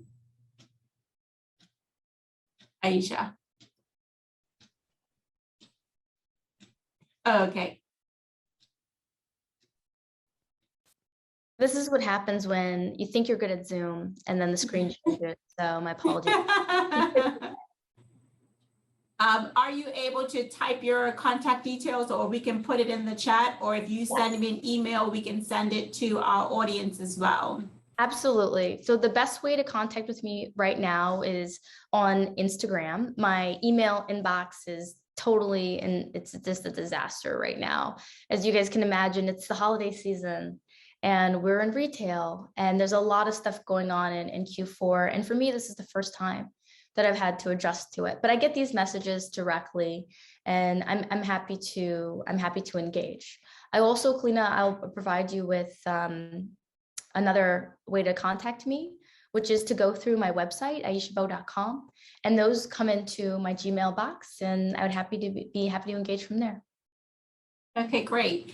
We have 2 more questions. Dave asks, what was the greatest challenges working with large retailers and scaling in general? I think the greatest challenge for me has been actually maybe the 2, right? The first is understanding that we needed to get into the mind of the consumer at home. So creating a bunch of different brand personas and imagining who would buy the product, how they would use it, and what they would need. A lot of testing occurs in this process. You have to get a lot of people in the room who think differently than you, and that's key, because you're going to have one view and that view may not be right, and you don't want to find that out when you're live and when you're on a large retailer, because that may not help you drive sales. The other piece is just anticipating the product needs, fronting orders. You have purchase orders for hundreds of boxes and those things need to go out. Being able to put together a pitch deck that would allow somebody to pick you up. They're just all of these little things that come into play, and that's a topic that I would be happy to advise on. If there was one takeaway from this presentation that I would really encourage you to explore, is to look at who the reputable distributors are. When I made the choice, I didn't make a choice necessarily to go directly with the store. I made the choice to power with a powerful distributor, one who is reputable, who dealt with all of the stores, who could hold my hand and my company's hand along the way and educate me, because it was in their interest too. So if you're thinking about this, look at the distributors, and if you don't know who they are, ask the store. They'll tell you who their distributors are, because they pride themselves in those vendor relationships. And if you get picked up by one of those guys, they can help shepherd you the rest of the way. Okay, and we have Delight that said, thank you so much for acknowledging constructive criticism is a gift. It's like having your own quality control department, but free. How do you move beyond emotion or ego to addressing and implementing? Yeah, I think understanding that if you can put your ego aside and look at yourself objectively in all areas of your life, it only benefits you. You're only getting in the way of your own progress by putting up a wall. And while it may hurt, the things that often hurt you are actually the things that have some truth to them. Oftentimes when people say something to you and it's nonsensical, you just brush it off. But if it kind of tingles and if it stays with you, well, then evaluate it. Now, that's not to say that all feedback is constructive, and there's a framework for looking at whether or not the feedback is constructive, but use your gut. We, especially as women, have powerful intuition, and we kind of know whether or not something has a ring of truth to it.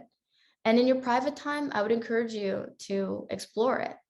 I spent too many years getting in my own way, and now I'm happy to step aside and get out of it. Okay, great. We have a new that said, brilliant and beautiful presentation. Keontae said, awesome presentation. Connect. Agree to those people who expect me to fail. It reminds me to keep doing better. You don't put all your eggs in one basket. And then we have our last question, and that is from Joyce Hayward. She said, any suggestions if you have any idea that can be solved with software and are not techie, who or what do you suggest? Yes, I think this is a repeat of the earlier question about finding a technical co-founder, but I will emphasize here, do take a look at those who are out there, who are part of existing startups, who may be part of entrepreneurial spaces in your area, and just get involved. I was surprised by how many technical people I ran into in the early days of being in California and going to meetups. There's no shortage of people with ideas and the desire to try something new. It may not necessarily pan out, but people are often getting together and talking about ideas. And by injecting yourself in that process, you're certain to find somebody that can become your co-conspirator and maybe even a co-founder. Okay, and we have one last question. Once you left full-time working with government, how long did it take for you to feel in your new space? About 3 years. That's right, it was 3 years. This is not an overnight success story. It took 3 years of me wandering around in the dark trying to find the light switch. But when I found the switch, it was great. And really, when I think about it, it's almost like getting a master's. It's analogous to the same time frame. It wasn't that we weren't making money. It was that I wasn't making enough money, right? So we had started generating revenue. But the key thing was that I didn't leave my job. I didn't just hop out and decide that I was going to quit cold turkey and not have some revenue coming in. I got up earlier. I stayed later. I had a way where I could make basic, meet basic needs and then invest the rest of my time into what I was doing. And so for those of you who feel that financials are, hampering your prospective journey, I would encourage you to think about not quitting your day job immediately, growing it, because the business will get to the point where it will tell you when you need to leave. This idea of, oh, I'm just going to raise $1 million and go out and, create $1 billion on a dream may be the reality of some, but I'll tell you, it's the few. It's not commonly people who look like me or you. And by having something that had traction and that had value, I now get to be in a place of power when I talk to people about whether or not they can play with the business, whether or not they can invest in me. And trust me, you want that. You ever see Shark Tank? They always want 60%. They want too much. And I'm sitting here thinking, there's no way I'm giving up 20% of my company for less than $100,000. But I can say that. I can do those things because I have traction. I have a balance sheet. I have product sales. I have retail. And so that's what you're missing out if you don't hold the course and just go through that uncomfortable period and take the time to really, use some of your money to build up some traction before you engage with others about potential investment.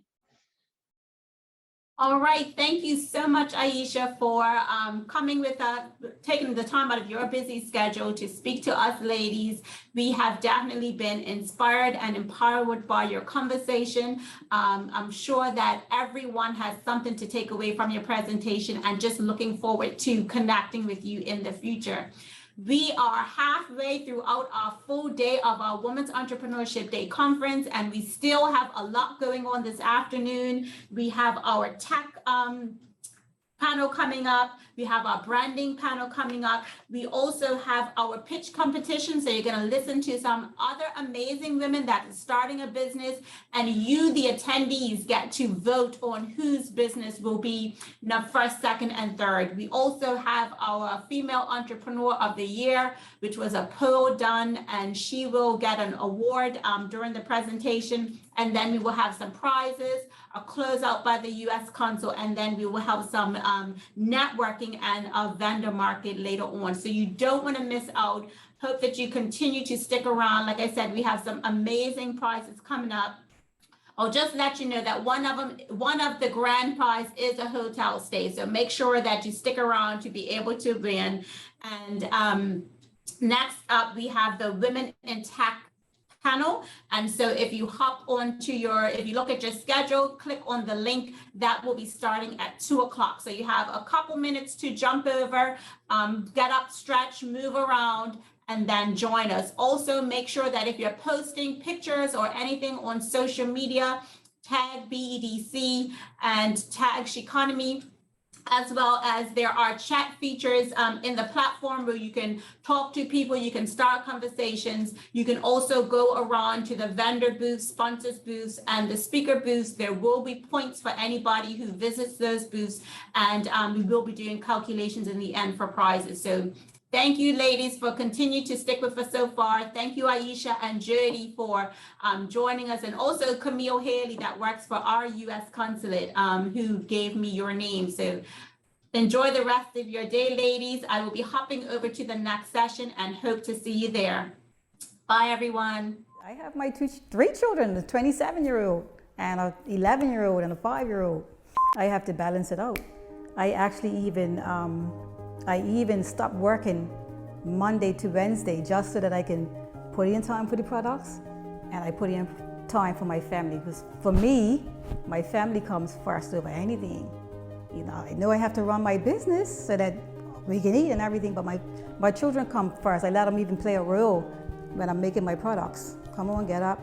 You can come help me mix it. Come help me put the label on it. So when we talk about inspiring your daughter or your children, I make my children get up there and see what it takes to run a business. Come on, Surrey. This brand, Surrey Shea & Co, is named after you. So you need to help me. You're gonna come, you can do this, put the labels on for me. You can do it. Even my little 4-year-old, I had him do it. Mommy, let me help. So I just let them help, and it teaches them the way.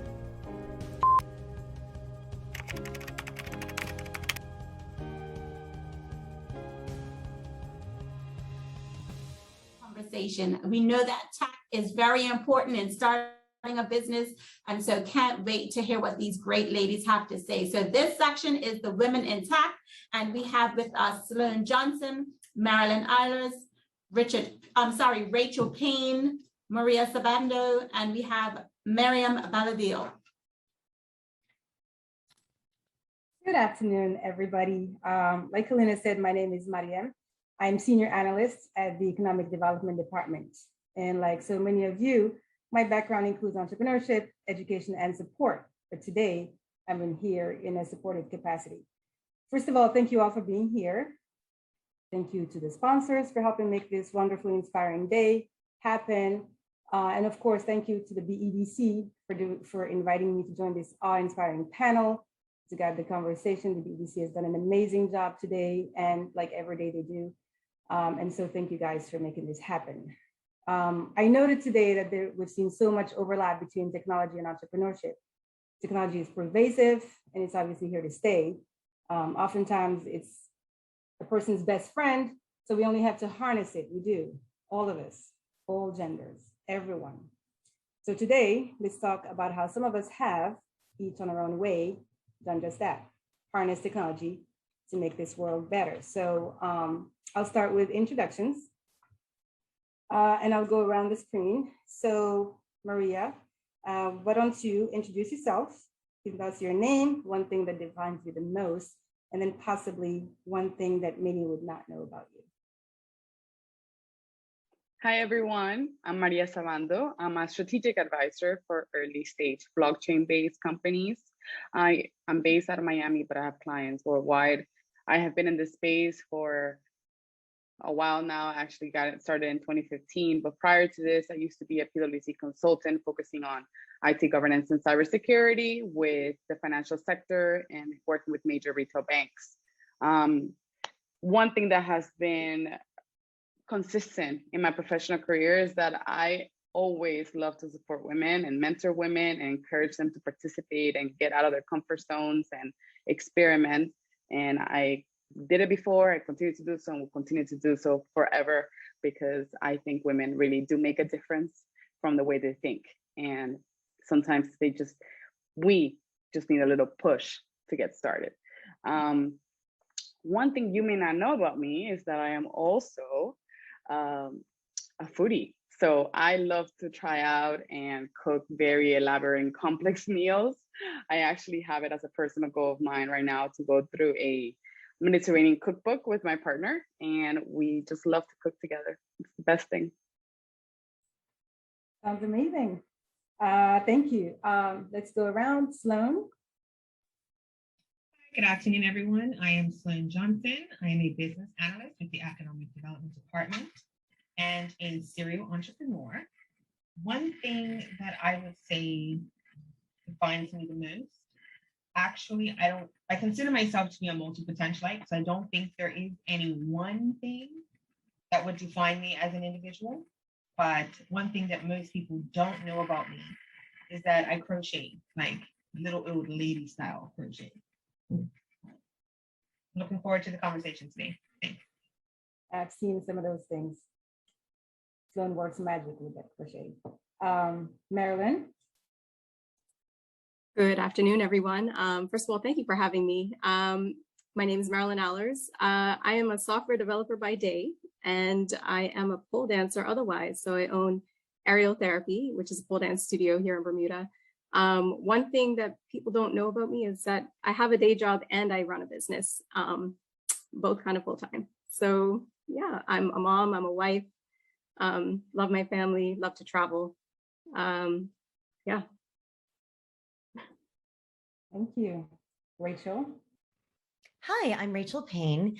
I'm a climate investor, and I've been in tech for about 20 years at entrepreneur-related roles, both co-founder and CEO, as well as on the executive team at large technology companies. I was on the founding team of Google.org, which was a $1 billion fund focused on climate change and global development. And I served 8 years at Google in a variety of capacities. More recently, I was at a private equity fund called Full Cycle, where I was leading ESG impact and deal sourcing. I also teach at UC Berkeley. And one thing that people probably don't know about me is that I ran for US Congress in the 2018 midterms. I didn't win though, so that's why you don't know about me. Thank you. It's a pleasure to be here. That's amazing. So Rachel, why would we stay with you? You're sitting here on the much awaited Women in Tech panel. So why don't you tell me a little bit more about your career path and what led you to going into tech? Throughout my career, I've been focused on positive systemic change, and that means really having an approach to intersectionality around how you think about impact, particularly from a gender lens. And one of the things that struck me early on, in fact, starting in my undergraduate, was the need to understand the issue of gender inequity from a variety of perspectives. So that's what I wrote my senior thesis on, and I won actually the award for best thesis. And it was looking at all the different forces that influence systemic bias and that put women in an unequal position. But it was interesting. I was planning to go into foreign policy. I was taking my foreign service exams, and then I just sort of randomly signed up for an interview with a tech company that was based out of the Bay Area, just out of curiosity. And it went so well, I made a sharp left in my career and I gave up foreign policy and immediately went into tech. And I actually think that that was one of the best decisions I ever made, because it meant that I could be on the ground floor in Silicon Valley when the internet was being born. And so that gave me an incredible experience. And of course, a wonderful place to explore entrepreneurship and to be part of a really exciting wave of innovation. Of course, you know, one of the challenges is being a woman in tech. You have to really develop thick skin, and it's not easy.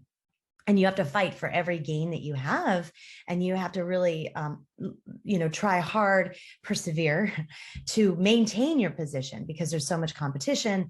And I remember after the 2008 economic crisis, all the people that would normally go into the financial services sector flooded Silicon Valley, and that's where the tech bro was born, because all the quant jocks who would normally go into Wall Street actually ended up in the Bay Area. And so it became even less diverse, and it became even more hostile to women.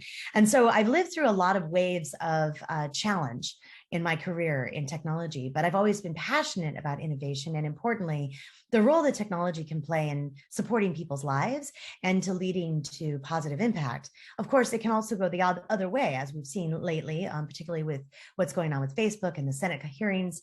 But what I think is important to remember is that, you know, technology itself isn't the challenge, it's who builds the technology. And if people who are creating the technology, particularly in my field in artificial intelligence, if the people creating it look the same and don't have diversity and are concentrated in only the most rarefied elite places, then they won't have the perspective to understand why other things matter, nor would they even know to consider factors outside of their lived experience. And so diversity is really at the core of what can make technology good and powerful and have a positive impact on the world. And it's the lack of diversity that often leads to many of the problems that we're seeing today. So I would say, you know, for a lot of women, moving beyond being users of technology, you know, whether you're using your mobile phone and, you know, doing your social media posts or whatever, but move beyond that and think about being creators and inventors of technology, because we need more women at the table, at the ground floor, building that next generation of technology if we're ever going to get out of these issues that we're seeing today. Because what I know firsthand in some of the work I've done in my own startups is that the more you scale technology that's broken because of bias, the more that bias is ingrained in society, and the more it's structurally grounds a lot of the technology that's built on top of it. So if you have structural bias that keeps getting reinforced and amplified because no one's addressing it, then it becomes even harder down the road to fix it later. So that's why we need more women and people of color and just people from all kinds of diverse backgrounds around the table building technology so that we can at least address some of the pitfalls and the ills that some technology has had on people all over the world. So that's my encouragement for more women to get involved and take action and start anywhere. You don't have to look a certain way, you don't have to follow a certain path, start anywhere, but become an inventor. I'm an inventor. And I proudly claim that because inventors don't look like old white men in lab coats. They look like you and me. Thank you. Absolutely, claim it. Absolutely, you've earned it. Thank you for that. If I could just stay with you for one moment and talking about your pathway into technology, especially early on when you made that pivot, right, from foreign policy to technology.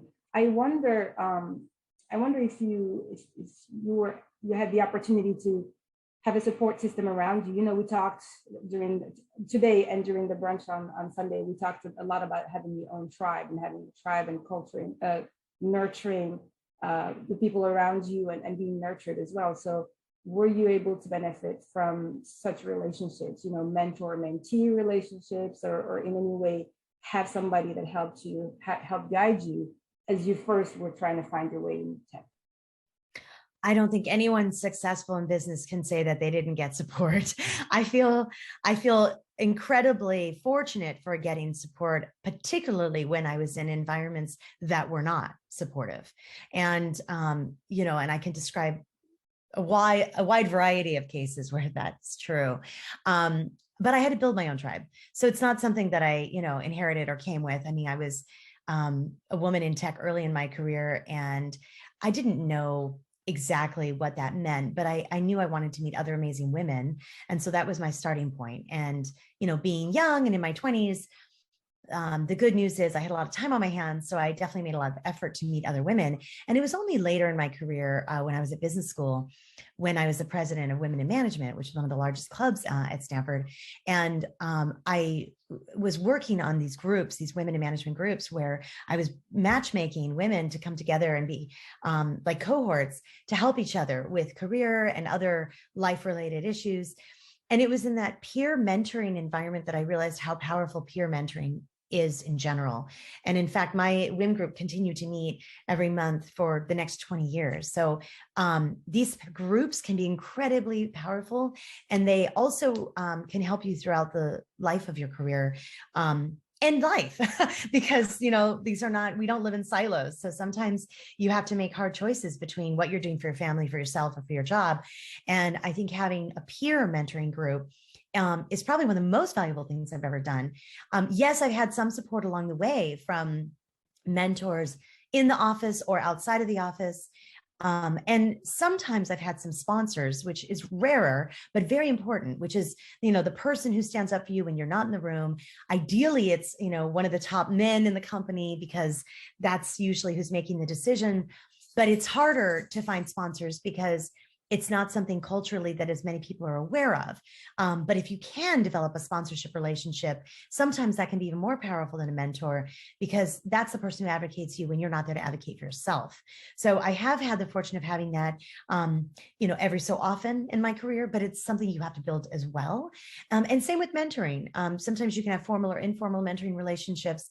I've had the benefit of having both, but that takes a lot of effort too. And it's something that you have to initiate and you have to develop and cultivate and really build on, because those relationships are important, but usually mentors are quite busy. So you really have to structure that relationship in a way that's mindful of their time, but also helps get to the insights and support that you really need, making sure that you're being targeted in how you utilize your mentor-mentee relationships.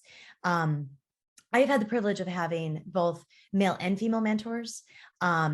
And, you know, they're all great. Like, if you can have a strong mentoring relationship, I think that is not as important that it's gender-based, but I do think it's important that you have someone who can relate to your journey as a woman. And so, you know, I don't think it's ever too early to start building your tribe.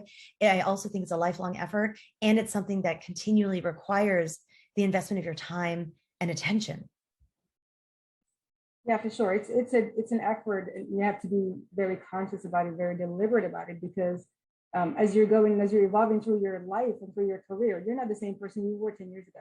And so your needs are going to change and evolve alongside that. And so the relationship that you'll be seeking and the support that you're looking for very deliberately by being very choosy and picky will also change as well. And yeah, thank you for that, Rachel. And what we're talking about support, Sloan, today is the BEDC's annual celebration of women entrepreneurs. So with your technology background and your current activities in tech, you also define yourself as an entrepreneur. Earlier, you said serial entrepreneur, which I love. So can you tell us a little bit more about that? Sure. So through my work with the Economic Development Department, we facilitate a lot of what we do evolves around technology education, awareness, digital citizenship, creating a technology-aware community in order to advance our economic development portfolio. So that involves things like Girls in ICT Day, during which we celebrate the most inspiring women in ICT every year.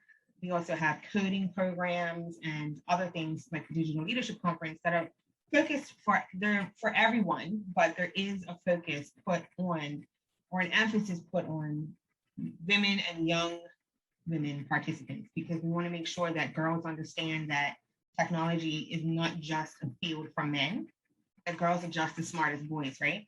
I am an entrepreneur. I do consider myself a serial entrepreneur because I can't keep still. So there's always something that is piquing my interest or something that I want to try. And I don't always succeed, but failure is a part of learning, right? And failure often leads to success. So ironically enough, my business that I run now has absolutely nothing to do with technology. It's a food-based business. I'm the owner of Bermuda Charcuterie, and I co-own a martial arts dojo with my husband. So neither one of those businesses is directly technology involved other than the e-commerce components, but technology literally guides the way we live our everyday lives. So if you want to place an order with Bermuda Charcuterie, you have to do it online. If you want to contact the dojo, most times a parent will do it online. So, we have these kids who, they're so creative and innovative. We have these young girls that really want to get involved with technology. They go through these STEAM and STEM programs at their schools, but they are set at the back because it seems to be a man's thing. It's a boy's thing. So we want to create spaces where those girls move to the front of the room and have a voice that's louder than any voice that they've ever had before. Thank you for that. Yeah, and may I just say, if you want, because you said if you wanted to place an order, you have to go online. And I could say if you wanted some software developed, you can go to Sloan because she's underselling herself severely. She's also a developer and quite a good one at that. So while we're still talking about entrepreneurship, Maria, when we spoke a few days ago, you mentioned the myriad opportunities for women to have access to capital in an unconventional way. Could you expound on that for the audience? Absolutely. I think that as entrepreneurs, sometimes we struggle with the fact that with the statistics, women are not given the same amount of financing that men are. And even if they are given financing, it radically changes depending on what your ethnicity is. I personally work in Web3 technology, which incorporates cryptocurrencies and such. And forgive me in advance if some of these terms you may not know. If you don't know and you want to know more, you're welcome to connect with me, send me a message, and I'm happy to elaborate more. But I wanted to give a high level, just some brief points that I think could be useful for those of you that are looking for untraditional means of financing your startups. Most people strictly talk about angel investors and venture capital. Those are the most common because those are the traditional paths. But for those women that may not follow a traditional pursuit, and they may not have had the great professional background that sometimes is required, but you still have the vision, the drive, the team, and everything else that you could possibly need to succeed, but you're just missing the financing, I ask you to look into this and consider the possibilities for you. Thanks to Web3 technology, we can tap into things that are called DAOs. They are decentralized autonomous organizations that are managed in a decentralized way and are usually approved by governance. And there are many different DAOs with many different visions. You may find one that aligns with your passion and your mission and may be able to tap into their funds, collaborating with them. If you are creative or artistically inclined, there are things called NFTs that you can create and monetize your creativity through collectives. And this will allow you to reduce the expenses that you need for marketing to promote yourself and those artistic things. There are liquidity mining protocols, which allow you to tap into different financial sources that you can basically build on from what you already own. If you participate, if you know anything about Bitcoin and you have Bitcoin and you want to make more money using that, that's a way to tap into it. If you are protocols, have dedicated budgets for different initiatives and you can apply to grants, and that could work with your mission. And lastly, if you are more confident and more experience in this space, you can also work on creating your own token with the assistance of professionals to make sure that you get some funding from a non-traditional route that is growing tremendously in this space. And I just want to say one more thing. I think that some women feel that it's going to be the exact same thing as the previous financing options that are available, that they're still going to get less money than what a male counterpart would. And I just want to say, in this new space, you can make moves anonymously and still advance your brand and get this and it's a meritocracy. So if you develop and you build and you contribute and it's quality work, you are going to get paid and you're going to get funding for what you've done, not for what your gender is. So I highly encourage women to look into Web3. And happy to elaborate on this later on if this is a lot of words that you're not familiar with. Yeah, it's quite a bit of knowledge you just dropped there, and I'm thankful to you for that. You might have to come back and drill in on some of these things. But while we're still in the early stages of this conversation, Marilyn, I want to hear from you. We've gotten to know each other a little bit because you were a panelist at the Tech Education Summit, and I think I asked you some of the same questions. And I think your answers are always beneficial. So this kind of builds on to what we've been talking about and what Rachel spoke about specifically about the tech industry being largely male-dominated. And so I'd like to know your perspective on what's going on in Bermuda here. That's in terms of that's allowing women to support each other in this field, because my understanding is you for a long time you were the only one. And so how do you see it now that you've been here a while and in the tech industry a while, and how do you see it for Bermuda specifically? Certainly. So I went to school for computer engineering. I didn't choose a specific major because I wanted to remain general. So I have experience in networking, hardware, software, and I love it all. I've enjoyed it all. But I chose software once I arrived in Bermuda. It's just a point of interest for me. And like Marian said, I'm used to being the only one in the space, used to being the only woman, used to being the only Black woman in most of the spaces that I occupied throughout my career. Things have slowly changed as time has worn on, and forums like this help to, encourage people to get involved in the tech scene, not specifically development, but and throughout the course of my career, I've enjoyed working with a number of other women, other Black women as well, and it's always been amazing to me, why people shy away from these types of fields. We all have something to contribute, and I think Rachel hit on a lot of the points that I was thinking of. So, I definitely agree. We all have something to contribute. Diversity is so important for all the reasons that were stated already. Yeah. Absolutely right. At this stage, we do have, there are a few things I'd like to discuss, but if you guys are okay, I'd like to take a moment and ask Kalina if she sees any questions, any burning questions from the audience that she would like to provide to us here as a matter of priority before we go back to the discussion. So far, there have been no questions, just some really great comments. I don't know if you want me to read a couple of them. But yeah, we'll still encourage people to put some questions in the Q&A section at the bottom of the screen. You want me to read some of these, or you want to continue with your session? Do it at the end. Okay, so you can read one or two and then we'll continue. Okay, all right. So we have, yes, peer mentoring can be a great experience when the parameters are clearly defined. Peer mentorship is a great suggestion. I second searching and building sponsorship relationships in your industry. Okay, thank you. Thanks for that. All right.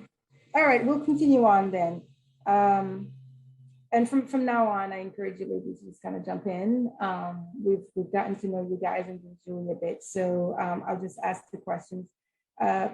For instance, one is, there is no single way to be an active, successful, inspiring female in tech. We've touched on it a bit, but can you guys just kind of mention, how did you get here? And we talked briefly about having it all when we were still getting ready for today. But can somebody, Maria, possibly Rachel, Marilyn, and Sloan, can you add to this? I can start, I guess. My start in tech was, I guess, just like everybody else's. I went to school, I studied information systems. I came home and I got a job and I absolutely hated it. I was not prepared for, I guess, life in the real world, life in the corporate IT sector. So I left for a period of time. And then I got an opportunity to come back into the technology space, but in a different role. And I think it's really important that when we encourage our young people, especially our young women who are interested in studying technology, it's important for us to let them know that there isn't just any one avenue for technology. You know, people go to school and they think, I have to be a network engineer, I have to be a software engineer. There are so many opportunities within the technology realm.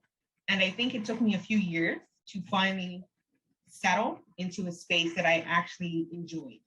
So all of that to say, there is no one set path. And, you know, as per our discussion earlier, I think that having it all is fluid. It's different for every individual because happiness is fluid.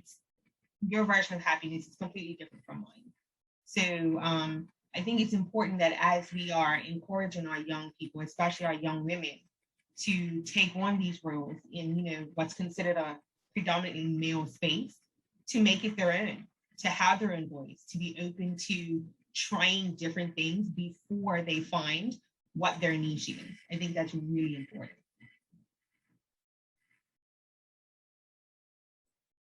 For sure. Thank you. Absolutely. And now I'd like to just turn our attention a little bit more towards entrepreneurship. I know a few of us are or have been in a situation where they wanted to turn a hobby or a passion into a full-time endeavor, and usually technology plays a big role in that. I don't think you can get away from it, and I don't think you'd want to, actually. So the next question has to do with just that. When did you, in your view, or all of you, when did you find or determine the moment where, okay, this is the time where this hobby of mine can go public and can be monetized and can start as a company, as a business? I can jump in with that. So I like to describe entrepreneurship as the hardest work you'll ever love because it is incredibly challenging. And I remember the highest highs and the lowest lows could be in the same 24 hours. So it's not for the faint of heart. That's why, you know, perseverance is a good theme for this, because being an entrepreneur, you really have to be tenacious and resilient. But it can be a lot of fun too. And I remember, you know, I was working at Google and there was an idea that had sort of been germinating, and it got to the point where every night and every weekend I couldn't stop working on it. And I was so passionate about it, like I was having trouble sleeping. And I think that's when you know. I think when you become so obsessed with an idea and it fills you with so much spark and so much fire, that you're, either willing to leave a job or you're willing to take the big leap, the risk, because it's a lot of risk, to become an entrepreneur. And it's when the idea really speaks to you, inspires you, motivates you, and in some ways consumes you, because you need that level of passion to do entrepreneurship. Like, to be an entrepreneur full time, you really should love what you're doing, because it is not bound to the normal Monday through Friday work week. You'll probably work harder than you ever have, but you're also working hard for something that you care about, that you're passionate about, and that you own, and hopefully keep a lot of your ownership over the course of your venture. So I think that's a big indicator. And for me, it was a little scary, to leave a job I actually really liked to go do something that was just the big unknown. And it was hard. And it was a team of all women founders. So that made it like 10 times harder. And fundraising and everything else. So I think if you have something like that, that's really lighting you up, then do it. Marilyn, would you like to share your experience? I know that you're carrying both at the same time. You haven't Right to the other. Yeah, but I'd like certainly. So like Sloan, while my business is not a tech-based business, we do use technology to streamline processes and just help to create efficiencies. And is there room for improvement? Absolutely. There's always room for improvement. But we do use technology in some capacity. I mean, it's become second nature for everybody in society now. So, if you were to shy away from it, it would kind of be a bit absurd. Also, just to kind of piggyback off of something that Sloan mentioned, well done to you for recognizing that you weren't happy initially and making the decision to change, because I think that's a very scary prospect for a lot of people. Once they recognize, hey, I don't really like it here, change, it's fine. Change is okay. And the same applies to technology. I saw a comment also in the chat about, being overwhelmed with the pace at which things change.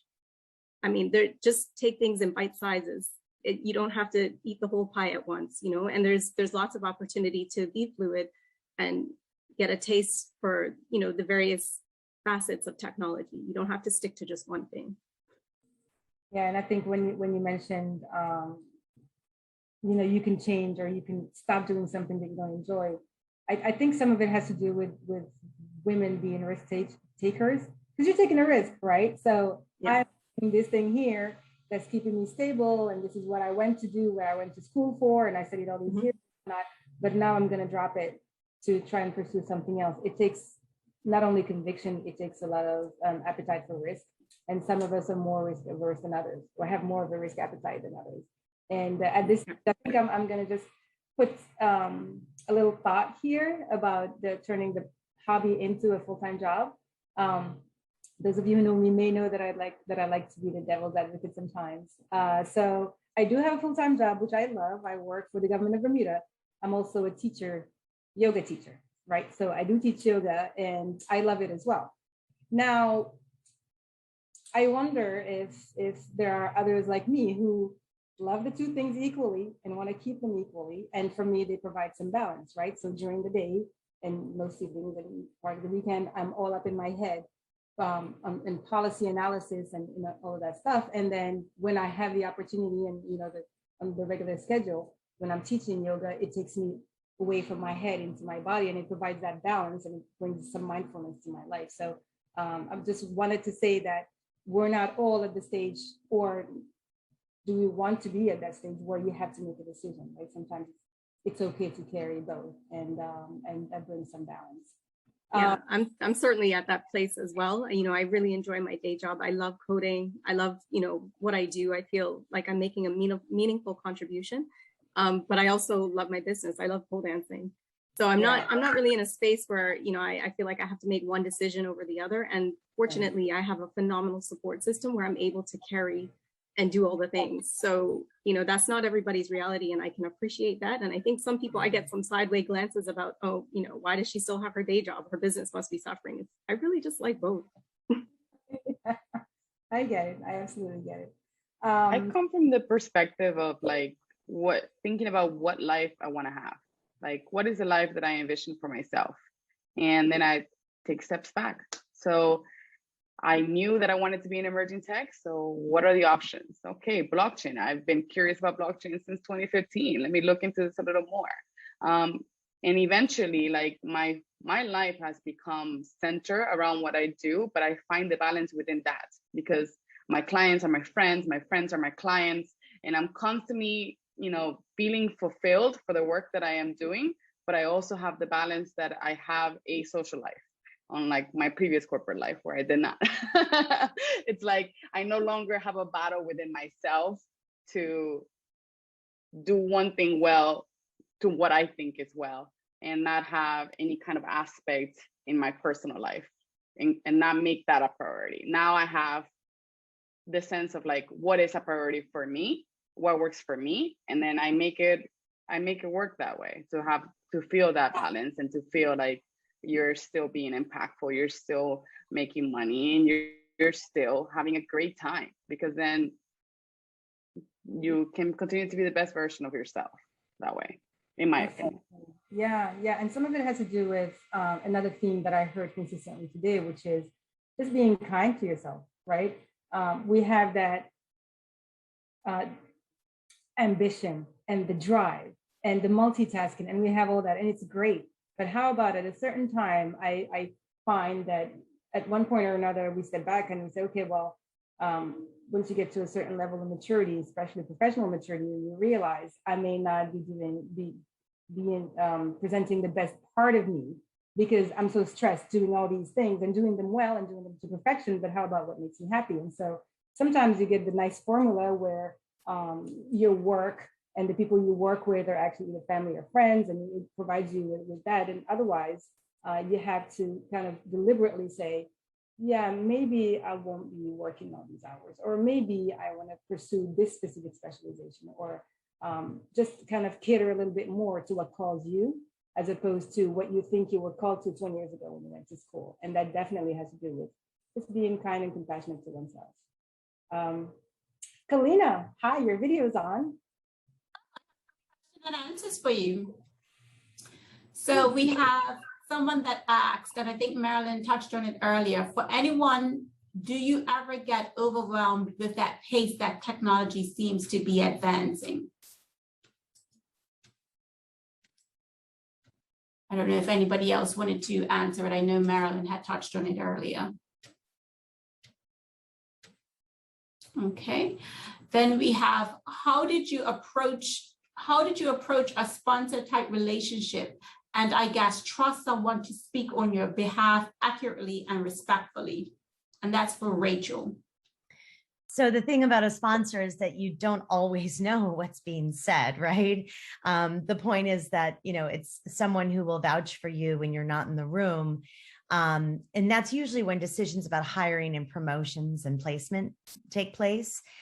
And so it's not something you can necessarily engineer. But what I would say is, try and cultivate relationships, with executives, with decision makers. And if there's a way that you can have visibility so they can see your work, you can share your ideas, and you can demonstrate to them how capable you are. And also, try and foster that relationship of trust. Those are things that really help. There's no guarantee.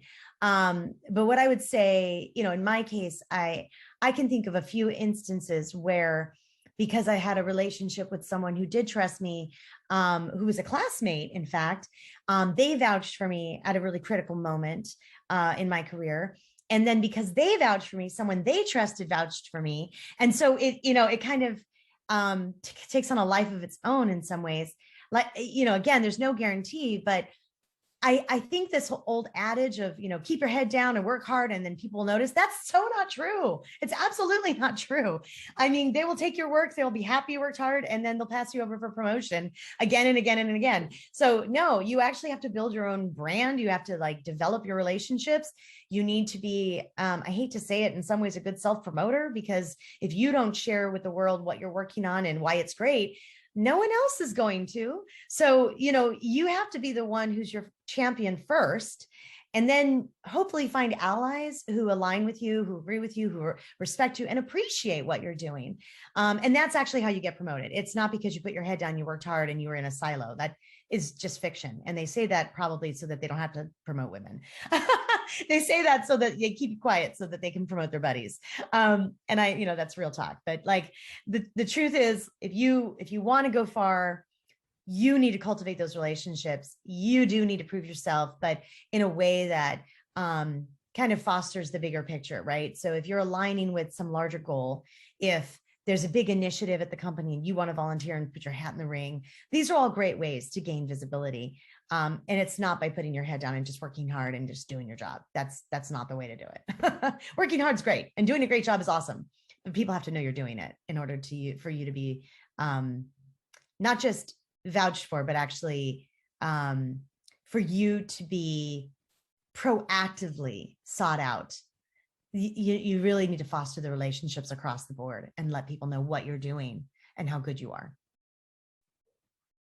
Thank you, Rachel. So our next question is, how do you recommend bridging the generational gap when we might be supporting or guiding young women / young people who may actually have more experience with all the different tech media? How do we keep up? And that's for any. Go ahead. Getting a lot of this question. Sorry. So one of the programs that we have at the Economic Development Department is the Cyber Tips program, where we go into the schools and we have a digital citizenship and awareness program that we run with the middle and high school students. The number one complaint that we hear from the kids is that nobody ever listens to me. So I think part of the answer to this question is to actually listen to what they have to say, allow them to guide you. And we have a seniors event as well. And the first thing I always tell our seniors or ask them is, do you have any grandkids? Because your grandchildren are going to be the ones that are going to come and tell you how to fix your remote, or what you need to do on your iPad, or how to fix your computer. I can't tell you enough how many times my son has been called by my granny, actually, to say, she calls it Netflix. My Netflix is broken. Or anything simple like that. So these kids are born with technology ingrained in their fingertips. And as technology continues to evolve, they grow with it. So while a lot of the older generation are still trying to figure things out, these kids are creating what's happening next. So it's really important that we involve them in the conversation, because they are the future of technology. They are the future entrepreneurs. And so if you have a question about technology, please speak to your resident teenager. I am positive they can give you the answer. Yeah. And I just want to add to that. I have younger founders that I work with. They're a lot younger than me, actually, but they're geniuses. And I know that they have a grand vision and they're very good at some aspect of technology, but they may lack in others because nobody's perfect and they all have their strengths. And the areas that they lack, I may be able to complement them with. So I collaborate with them to help them advance whatever it is that they're working on. But that's how you stay plugged in, because you'll learn from them and they'll learn from you. And that's kind of the future from my perspective, collaborating with all sorts of people, young, old, and female, male, and all kinds. For sure. And may I just say to Deidre, if you're still here, I think you're getting the answer to your question about being overwhelmed with so much technology out there. There's usually a way to gain some understanding. So what I would recommend is always ask the question. I have several degrees, but none of them has to do with technology, but I'm somehow in tech, and I'm somehow surrounded with people who know more about it than I ever will, including my 19-year-old, that's true. And so you ask the questions and you make your contacts. Bermuda is a small place, and I love the nurturing part about it. And it seems like entrepreneurship is in our DNA. And so when you're starting something, when you start thinking about an idea, whether it's a business, a small startup, or whether even if it's a charitable organization, you will always find answers, as we say in the EDD, right in the room. There's enough of us that know so much about so much that it's just important to not get too overwhelmed, but to actually reach out to your tribe, reach out to your contacts, to your network, and find the answers. All right, ladies, thank you so much for joining our tech session. It has been an amazing talk. Sometimes when you think about tech, you think it's over your head. And I think that you ladies brought a different aspect to us, something that we can all learn from and be able to relate to. So I want to thank you all for joining us. I also especially want to thank Maria and Rachel. They are our international speakers. So thank you for accepting the invitation, as well as my Bermudians. Thank you for joining us as well. Next up, we are going to have a pitch competition. And if anyone was able to join the rocket pitch competition that was held I believe last week, Tuesday at Bacardi, it was an amazing event. And all the female pitchers that pitched during the competition are going to be played their videos. So it's going to be a 5-minute video of each of the business. And then there's going to be a poll afterwards. And you guys get to vote on who is going to be the first, second, and third place winner of the pitch competition. And so if you look at your schedule, if you head over to the header that says pitch competition, you will be able to join and watch these amazing businesses evolve, and then help one of them to get funding and things to help start theirs. So thank you very much again, ladies, women of tech, and looking forward to connecting with you in the future. Bye, guys. All right, don't forget, head over to the pitch competition. Thank you. Bye. Okay. It took 4 days to build your business plan, 6 months to build the courage to leave your day job, 3 weeks to find the perfect location. It took 10 days to outfit your space just right. And 1 day before your first client walked in the door. All totaled, it took you a full year to get your business operational. And this is just the beginning. To the entrepreneurs, the risk takers, the people that shape our economic community, we salute you and are here for you every step of the way. BEDC, inspiring, informing, and supporting Bermuda businesses. Good afternoon, ladies. Just keeping the ball rolling. Hopefully everyone is enjoying themselves so far. Hopefully you are getting some wonderful information. As one of my colleagues says, they're getting some nuggets. And hopefully you're taking it all in and you're absorbing it. You are making those connections. You are networking with the ladies. We are going to have a networking portion. We did it on Sunday at the pre-brunch, and it was amazing. It was a really great networking. So we're looking forward to doing that between 5 and 6, but there are opportunities during the breaks, the short breaks that we have, for those to connect and meet people. So right now we are going to hear about 7 businesses, all different, amazing, and once we listen, it should be about 35 minutes. I think it's like 5 minutes each. And then you will get to, a polling question will come up. You get to click on which business it's going to be. And so I'm going to get the video is going to start now. So enjoy, sit back and relax, and let's listen to these women. The power of books is literally everywhere. Good evening all, I'm Marley Spriggs, CEO of Bookspace and Year 12 at BHS. I'm excited to be here tonight and tell you a bit about my business, which is Bookspace. Bookspace sells educational books to young people and also corporate sales. I'm excited about Bookspace's story. I started out in the BEDC Summer Student Entrepreneurship Program with the idea of writing a novel for the 8-week program duration. However, with the weekly sales goals, I needed something more tangible. So I decided to start providing educational books to young people. And at the end, I developed the EBRC, the Extraordinary Book Report Competition, which I will refer to as the EBRC. The SSAP was a great program. I was fortunate enough to win first place, and I'd do it again. So the EBRC is a creative initiative to enable middle schoolers to not only read more, but enjoy what they read. The competition basically shortlists middle schoolers from their best book report submission, from semifinals to finals, to win real cash prizes with partners and sponsors as judges. The EBRC is vital because the concentration skills needed for reading are vital in any academic achievement. So this is in everyone's best interest. These are the competition's first selected book sets, and you can also see them displayed here today. They're all fantastic sets for ages 10 to 13, and they're all great for motivational themes.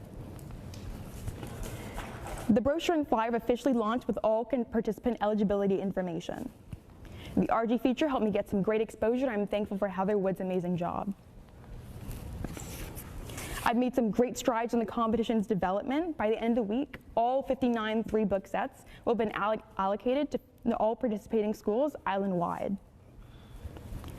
I have a strong affiliation with the Bermuda National Library, as well as most recently, the Friends of the Library Associated charity. I'm so lucky to have great sponsors like Cohort, Helix Labs, Blueprint Hair Studio, and Miles Market. And by way of this letter, I have association with the registered charity with all the benefits while still remaining a for-profit business.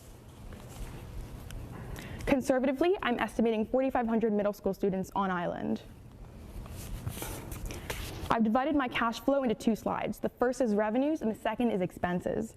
The revenue slide projects Bookspace's book sales and competition sales over the next 9 months. It also includes corporate sponsorship in line with what I'm getting now, as well as prize money. I'm happy to entertain any questions about it.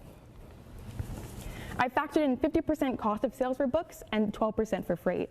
You can see all the expenses associated with my projected second and third competitions next year. I've also factored in money to pay for my expanded leadership team. This is how I plan to use the money if I win, to develop the EBRC and Bookspace's general sales. Now on to Bookspace's new successes since the preliminaries on October 28th. Firstly, my $1,000 order from Bermuda's Economic Development Department's Reverse Pitch Challenge was a great recent success for me. On a lighter note, Bookspace received a kind donation from Mary Davis. My dog ripped it up, but it's obviously worked out an alternative method of payment with Miss Davis, and it was very kind of her. I was happy to receive a $675 book order in care of Bermuda Center for Creative Learning, in which I delivered part of the books on Saturday. I was also a panelist yesterday in Bermuda Institute's Entrepreneurship Week event to share myself and Bookspace's entrepreneurial journey. I also gifted BI some EBRC book sets. It was a great evening. I'm thankful to have been a part of it. And I've also gifted BHS some book sets. Moving on, I look forward to more opportunities to speak to students about Bookspace and my entrepreneurial journey. Bookspace can bring like-minded students together to focus on how an expanded Bookspace team can touch many more students, to share the many benefits of extracurricular reading. Bookspace looks forward to serving its customers, partners, sponsors, and most importantly, its student leaders and young readers. Great books are at the heart of Bookspace. Whether that's a book about how Patron tequila is made or the competition's next selected set, Bookspace is here to serve. Thank you. Judges, my name is Jana Otterbridge, and I'm going to show you how Playdate is going to dominate the childcare market. So Playdate is an app that allows parents to find the perfect babysitter for their child. So a little bit about me. I'm the sole proprietor of Playdate. I've been taking babysitting jobs since middle school, and it's been my primary source of income for almost 2 years. I'm connected with several families and have kept a consistently full schedule with a rapidly expanding loyal client base due to my unique individualized care structure. Featured in the photo is my best friend and inspiration for Playdate, Shayla. She's one of the kids I provide care to.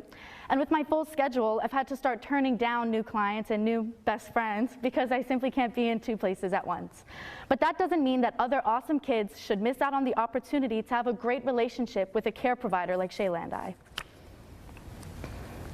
Prior to the pandemic, it was already extremely difficult to find a babysitter, whether it be short-term or long-term care, just due to how time-consuming and draining the entire process can be. Finding someone, getting to know them, seeing their qualifications, it's very labor-intensive for parents. So during a pandemic, when schools can close down at any moment, and we really need to keep our number of new interactions low to mitigate the spread of the virus, how do we find someone then? Well, Playdate currently has 3 major market competitors. We have Great Au Pair, which is not a Bermudian-owned site that anyone can sign up for, and there are no background checks or qualifications that are required to be on the site. There's Island Nanny Desk, which is a site with much more reputable management and staff, but the process of getting a sitter is a tedious one for parents, as you have to engage in email correspondence, fill out several forms, and have several meetings. And then we have Ethos Care, which is the newest and fastest way to book a sitter, but there's no comprehensive information provided on the site about their sitters other than their name and their face. Playdate is a solution to all of these issues. We are faster, we are more user-friendly, and we provide comprehensive information about our care providers and more information than all of our current market competition. And we will be the only service that's available on the island as a downloadable app on the App Store or Google Play Store. And we'll guarantee you'll be able to sign up and book within one sitting. So how does it work? You simply download the app from the App Store or Google Play Store to your phone, you fill out your information about yourself and your child, and then you'll be given access to a full list of our sitters with their qualifications, certifications, a video introduction, and real reviews from other parents.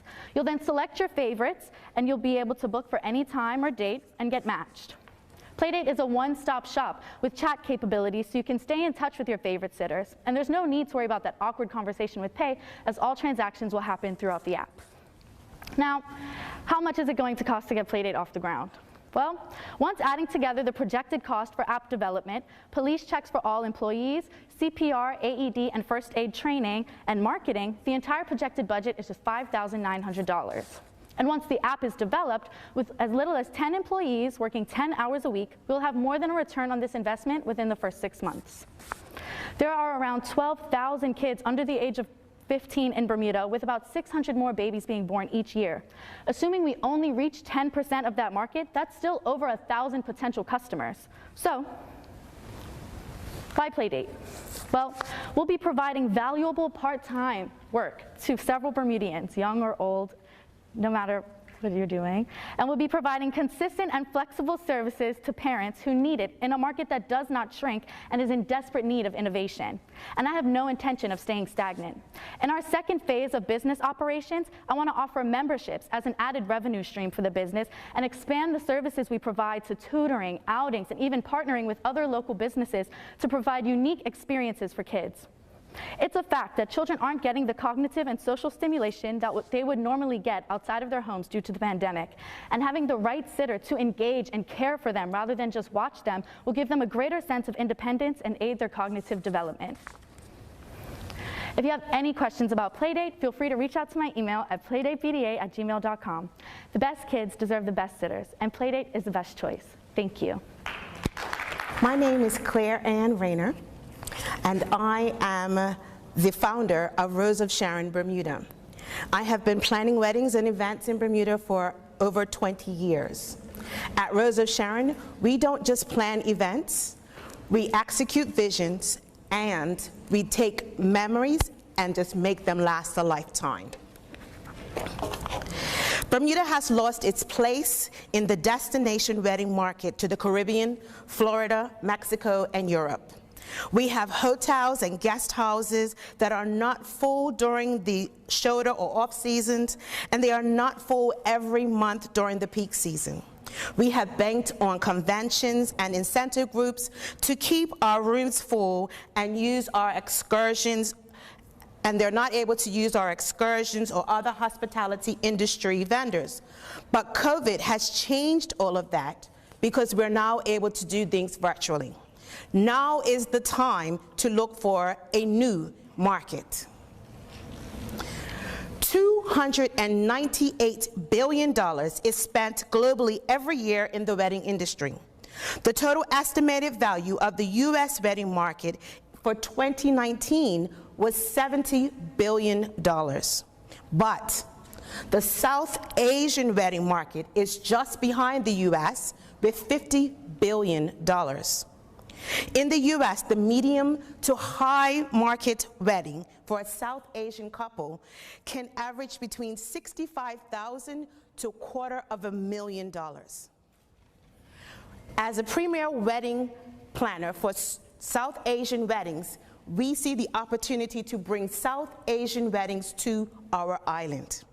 We have very few wedding planners that understand what's involved in planning and executing a South Asian wedding.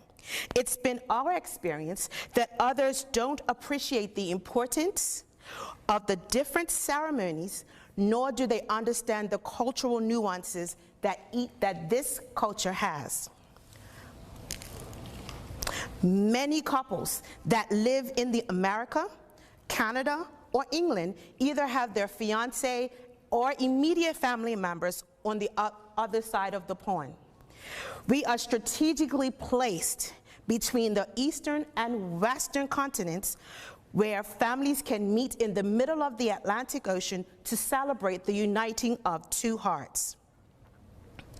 The average 200-person destination 5-day South Asian wedding can run upwards of $300,000. This covers rental fees for the locations where they're having their main events, food and beverages for the actual events, decor, and a plethora of vendors that are required for up to 6 or more events. This price tag does not include hotel rooms of each guest. It does not include airport transfers, food and beverages for the activities and or excursions that each family that comes will want to partake in.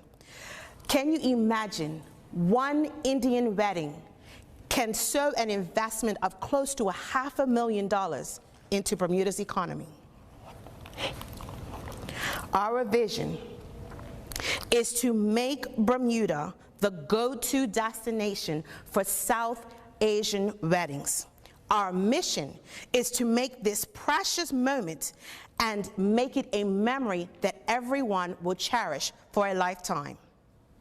Our target customers will be South Asian couples and their families or their parents.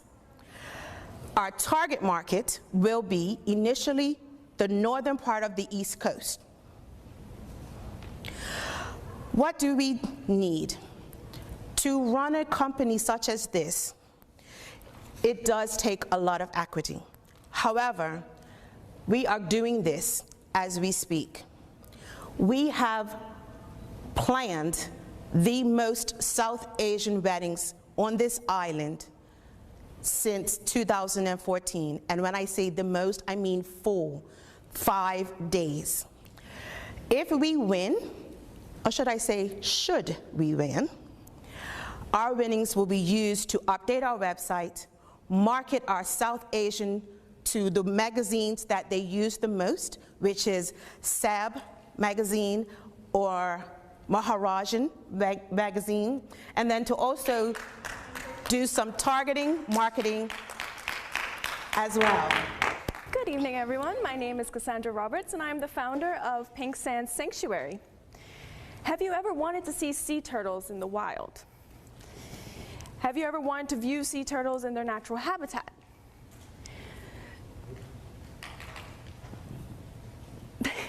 Apologies. Here we go. How about being a part of a turning point for conservation on our small island, or even being involved with a new form of ecotourism? There is a lack of wildlife rehabilitation sites in Bermuda. The only place we have is the Bermuda Aquarium Museum and Zoo, and hereforth will be known as BAMS.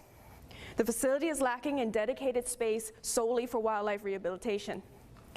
And the space they do have is fighting for room with the exhibit fish that they have. And they do not have enough personnel to care for these animals when they are bombarded. The area I propose for this new site is the 9 Beaches Hotel. Now, this once pristine hotel is now in ruins. It is an eyesore. It has squatters, and their huts are falling to bits and polluting our oceans. We also have jet skis and boat tours that go through the area, threatening the wildlife. And I've heard several tourists and Bermudians have stated that it's very difficult to see turtles in the natural environment. But I will warn you, the next slide does have some graphic details. These pictures might not be pretty, but it is a reality. Just take a good look at the hotel, for example. The crumbling huts that are waiting to be turned into something magnificent. And I have personally seen how some of these animals walk through the door suffering. Most of them come from the west side of the island, Dockyard, Daniels Head, just to name a few. So I proposed a solution, or a couple of them actually. Having a rehab center on the west side of the island, closer to their natural habitat, and in turn getting these turtles to be helped faster. Other solutions that the huts will be actually refurbished into turtle viewing huts where guests can come and pay and see turtles in their natural environment, turtles that we have helped and released. This will create ecotourism and clean up the coast at the same time. Old Bermuda House that's there will actually be turned into an education and visitor center, so guests can come down, learn about the ocean, and even book tours to come see the rehabilitation center. This itself will create jobs for Bermudians, as well as working hand in hand with projects that are already running, such as the Marine Nature Reserve. This will appeal to those who are interested in wildlife, interested in turtles, animal lovers, those who want to learn more, and even just those who want to see what rehabilitation is about. This will also interest private companies, regular companies, and private sponsors, as sponsoring a company like ours would look good on their portfolio. Other forms of revenue would be donations, the turtle huts, as well as visitor center and tours of the rehabilitation center. I have over 9 years of working with the Bermuda Aquarium Museum and Zoo. 5 of those years have been working in the rehabilitation center itself, so I know what I'm talking about. 2 of those years I worked at the Bermuda Turtle Project. I also have sponsors and support from Jennifer Gray, who is the director of the Bermuda Turtle Project, and Dr. Ian Walker, who's the curator of BAMS. But also with my networking, I have other traction everywhere else, like Michael Gladwin, who is a tour boat operator. He does tours around 9 beaches and actually supports having that space safe for our wildlife. Along with that, I do have educators and other connections, such as vet tech, like my best friend Kyla Roberts. I also have veterinarians, tour boat operators, as well as rescue boat operators who will be willing to help me out, as well as other volunteers who are really more than happy, who are passionate to lend a hand. I do have a couple risks. Every idea does have a couple risks. I do have a major competitor. The BAMS is actually a major competitor. They're already established. They do have government funding, but they are focused on their exhibit animals. Unfortunately, the government is not really too much keen into having that as a conservation status. But they do not have dedicated just to wildlife rehabilitation. Other factors is obviously if I don't have the leasing for opportunities for 9 beaches, it won't derail me. I will start smaller. I will help BAMS as a wildlife rescue responder. And growing that will progress into a place of my own. My mission is to provide top quality safe space and rehabilitation to wildlife on the western side of the island. This is something Bermuda needs. Thank you. The year 1505, the man, Juan de Bermudez, found Bermuda by accident and intentionally left a pair of mating Spanish hogs for others. 1 century later, Sir George Somers was very grateful for the first agricultural harvest. In the early 1900s, Bermuda produced enough food to export it to the eastern seaboard.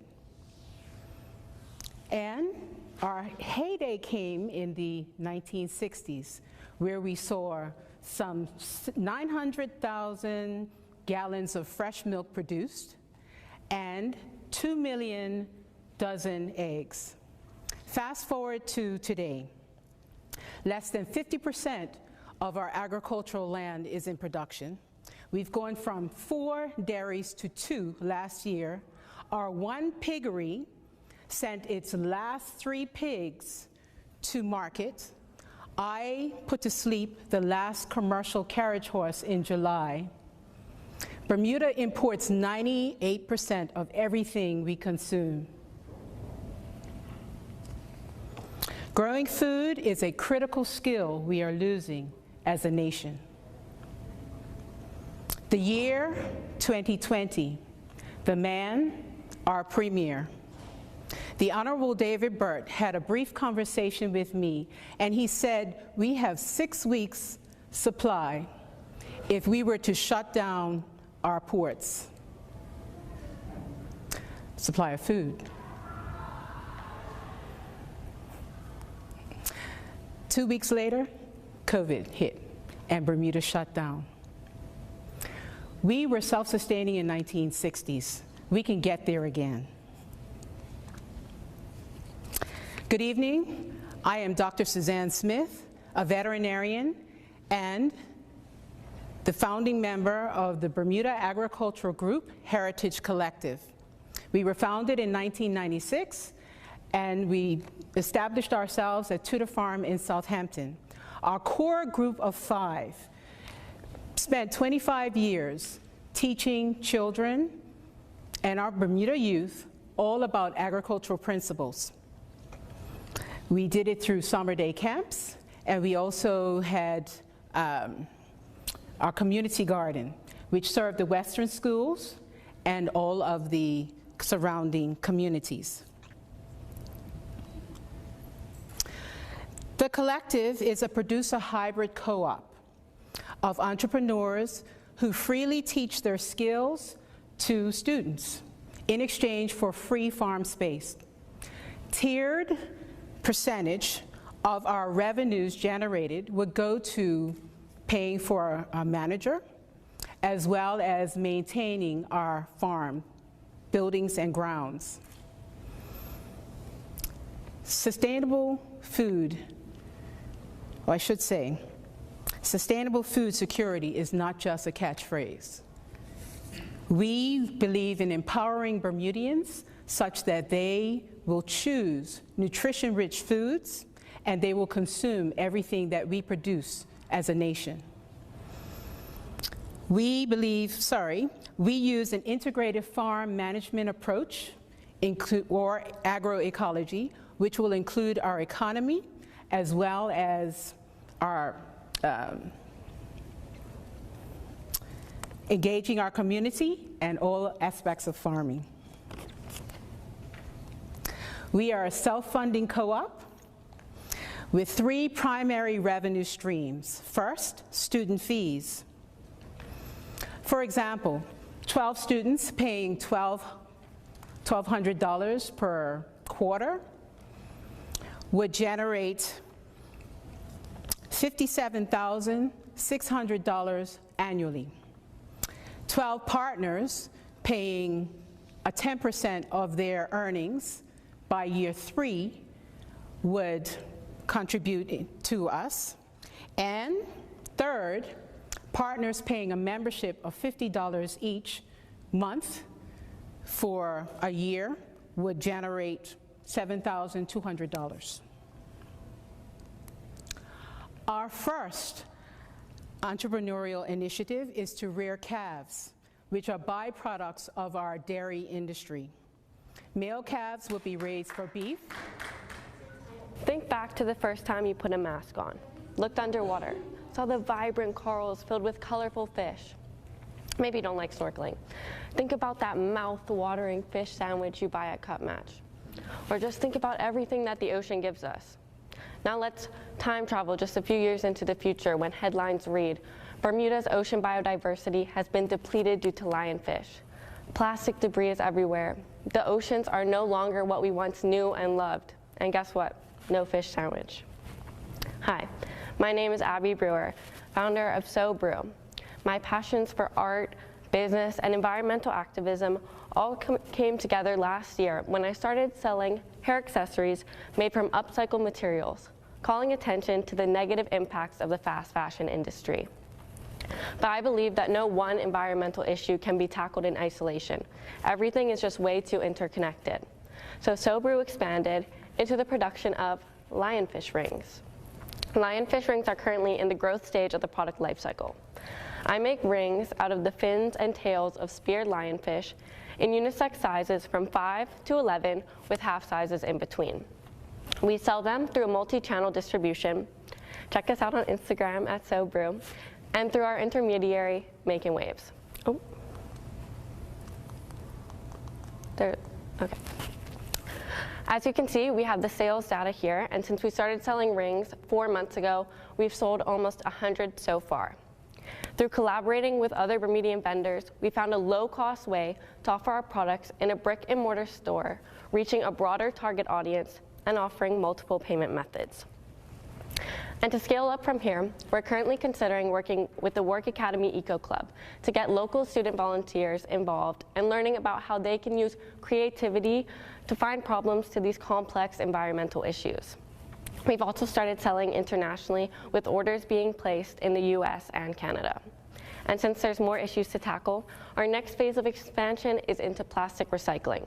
Since Bermuda currently does not recycle plastic, and it's a crisis worldwide, we have connected with an international company to openly source everything that we need to build machinery and recycle multiple types of plastic here on the island. Everything we do revolves around innovation and sustainable practices. We hand make everything locally, emphasize being as close to zero waste as possible. I spent about a year in R&D trying to find the most innovative way to make something fun out of lionfish. And we believe that if you want to stay up to date with innovation, sharing your ideas and working together with others is key. And we're even in the early stages of a collaboration with Bermuda Glass Revival to try and recycle the absurd amount of waste here on the island. So to start the plastic recycling expansion, it's an initial setup cost of around $5,600. And from there, the key factor resources, plastic waste, should come at little to no cost. And then we can make an array of products ranging from sunglasses to bowls to clipboards to even blocks that you can build with. And on the other side here, we have lionfish rings, which have already broken even, with little to no fixed or variable costs, a selling price of $20, well, $14 to our intermediaries so that they can still benefit. We are already profitable at around $1,300. So summing up some of the positive social factors, we can involve local student volunteers, we collaborate with other Bermudian vendors, and hopefully create future employment opportunities as we're scaling up, producing more and more lionfish rings, and also into the expansion of plastic recycling. We'll be looking to hire positive, creative, environmental activists, and hopefully just inspire others to live more sustainably. So I would now ask you all to pull out your phones, type in so_brew on Instagram, follow us, and DM me with your ring size if you would like to be entered into a surprise draw. And thank you to everyone listening for your valuable time.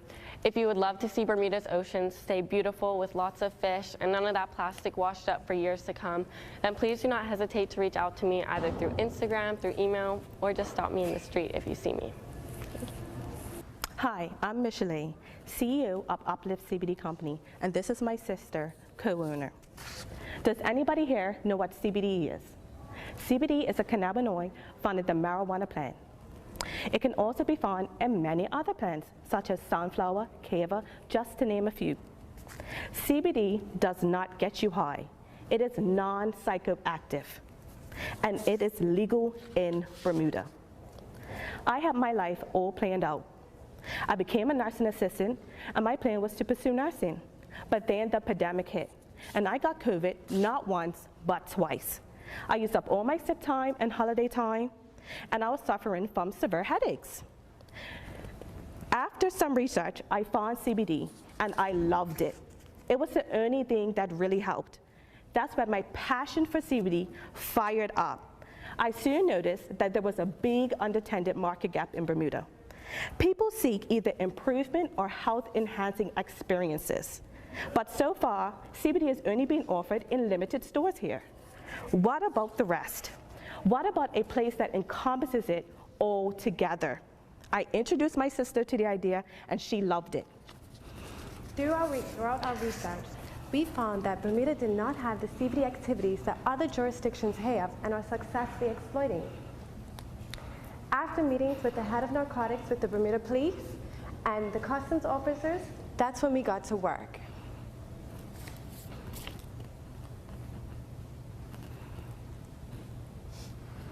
The CBD worldwide estimations predict over $50 billion by 2028 and growing at a rate of 50% thereafter every year.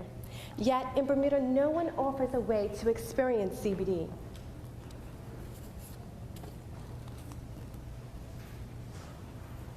We have two revenue streams, in-store product sales and experiences. Since the experiences will involve the purchase of our CBD products, that will boost even more the first revenue stream by synergy. As to our target market, we have broken them down into two tiers. The first tier will be our 21 to 35-year-olds. Those are what we call our CBD pioneers. The second tier will be our 36 to 49 years old. Those will be our future consumers after the early adapters. The CBD industry is valued at $3.6 billion today, and the island reaches 13 times its inhabitant size in tourists every year, and those tourists generate $419 million in expenditure of leisure. Some of our CBD experiences include puff and paint, yoga, CBD cooking classes, and even setting up a private CBD bar at your own private event. We have built a full specs business plan. There's a profit forecast for the first 5 years, where we even reach slightly past our break-even point. We have a more detailed breakdown of our operational costs as well. We will offer a safe, legal, and unique way to experience CBD. These experiences will intertwine with the local culture and the artists of today. We are partnering up with a local hotel to offer these experiences to tourists and locals alike, and we will be the first ones to bring this model to the island. Our true edge is the experiences. We are selling moments, not just CBD products.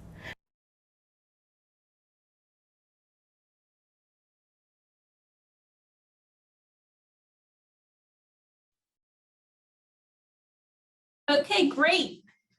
Dave, I'm assuming that that was the end of the last pitch.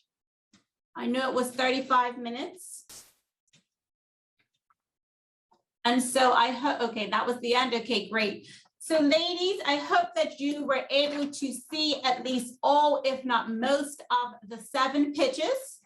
I will give them to you again. So there was Molly Spriggs with Book Space, Quinn Otterbridge with Playdate, Claire Ann Rayner with Rose of Sharon, Cassandra Roberts of Pink Sand Sanctuary, Suzanne Smith with Bermuda Agricultural Group Heritage Collection, Abby Brewer with So Brew, Michelle and Kaylin Cannoneer with Uplift. And so we want to, yes, again, congratulate all those women that pitched in the rocket pitch competition.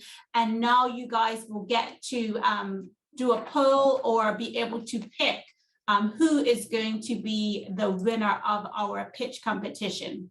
Last year, we actually had our pitch competition in the live during the event. And so this year we figured we would do it during the event. So if you go to your chat feature, there is a vote here button. If you click on the vote here, you would be able to vote for your whoever you want to win. And then during our 4:30 hour, we have our pitch competition winners will be announced with our Women of the Year entrepreneur. All right, so I'll give you guys some time to vote. And then after that, we will join our next session. So there is a coffee break right now, or a break for you to stretch, move around, get something to eat, a snack. This is going to be until 3:45, and then we will start our next session, which is our Women in Branding panel. So don't forget to check your schedule, go to your Women in Branding panel for 3:45. I do see Anu is saying, where do we vote? There is no voting button. There's a link. So there's a link. Can we put it up again, Dave? Can we put it so that those who are just joining can click on it?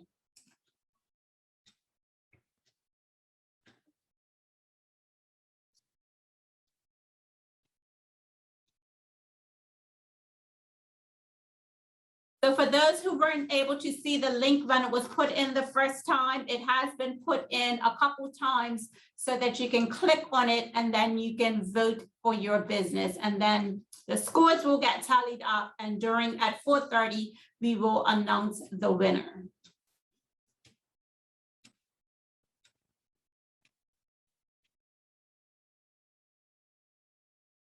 So once you voted, you can then move on, like I said, to take a break, check out some of the platform details, and then join us for 3:45 for the Women in Branding. That obviously is going to be a very good session.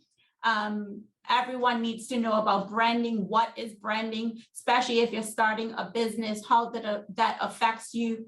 And sometimes you could be working for somebody else, but you could be helping them with their branding or giving them points or tips or things that they may need to do. So it's always good to listen to this information. If, doesn't matter what side you're on, if you're working for someone else or working for yourself, this information is always helpful. And you never know, you may become an entrepreneur, one day, you never know. So great of you to join us, and I'll leave this open for a bit, Dave. So we'll leave this open for a bit so that we can make sure that everybody votes. And then, like I said, you can leave the session, but make sure to rejoin us at 3:45 for the Women in Branding.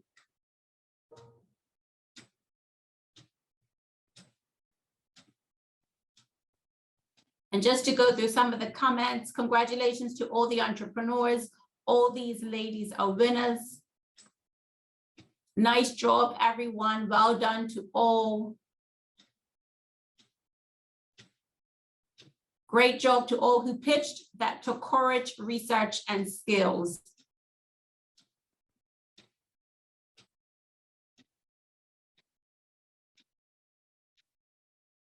Yes, great to all who pitched.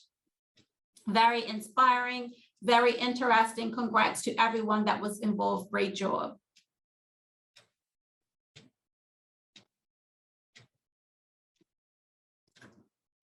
Okay, so the link is still going to be on this page for as long as you're here, but the link is also going to be on the home page as well. So you can also head over to the home page and click on the link, and you will be able to vote there.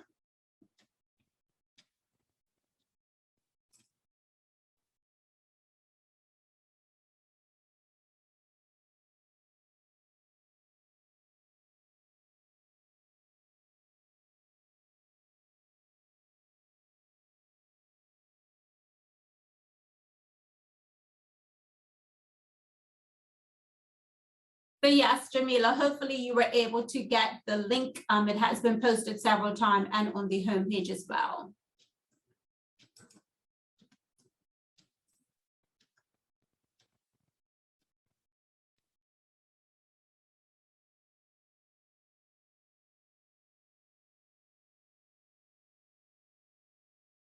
Okay, I can repeat the names again. So we have Marley Spriggs of Bookspace. We have Quinn Otterbridge of Playdate. We have Claire Ann Rayner of Rose of Sharon. We have Cassandra Roberts of Pink Sand Sanctuary. Suzanne Smith of Bermuda Agricultural Group Heritage Collection. Abby Brewer of So Brew. Michelle and Kaylin Cannoneer of Uplift. Those are the 7 women that pitched today. And hopefully you will be able to vote on your favorite pitch of that session.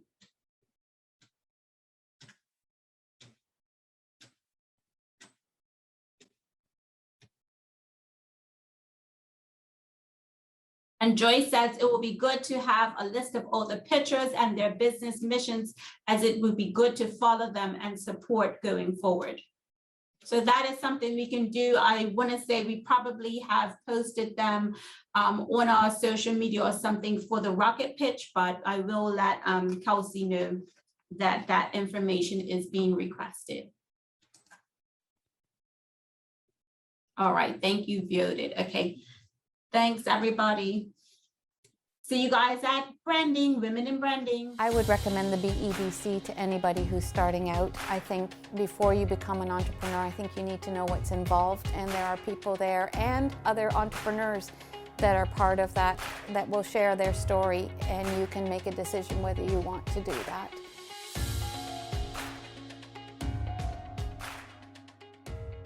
All right, ladies, it is 3:45, and so we are ready to start our next session. I hope you all have been following for the day. Hope you have been enjoying it thus far. We've had some amazing keynote speakers, as well as our panel discussions have been awesome. Hopefully everyone has been writing down their takeaways, things that they need to start and put in practice starting next week or whenever they see fit. So now we are going to start with Women of Branding, and we have our moderator, which is Carla George, and we have our panelists, which are Nikki Fagan, Erica Bradshaw, Jody Covington, and looking forward to hearing what these ladies have to say. So take it away, ladies. Thank you, Carlina, and welcome everyone to the Women in Branding panel. I have enjoyed my day, Carlina. Yes, I have. Everyone has been great. It's been very informative, as this panel will be as well. I am your moderator, Carla George, and I have curated the brand Push Into Purpose, where we empower busy women of faith to launch their ideas so that they can turn their purpose into profit. And I want to introduce these beautiful women to you. I would love for them to introduce themselves and, of course, introduce their brand so that we can get to know them a bit better. And we'll start with you, Jody. Hi, my name is Jody Covington. Thank you guys for having me. I'm excited about this conversation. So a little bit about me. I own a few different businesses, one in which is JD Lewis Group, which is a public relations and marketing company. We also do events, branding, rebranding, and all kind of falls under the same remit, as the ladies will say here. I also own my own telecommunications company called Covington Telecom Solutions. And I have done major events globally.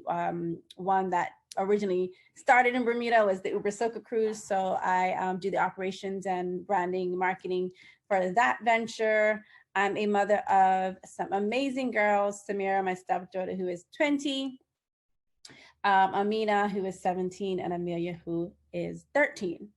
And I currently reside in Atlanta, Georgia. Well, actually Covington, Georgia. I moved here because it's named Covington. I moved from Bermuda in 2017, but I'm always back on island. I still have clients on island, and I'm just excited to be here today. So that's a little bit about me. Thank you, Jody. Nikki. Good afternoon, everyone. I am Nikki Fagan of Nikki Fagan Brand Strategy, formerly known as the Brand Lion here in Bermuda. I am also a mommy to a unicornical 5-year-old named Logan Gray. And thank you so much, Kalina and Carla and the BEDC for inviting me to sit on this panel with such amazing women, most of which I know already, and equally for the opportunity to share with all of you what it is that I really love to do. And I can talk about branding forever. So currently I serve women and a few brave men who are ready to start a business, or in some cases restart a business, but founded on the things that they really love to do instead of simply building a business on their education or their skills, a gap in the market, et cetera. And that's because entrepreneurship, you will learn, or you may already have learned, is not this well-paved road, right? So there are lumps and bumps everywhere. And what I do know from my experience in the last 20 plus years is that the best way to create the sustainability that you need for the journey is to build your business around something that you're passionate about. So that's where my genius comes in. I take people through the process of building business, carving out their next steps for a business that centers on their why. That's me. Love it, love it. Welcome, Nikki. And Erica. Hello, everyone. I'm actually here in Los Angeles, so I'm probably the furthest away. If those of you who are familiar with LA, I'm in Pacific Palisades, which is right between Santa Monica and Malibu. So from one coast to where you all are. I am a brand strategist, designer, and builder. I've been doing it for 19 years. I just celebrated my 19th anniversary of working for myself. And just like all of us here, I really enjoy supporting women entrepreneurs, especially because I love working with women, because I find that whenever we do something, we take something on, we have a bigger vision about it, and we're really thinking about how we can help us all and do what we do best for the good of all. So that's what I'm about. I've been doing this, as I said, for 19 years. I'm actually launching a new company in 2022 to support women-led positive businesses. So I'm going to be developing a directory of women-led positive businesses. And lastly, I have an online course, an extensive online course I just launched earlier this year called Brand Building Foundations. And that really helps with taking anyone who wants to self-guide through the process of brand strategy, as well as how to build out your initial brand asset. So thank you so much for having me here. I'm really excited about this conversation. Yep, it's great to have you, Erica. Oh, I should mention, I'm sorry, I'm also a mom. I'm also a mom. My poor daughter, she's 12, and I'm actually a co-parent. So I'm a single mom 50% of the time. That's perfectly fine. Thank you so much. Now, before we get into the meat of this discussion, I think it's important that we lay the foundation and define what branding is and what a brand is. So we may think that it's a logo, right? Or it may be our color scheme, or we ensure that our packaging is great and that our social media is on point. But I'm sure that it goes a lot deeper than that. And Nikki, I would love for you to just start it off and just give us some pointers and things that we should think about when we go into branding. Well, I'll tell you, I'll start from my expertise. My expertise is design, and I'm a creative director and art director by trade. And so this may sound strange for me to say, but it's something that I say with a regularity. And what the brand is not simply your logo or your website or all of the things that are, I like to call them trinkets, because the brand is so much deeper than that, right? You are the brand.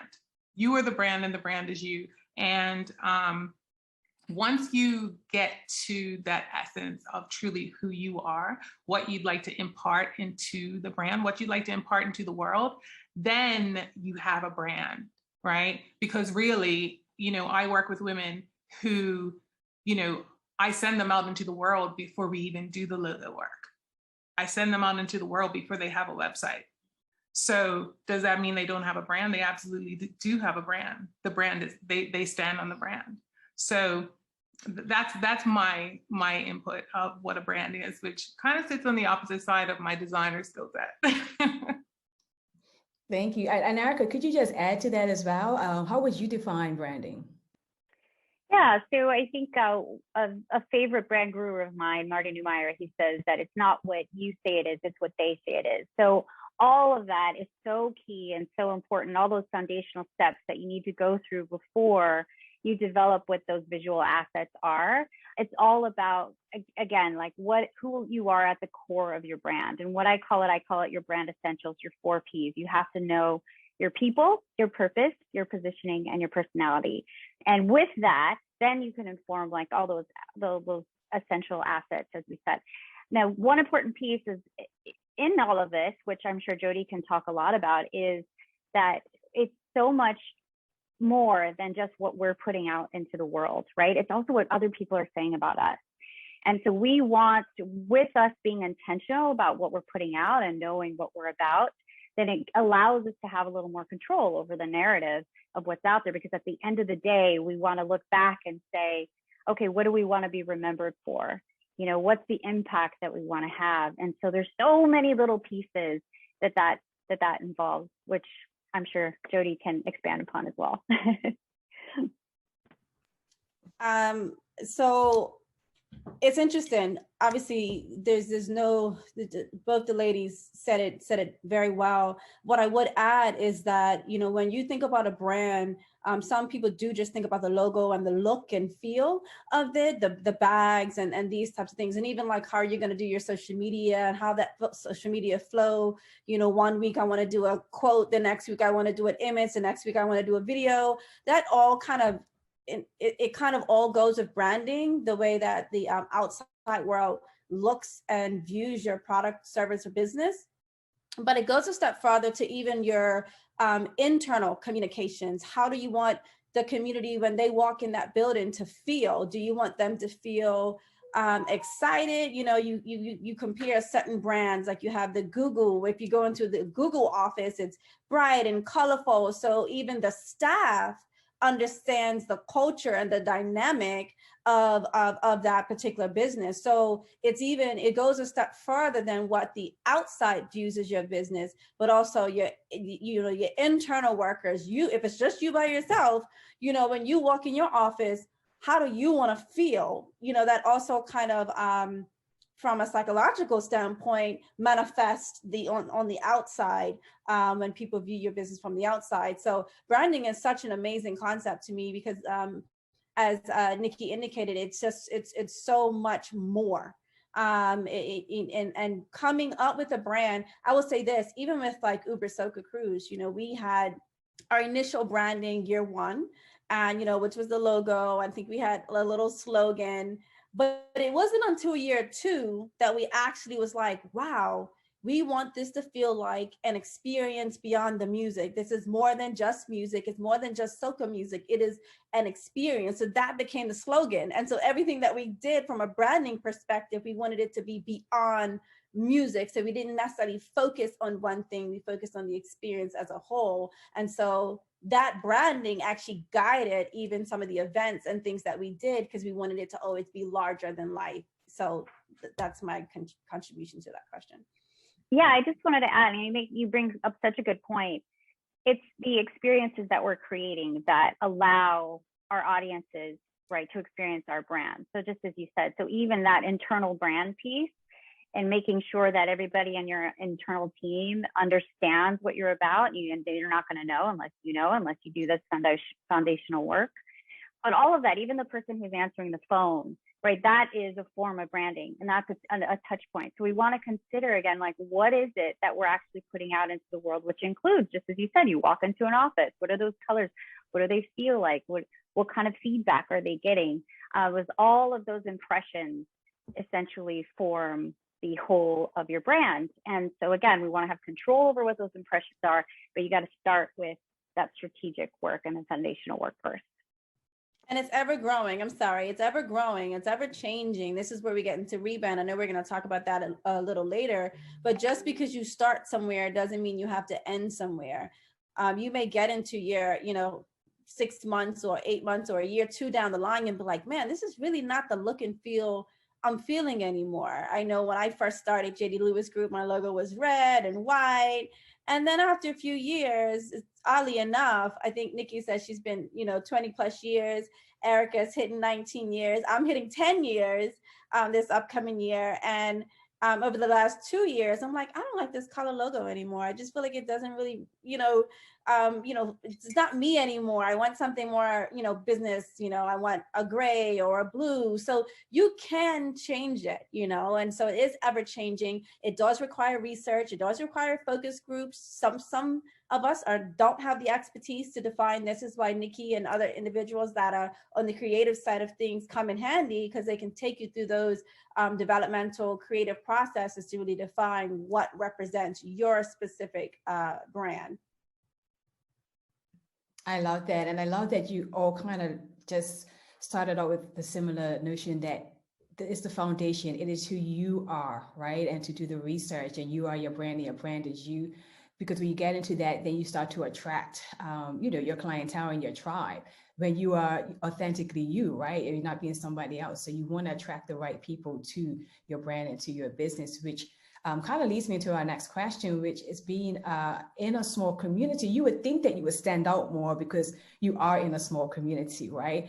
But what you tend to find is that you engage and encounter your peers in the industry more frequently, probably more frequently than you would like, and you start to see them as your competition.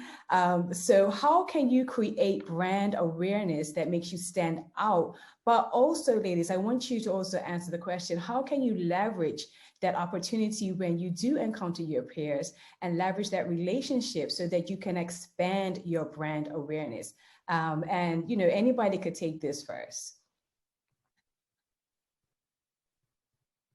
Jody. It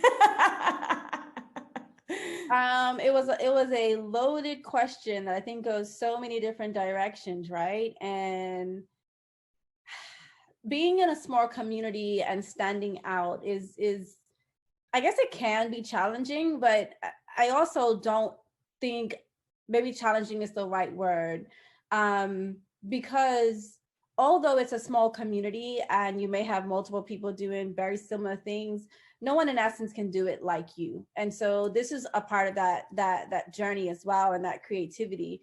When I was living in Bermuda, we had the brand Lion, which is now I see being rebranded. We had myself and maybe one or two other major companies, I think, alone that were doing, you know, marketing PR work. And I think we all were able to successfully carve out our spaces. And I never felt in competition like with the Nikki on Island. And Nikki and I, we ran in the same circles, and I even had to go to Nikki at one point in time to vent and be like, girl, I'm just overwhelmed and stressed out. You remember, Nikki? You know, so I think it's about understanding what you do and what you do well.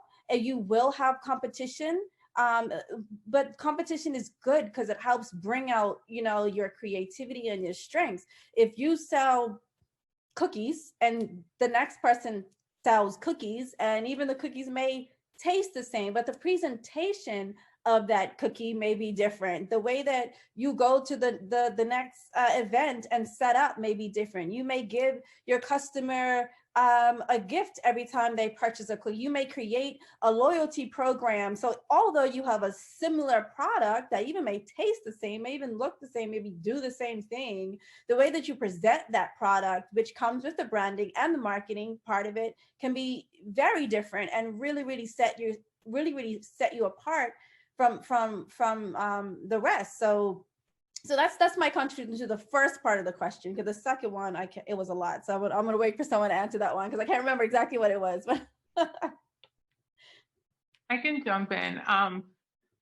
Here in Bermuda, we are the land of popcorn. And so everybody and their auntie sells popcorn in this country. And so, and then, you know, no offense to popcorn sellers. And then, you know, gift boxes. Now everyone sells gift boxes and cake and cupcakes. Everyone, it does not take much here for everyone to sell the same thing in a very small proximity. So standing out may seem like it would be impossible, when in actuality, we use every single one of those brands. And I hope that they recognize that they're not in competition with each other, because they all offer something very unique. And I can say that because right now, if I go into Warwick Pharmacy that's near my house, there's probably 6 different popcorn brands, local popcorn brands on the shelves. So that tells me that there's enough demand in the market for there to be a plethora of you know, sameness, it would seem, in the market. So just to piggyback on what Jody said, it really just matters who you are, who you authentically present yourself as, and even in a crowded space, you can still thrive. Can I just say something? I just want to show you something about the popcorn thing, because you know I order my popcorn from home and I ship it here. Yes, I keep it up here to hide it from my kids. I had no idea. I had no idea. That's fantastic. I literally order from Bermuda, and I have 50 bags up there. So I'm in LA, which is a huge area, but I actually grew up in Hawaii, which is quite small. So also I'm an island girl. But I just wanted to say that absolutely, just as they were saying, like if you do know what you're about, right? Who you're doing it for, why you're doing it, how you're doing it uniquely, how you're doing it authentically, as I said, those 4 Ps, then you don't need to worry so much about what everybody else is doing, because you are uniquely and authentically you, which is going to excite you. It's going to emotionally connect you with your brand and what you're doing. It's going to emotionally connect you with those who are aligned with you, your audiences. So in that way, I also want to mention that I think us women, and this is a big part of what I talk about too, we have a unique opportunity to really kind of take back control of the language of business, right? It's very masculine. It's very aggressive. You think about target, execute, strategy, and competition is another one. And I think just as Jody and Nikki were saying, like, I always try to think of it as peers. We're all peers. We do similar work, but we know what we're about. We know that we're doing this again for the good of all. And so we're just here to support all of you. And just like when you look at your peers and what they're doing, there are so many opportunities for collaboration, right? And so looking to your small community for those opportunities and inviting each other, because you're all doing it to boost everybody else up and to empower one another. And then I would say, in terms of maybe part of your second question, the brand awareness is extending beyond your small communities. I'm actually a part of a lot of little communities. So I am a part of several professional moms groups. Hey Mama is one of them. There's another one based out of London that's for women, Albright. So all of these have virtual communities that you can join and be a part of. Female Founder Collective, I think, is a huge one. So in doing that, you get connected with a lot of women outside of your small community. You have opportunities to learn because they're always doing virtual events, et cetera. You have the opportunity to contribute, which also boosts your brand awareness. And also, on my website, and you should have it on your website too, what are the groups that you belong to? Like, how do you leverage those networks to show and give credibility to your own brand by saying, hey, I'm a part of these various groups? Because you never know who you may come across that's a part of that same group, and like, oh, you have that connection.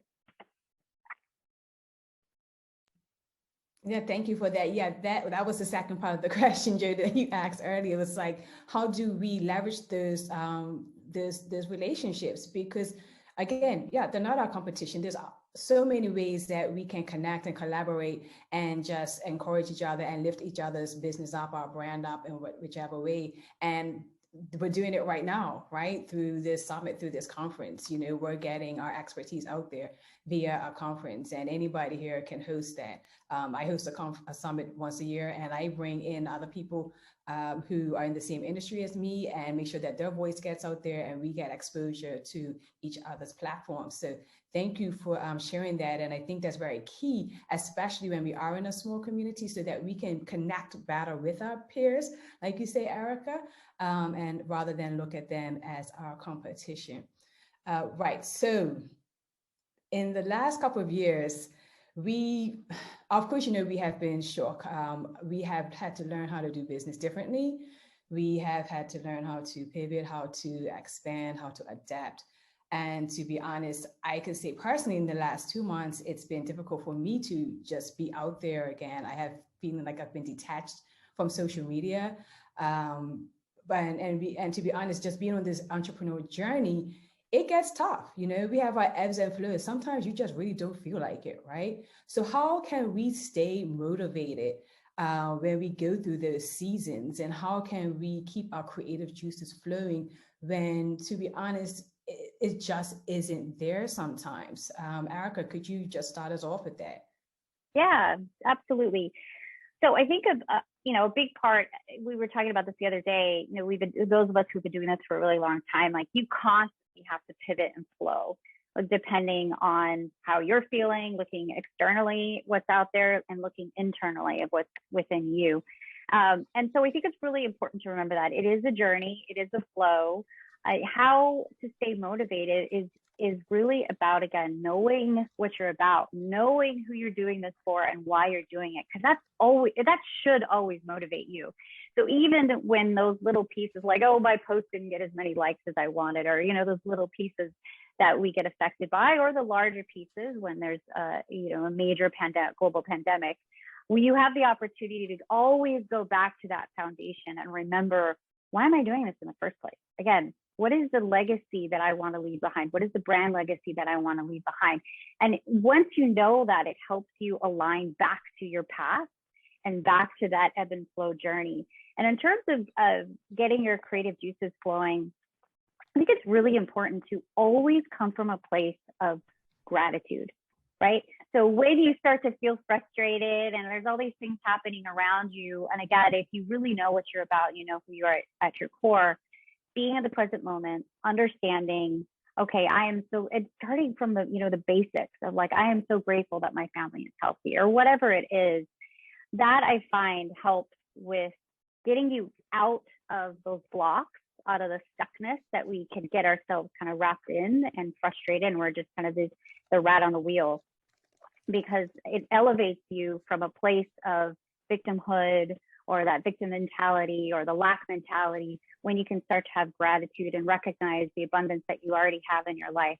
So I could go on and on about it, and I don't want to take up too much time on it, but for me, that really works. Meditating, having a journal, just being in the present moment, recognizing what you already have, knowing who you are at your core, and getting reconnected with that to help align you back on your path. Yeah, that's beautiful. Jody, you want to add to that? It's such a personal question, right? Because what would work for Erica something may be different for me, which would be different for Nikki, right? So it's such a personal question that kind of dives into almost like how you cope with life stressors and how you can motivate. Some people, some people run, some people listen to music, some people pray. I think so for me personally, when I go through these slums, I have a good circle of friends. So my motivation, the thing that kind of keeps me going is my circle. I have been very deliberate and intentional on creating a circle of women and men that I can reach out to when I am feeling overwhelmed. I am feeling unproductive. I am feeling like it's just too much going on right now. I have a team of people that I can reach out to. And I'll give you a perfect example, being a mom doing this. My daughter's a senior in high school, and I just saw all of my other friends who had seniors. They were posting all these beautiful senior pictures of their daughters. And I'm like, oh my God, I got to do senior pictures for Amina. And it was so overwhelming because our firm is also representing the Mia Marcano family, which is the young girl that unfortunately was killed in Orlando. So over the past 2-3 months, we have been dealing with that heavily in and out of Florida, managing all the media on the Breakfast Club and having to perform, at such a high level from a PR and spokesperson standpoint. It mentally consumed me, and I felt like I was dropping so many other balls in other areas, even with other clients and my children and the whole 9 yards.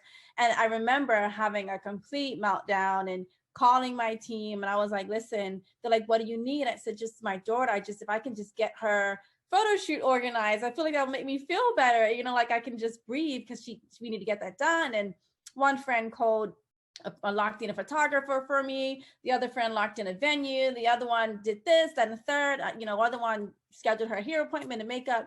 And my team, my group pulled it together for me. So I think that for me personally, it's having that great team, that great circle of friends that help keep me motivated, energized, remind me who I am, remind me the things that I've done. I have a friend named Jasmine. She's always like, do you know who you are? You are the this, that, a third. And I love it, because that's what keeps me motivated and reminds me why I'm doing this. So that's what I do. I love that. I think more of us need that, a team and a circle around us. In one of the previous panels, they were talking about having an entrepreneurial tribe. And it's so key that we don't isolate ourselves on this journey and put ourselves in silos, because we can miss that key factor when our personal life crosses over into our business life, and how do you handle it without really going through that meltdown. So thank you for sharing that, Jody, because I think, you know, what you're going through now is definitely important that you have that circle around you. Nikki, did you want to add anything? I know for me, when I'm going through periods of stock, and I went through a period of stock at some point, I don't know, we're on year 44 of the pandemic. I don't know where we're at, but like at some point early on in the pandemic, I went through a period where I was like, I've been doing this for 15 years and yeah, I hate it. I hate it. And so what that period of stuckness required from me was stillness, was getting really, really quiet, getting rid of anything that would be a distraction from being able to just have some time to myself and think. And so stillness was where it started. And that gave me enough time and space in my head to be able to then find resources that could actually put me back to where I needed to be and put me in a position of power again. So for me, stillness was what I used to start the unstuckness process. But one of the questions I really love is to get unstuck. If you had no limitations in time, money, resources, what would you be doing? And moving back into that space, a space where you can have everything that you want, a space that you can, everything that you can imagine you can have, that's a great space to dream from and then pivot. So that's how I get unstuck. And what you said about put yourself in a position of power, I love that. To regroup, be still, so that you can get back in that position of power. I love that, Nikki. If anybody wants to tweet that, I think you should. That's and what it is, Nikki. It's so interesting because my first career was in mental health and counseling. And what you just, that question you asked in that career, we actually called it our miracle question, where we used to tell clients, if you could wake up tomorrow and everything be perfect and the way you want it to be, what does that look like? And you actually state exactly what that looks like. And it helps you start coming up with solutions or even the vision of where you want to be, and then working on that strategy of how to get there. So you do exactly what you do is actually a mental health a strategy. It is. It certainly felt like mental health. Yeah. Right. And they say that like depression is actually your depressing expression. And because we're already putting a bunch of blocks on what we want, because we think we can't have it, or we don't deserve it, or this and that and this and that. So asking that question, removing all those blocks, helps you get to that place of what you really truly desire, what you really want. And again, we can, you know, we've talked about this a lot, but that is so essential to emotionally connecting you to your brand and to your purpose and to your why, which is going to be your fuel and your motivation to keep you moving forward, man, because it's sometimes it can be a slog. So you all have mentioned that you've been in this business for quite some time, and I've heard a couple of you say that you've gone through rebranding for various reasons. As we know, one of the largest social media platforms just completed a whole rebranding project. Facebook is now known as Meta. You would have seen that on your WhatsApp, Instagram, Facebook, whatever you use. And they say they did it because, you know, they wanted to be the lead in the 3D world, which is metaverse. So basically it's a 3D version of the internet. So do not be surprised, ladies, in the next 5 years, we will be gathering in this conference via a hologram. Okay, so watch that space. But controversially, some people are saying that they rebranded because they wanted to detach themselves from the negative press that they have been receiving. So there are different reasons why people may go into rebranding. They stick by the fact that, you know what, they are evolving and they want their brand to evolve as they are. So how do you know when is the right time to make a shift in your business, right? And when it is the right time to rebrand, which a couple of you have done. So when's the right time to make that shift in your business? When's the right time to rebrand? And what are the pros and cons around that? And, Nikki, you could start off. So I can speak from my point of view since I've just done it. I, strangely enough, although I was always Nikki Fagan of the Brand Lion, I was more so the Brand Lion. And when I found myself in that period of stuckness, what I was becoming more and more cognizant of was the fact that the Brand Lion was bigger than me, which meant that I could hide behind the Brand Lion. And so on my evolution and on my journey, what I decided was that I didn't want to hide anymore. And in order to not hide, I had to be Nikki Fagan. And so when I decided to rebrand, I decided to use my own name, which seems like so easy, right? Super simple. But I had stood behind a company for X amount of years. And, I almost forgot that I had my own position because I had so neutralized the company's position, right? So we had neutralized ourselves so that we were apolitical. We didn't take a stance on anything. We didn't out and out say that we were women focused.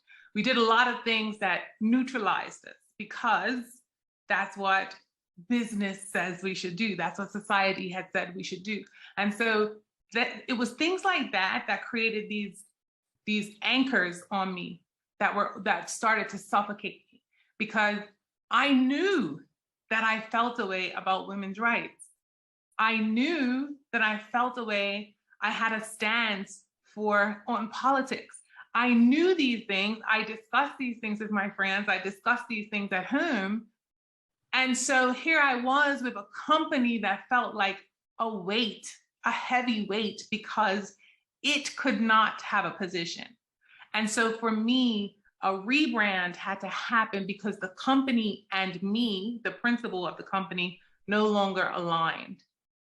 And so in this stage of my life, at this half of my career, I don't have the energy, nor do I have the desire to show up as two different people. And so that's why the rebrand was absolutely necessary for me. I am Nikki, I am the company is me. So. Yeah, and we see Kalina. Just want to say that, Nikki, that can be scary, like putting your face as the brand, because sometimes it's easy to hide behind it. You want to hide behind it for, various reasons. And so that's a very bold step that you took. So congratulations and kudos to you on that. Does anybody else want to chime in on this question before we get Kalina to come in? It's interesting hearing Nikki's perspective, because I started off years ago with my company being my name. And I always was very regretful of doing that, because I always was like, everyone always wanted to deal with me. And it consumed my life in a way that clients would not even want to deal with any of my assistants or anyone I brought in. They're like, where's Jody? It's, and so I remember feeling so overwhelmed by the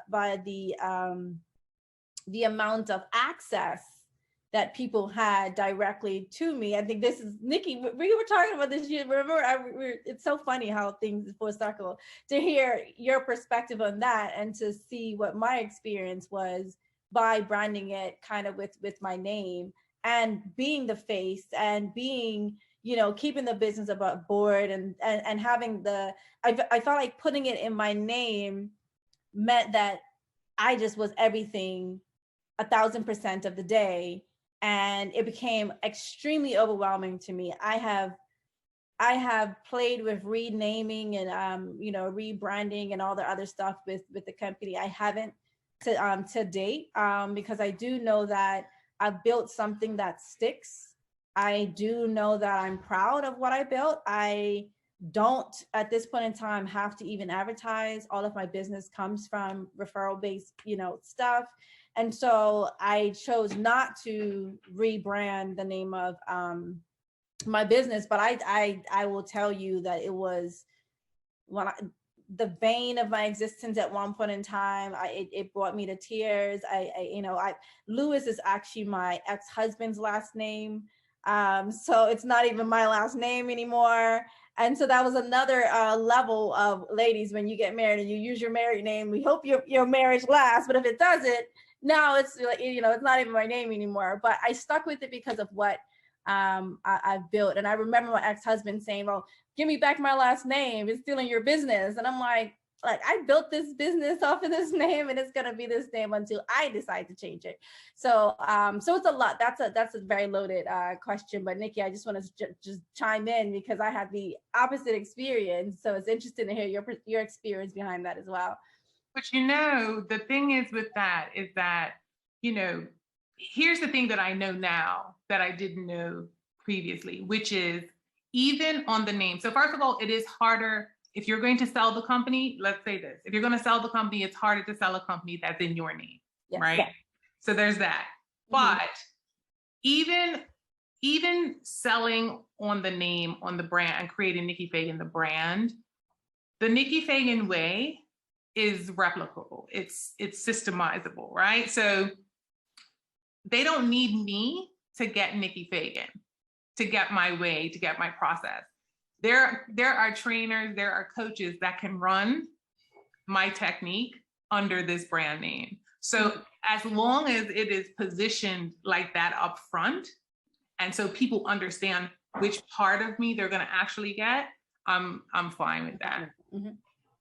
Yeah, and I think it goes back to having a clear intention about what you want to do with this company, right? Are you going to sell it eventually? You don't want it to attach your name. Just as you said, are you working with a team? Because if you are, then it could take away from the power of your team.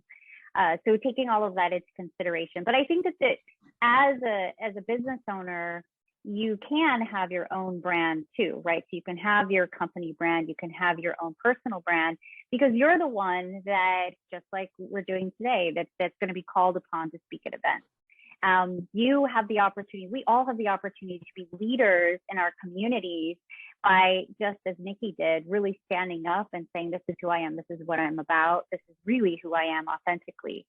So I think Sarah Blakely does a really good job, the founder of Spanx. She has her company, obviously it has a wonderful brand, but she's also developed a personal brand for herself that ties in with everything that she's doing for Spanx. So while she can sell the company, and while she can, she can also be called upon as Sarah Blakely to write books, to speak at events, to continue her brand legacy beyond Spanx. All right, ladies, we do have some questions before we wrap up. So I just want to get some of these in. One of the questions is, what do you think will prevent women from becoming so competitive that they no longer see business as a supportive process? Well, can I jump on that one? Sure. Okay, so let's be clear, because I feel like women working together and doing things together is great, but the business is business, right? We're in this business to make money. We're in this business to force some sort of change. And so competition is not innately bad, it's actually really good, So whether women will become so competitive that they can't work together, I don't think that women are like our genealogy, if that's even a word, is capable of doing that. We're just not built for that. We are built for community. We're built to nurture. We're built to help. And that's just how we're built. However, please don't believe that competition is bad. Competition is good. Competition will force you to be the better version of yourself. It will force your products to be the better version of a previous product, So when we say don't be scared of competition, don't be scared of it. It will exist. Be your authentic self. Constantly improve your products. Constantly improve your services.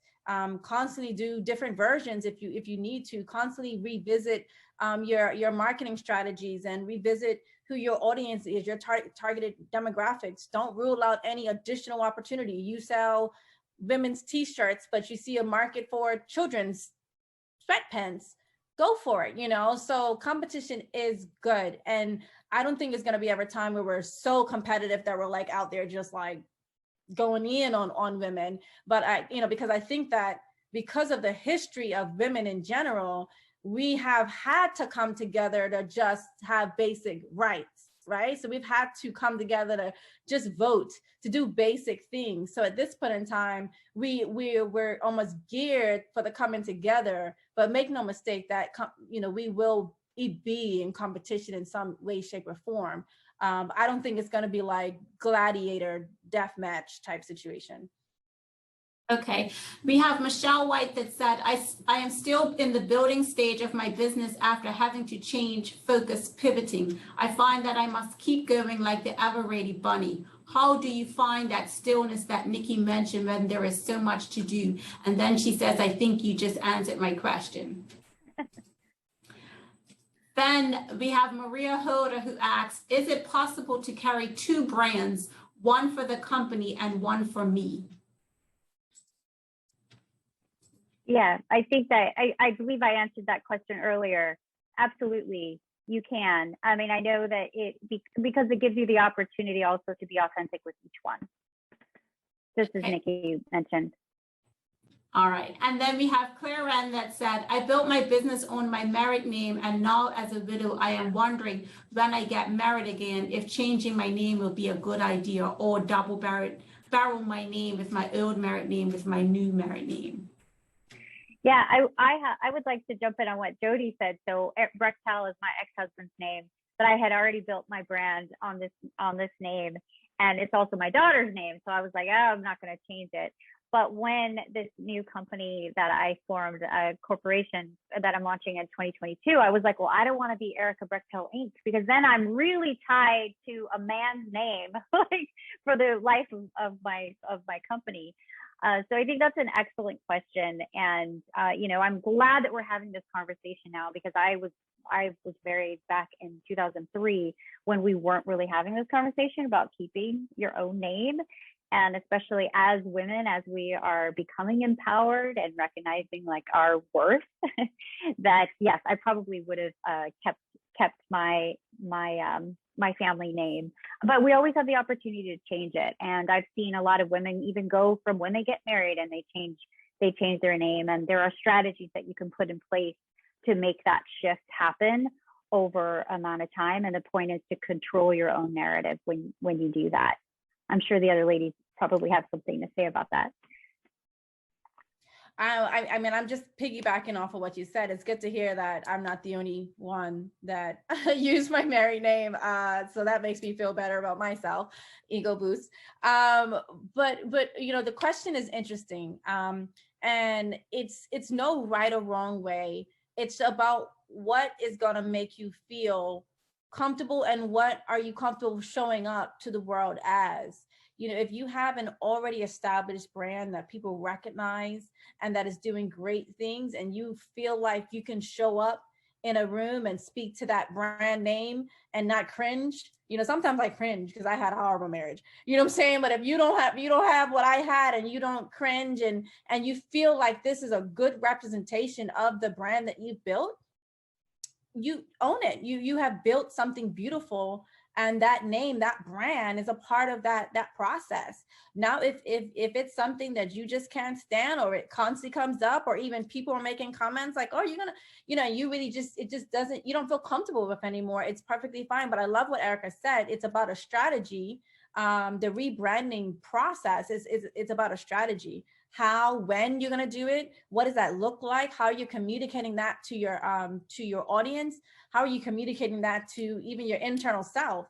And so that strategy around it, no matter what you decide, get with a strategy expert. You have 3 up here talking to you, and build a strategy to do the rebranding. So that's my answer for that. Okay, great, ladies. We do have our next session, which is going to be the pitch competition winners and the women of the entrepreneur winners. So ladies, I want to thank you very much for this session. It has been an amazing conversation. I will ask for the attendees to make sure that you're going to the speaker pages, that you are looking up these ladies and you're making these connections to ask any further questions that you might need. We have some great responses in the chat. This was awesome, great discussion, great conversation. And so, like I said, just looking forward to connecting with you guys some more. You all have been amazing. You're wrapping up our day of our last panel and speaker portion. And so now we're just gonna head on out to the schedule and do the pitch competition winners as well as the female entrepreneur of the award winner. And then we're gonna do some prizes and then some wrap up and close. But do not leave, because from 5 to 7, we will be doing vendor market. So you can go visit the vendors, check out their booths, connect with them. And then we'll also be doing some speed dating. So some speed networking, kind of like speed dating. We did it on the brunch on Sunday, and it was very a useful part of the event. Everyone loved it. And so I'm looking forward to doing a deeper dive and talking to you guys during this speed networking portion. So thank you, ladies, again for accepting. Thank you, Erica, our international speaker on this panel. And you guys have done a great job. So talk to you guys later. Don't forget to join us for the pitch competition winners and the other winners. Okay. Thanks, ladies. Thank Have you. a great one. Talk to you soon. Okay, bye-bye. So my name is Danny O'Connor. I'm part of the Bermuda Travel Concession. I have a great partner named Jennifer, and we are overseeing the 3 restaurants here at the airport. We knew we needed the support of the Bermuda Economic Development Corporation in order to help us with not only our business plan, but also financing. So financing was one of the biggest things, and we knew that we could count on BEDC because we've used them in the past and they've always come through for us. Someone that is starting their own business, I would just say keep running. And when I mean run forward. Don't run backwards, don't run away from it. It is instrumental to have a good support team around you. Don't take failure as a setback, take it as a setup for future opportunities and more learning and understanding and growth. So whenever I'm doing a business venture, I'm always looking to contact BEDC because I feel that they are the support system behind my success. I'm very excited and very motivated to be working with them and learning and growing, as they are great guidance for us. I would encourage someone starting their own business to look BEDC up, for sure.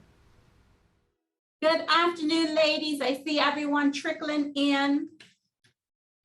Hopefully, as stated in previous conversations, I hope you all have been enjoying this amazing day. I can't believe it's almost close to wrap up time. The days just got away, but I feel like we've had some amazing conversation.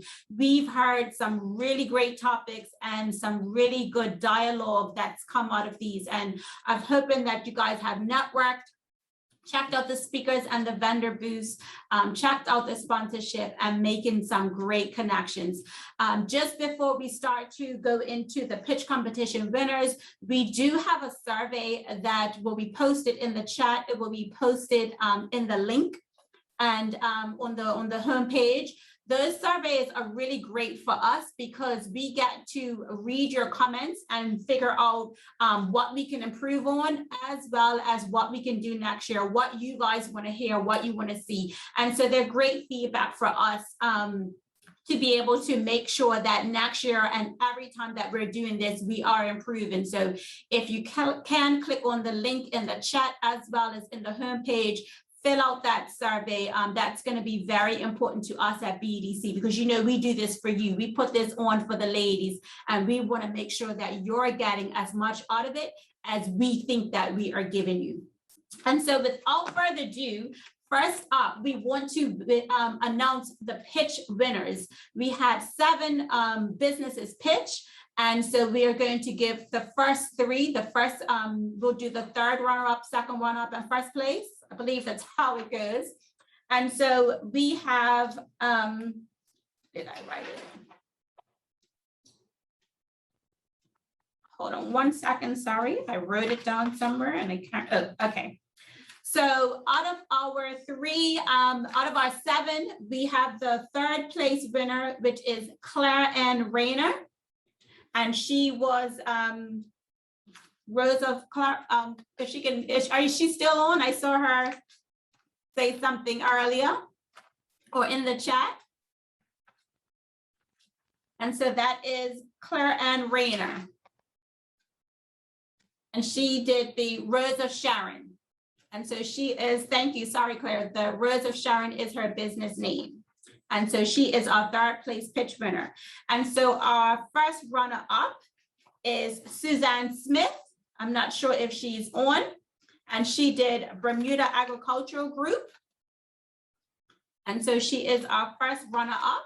And our first place winner is Michelle and Kaylin Cannonier of Uplift. And I believe I saw them in the chat as well. So I want to congratulate all the ladies that did pitch during that time. Like someone said earlier, it takes a lot of guts and nerves to be able to do that. And so with the pitch competition, they will get a certificate to say that they've won and their rank. We also have marketing assistance that they will get. We have one of our sponsors, Smith, Bean and Law, has given a gift certificate worth $1,750 of hours for legal advice for the businesses. So the first two businesses will get that. We also have Fusion for Business that will give accounting help. We have Inspired that will give some marketing help. And so just looking great for that. And we also have from Deloitte. Deloitte has given a gift certificate for Red Laser, which will go to the third place winner. So congratulations, ladies. I hope that you are very proud of yourself and everyone that voted. I got to see Uplift during the rocket pitch and they're doing some amazing things. So looking forward to seeing what they're going to be doing in the future. And so we will definitely get in contact with you after today for you to be able to come and take pictures, pick up your prizes, and do some social media posting. And so next up, I want to bring to the panel Stephanie Lee of Social Lee and Voom. We partnered last year for the first time. She's done events with us or presented her Female Entrepreneur of the Year award with us previously, but last year was the first time we was able to present together during our virtual conference. And so this year we were making sure that this is going to be a staple part of our conference. And so I just want to bring Stephanie on so she can tell you about the conference and she can tell you who the winner is for that. And we also will be able to have them come on afterwards, come to the office, take some pictures, and they will receive an award as well. There we go. Thank you, Kalina. And yes, hello, everyone. I see that everyone has had a wonderful, fantastic, stupendous day. I was able to log into the branding session myself, and it was very informative, very exciting. It was great to see some familiar faces and also to see the names of some familiar pieces, some familiar people as well. So, you know, I'm very excited to see how many people are actually participating in the conference this year. One of the things that was mentioned was talking about women in competition, but also personal branding and that sort of thing. So one of the reasons I started WOM, which is the acronym for Women Who Own and Manage Businesses, is not necessarily to break down the competition, because like Jody said, competition is a good thing, but to reduce the crabs in the bucket syndrome where we're pulling each other down. We don't want to pull each other down. We do want to compete, but we don't want to pull each other down. So WOM is an organization for women in business who we come together and we talk about what it is to be a woman in business. Yes, we do have conversations and we have networking sessions and we do presentations and workshops on running your business, but we also talk about those other things. So we would talk about getting your kids getting ready for school, but also having 10 people waiting to hear back from you because this is your client's work and this is what you do. And whether or not you are the CEO of a Fortune 500 company or you're the CEO of a mom and pop store down the street, all women have certain things that are relevant to each other, and that is what connects us, regardless of who we are.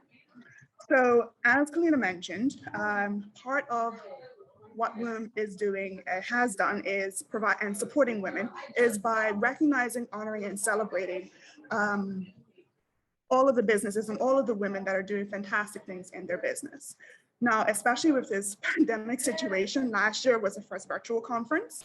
So, it was seeing the number of women and seeing the number of businesses that had come out of the pandemic and recognizing them for being able not just to shift for those businesses who had been established before the pandemic, but also seeing the number of new businesses that had come out. So for persons who may have been laid off and took it as an opportunity to start their business. And it was fantastic.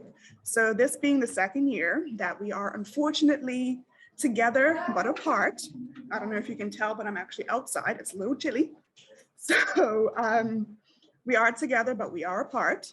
And we had over 50 businesses nominated. There were a couple of new names that was very nice to see, but also a couple of old familiars. So we just want to celebrate and acknowledge all of those different nominees. So you guys can give yourselves a virtual clap. I'll give it a minute for the virtual clap to come through.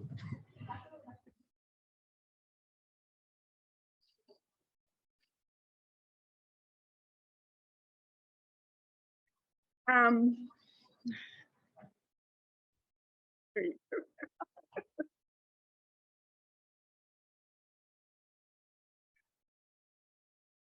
Great, and so just want to highlight our top 3. We actually had 1,000, a few 10,000 votes come through. Now, this isn't entirely a people's choice competition. Names are submitted by the general public. So if your name was in, it was somebody who recognized and acknowledged you. Not to say that you weren't, even if you weren't there. That's just how it went this year. And then, of course, it went back out to people's choice, and the general public was invited to vote for their favorite female entrepreneur. And virtual drum roll. The winner for this year's, the 2020-2021 Female Entrepreneur of the Year is Focus Marketing. We have Connect Burgess. I think I saw you in there. Are you able to come on? I want to hear you scream.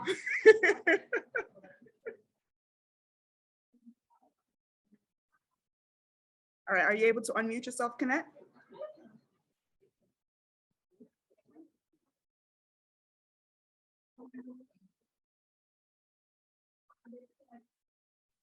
Can't you, Kalina? I'm not sure if she can. Yeah, I don't think she can. Okay, no worries. Yeah. But yes, so we have Connect Burgess of Focus Marketing is our winner of the 2020-2021 Female Entrepreneur of the Year Awards. We want to do a special shout out and a special highlight to Zen Crystals, Sai Nu, God's lovely, beautiful butterflies, and there was one more and I can't recall which one it was. I believe the 4th was Danceations, Holly Swirl. Yes, Holly, who also received a significant number of votes, but unfortunately couldn't win this year.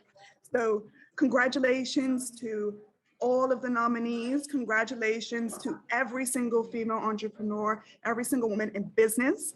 You are doing an amazing job. Don't let anybody tell you that you're not. I understand exactly what it's like out there these last 2 years, even for my business. Woo, girl, let me tell you. But we are here and we are fighting and we are doing what we can to support ourselves, our families, and our communities. So give yourselves a huge round of applause. And I look forward to working with you and speaking with you all again next year, and seeing a lot more names on the list. So thank you very much. And thanks, Kalina. I'll hand it over back to you. Thanks, Stephanie. And I just want to say, I want to first of all congratulate Kim because she did win last year. She was our first winner virtually with the conference. And so I just want to congratulate her business because obviously she's still doing great things out there.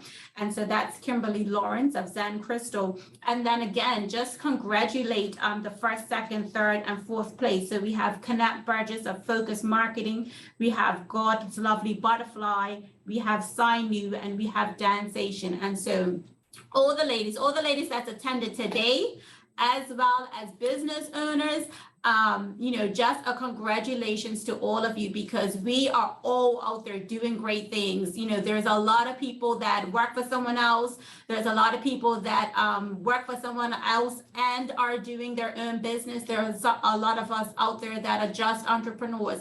And so we're all making our mark in the community. And so I just want to hats off to you and continue to do great things. And so we are going to do some prizes. After the prizes, I am going to bring on the U.S. Consul, Karen Grisette, and she is going to do our closeout. And then don't leave after the closeout, because like I told you, we are going to have a networking session. And you're going to enjoy it. Believe me, we did it on Sunday for the brunch, and it was amazing. Everybody really enjoyed it. So make sure you do stick around. And so for the persons that I call for the prizes, I will send you an email to let you know we can arrange for a pickup. And so don't worry, just gonna let you know who those prizes are. So we had a great many prizes. I'm gonna do it in order of the grand prize first. And so first of all, we do have, and now that I'm reading this, she's won both of our grand prizes. And so we do have Francia Campbell, who I believe is still on.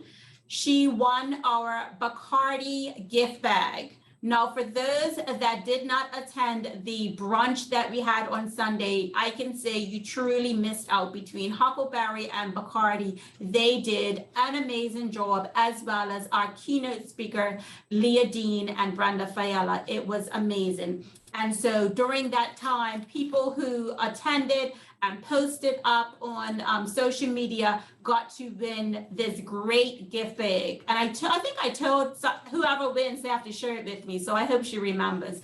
But so Francia won the gift bag from Bacardi. She has also won our a grand prize, one night stay for two at Hamilton Princess. And I did tell you guys that during the event, if you visit different pages, different booths, chat, things like that, you will win prizes. And so Francia Campbell has won the grand prize, and that is a night stay for two at Hamilton Princess. We also have Maria Holder, who has won a gift box from Suniva, and that is from Aisha Ramo. And we have Sasha Benson, who has won a gift box as well.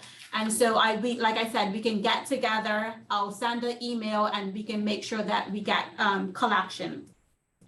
Next up, we have Deirdre Lee Bean, who has won a grocery voucher, and that is from the Harvest Market. That is Tracy Aswood. I believe she has a vendor booth that you guys can check out. But Deirdre Lee Bean has won a grocery voucher, food voucher from the Harvest Market.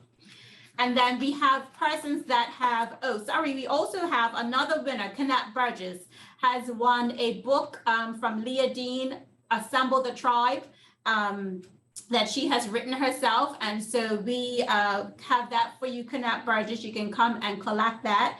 And then we have Connect Burgess herself, who has given us some swag bags, some oversized swag bags. So we at BDC give everyone a swag bag, but these are a little bit more. They're VIP swag bags. And so the winners of these bags are Samantha Bean, Michelle White, Dr. Adrian Barkley, Tracy Aswood, and Marissa Stone.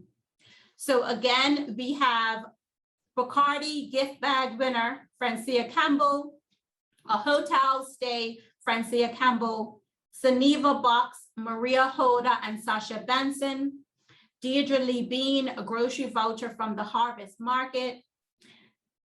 The Assemble the Tribe book from Leah Dean is for Connect Burgess, and then some swag gift bags, Samantha Bean, Michelle White, Dr. Adrian Barkley, Tracy Asford, and Marissa Stone. And so I will get in contact with you guys after today, and we can figure out when you guys are going to come in and collect them, and hopefully get a couple pictures to put on our social media. So congratulations to everyone again. I'm going to open it up for the U.S. Consul, Karen Grisvet, if she can come on, and she's going to do our closeout.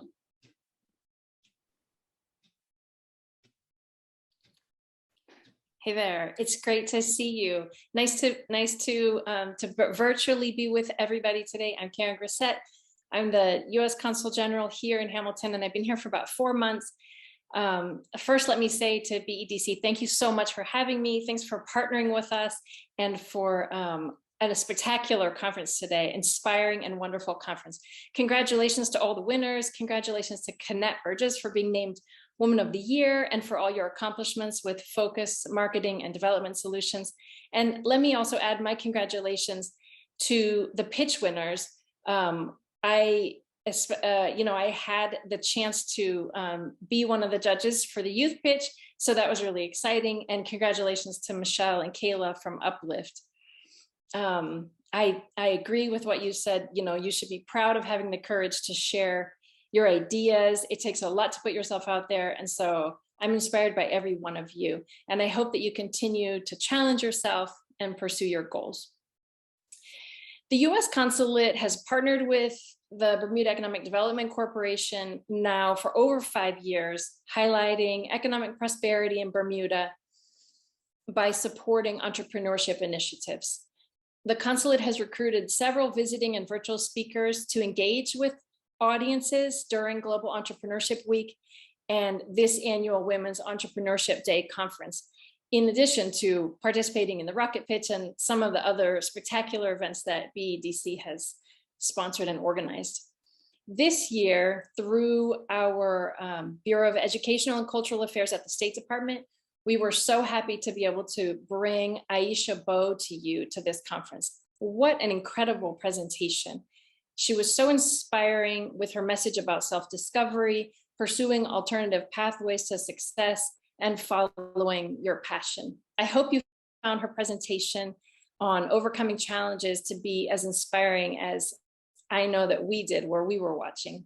She shared examples of how teachers and even mentees inspired her to grow, and she showed each one of us that it's possible to create and grow a profitable business when you follow your passion.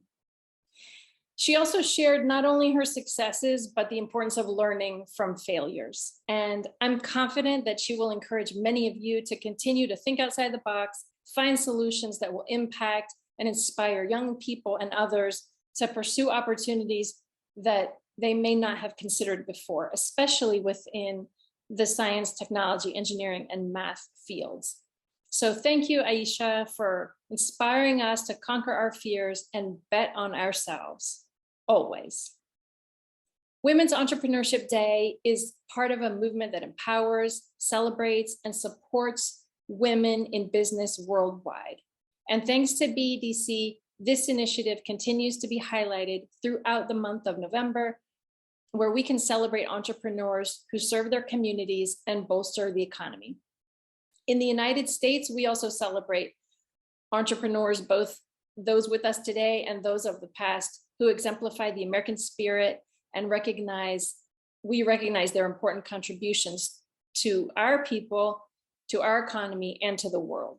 So I'm really honored to continue that tradition of inspiring people to explore their potential as self-starters and innovators here in Bermuda. I want to say that personally, I've dedicated a large part of my own career to looking for ways to help women and girls around the world in all the countries that I've been assigned to. And I'm so inspired to be in another country with dynamic women leaders and women entrepreneurs. And I look forward to meeting many more of you in the coming 3 years that I will be here. I'm also delighted for the consulate to continue to support Global Entrepreneurship Week and Women's Entrepreneurship Day, as this conference has continued to grow bigger and better over the years, a growing audience, new speakers and sponsors, and new support. We all know that entrepreneurs, like all of you, combine passion, resilience, and ingenuity to solve hard problems and create products and businesses that improve our lives. Everyone has a different story to tell following the impact of the global pandemic. But despite the many different challenges that we all faced, we're all still working toward personal growth, creating opportunities, and developing pathways for success. I know that COVID was challenging for all of us, but despite some of the setbacks that businesses faced, entrepreneurs in particular showed incredible fortitude, found new and effective ways to adapt their businesses. And like we saw today, moving forward requires overcoming challenges, and especially for women, focusing on balancing our life with our work. I hope that today you use the opportunities to engage with your peers, to connect on common challenges and issues that you share, and to discuss ways to support each other in the future. Let me wrap up by thanking again BEDC for hosting such an impactful event, for highlighting women in so many powerful ways. I love what we just heard about boosting each other up. To all the keynote speakers, to Nancy Wattmore, to Donna DuPont, to Aisha Bo, and to those others who delivered remarks and breakout sessions and throughout the day, thank you so much for the empowering messages and highlighting the importance of pushing forward through uncertainty and change. You have inspired us all. And don't go anywhere, because finally, thank you to the vendors participating in the vendor market. I can't wait to attend. That's coming up next. There will be a bunch of interesting products to explore while we all continue to network. So thank you so much to everybody for attending and for including the U.S. Consulate in this day. Thank you so much, U.S. Consul. And I really take my hats off to you guys, because you guys are always there for us. You've always supported what we're doing, our initiative.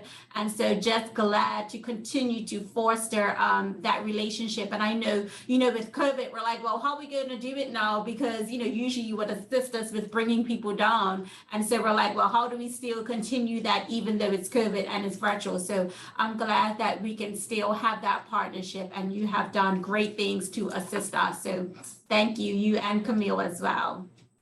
Thank you so much. All right. So ladies, we are at the closeout of our conference, but not our closeout of the day. And so first of all, I want to thank everyone again. It has been an amazing day. The conversation, the things, the nuggets, or as Michelle says, the whole pie that you learned today has been amazing. And so I'm just hoping that you guys have been inspired, empowered, and just as thrilled as I am to have made it through this whole day. And especially something to kick your weekend off. What a great thing to be able to honor some great women, listen to some great women, and then just inspire us, giving us that confidence and things that we can take on our next steps, our next journey. And so I also wanted to let you guys know, I forgot to mention it earlier, for those of you that got a business card in your bag that had Be Divine, if you follow and tag the business, she is going to choose a winner. I don't know what her cutoff date is, but she is going to choose a winner to get a gift bag from her business. And I also want to thank the rest of our sponsors. Like I said, we could not do it without our sponsors. And so for our Global Entrepreneurship Week, we have some great sponsors: Horizon, Archery, Chubb, Transformation, Inspire. These are some of the great businesses that have come on, that have seen our vision. And also, like I've mentioned before, we had Bacardi, Butterfield Bank, Deloitte, Clarion, BTA, and HSBC. I just want to continue to thank you guys. I look forward to 2022. Trust me, my wheels have already been spinning. So hopefully you've enjoyed it. Hopefully you tell someone else, and we continue to grow this conference every year. And so we are now going to go into the networking portion. Like I said, you can go into the vendor booths, check out the vendors, check out the products that they have, as well as the next portion, the next session is going to be some network speed dating. And so, or speed networking. And so if you go to your schedule, if you click on the link, I believe it will take you to that portion, and then we'll be able to connect further.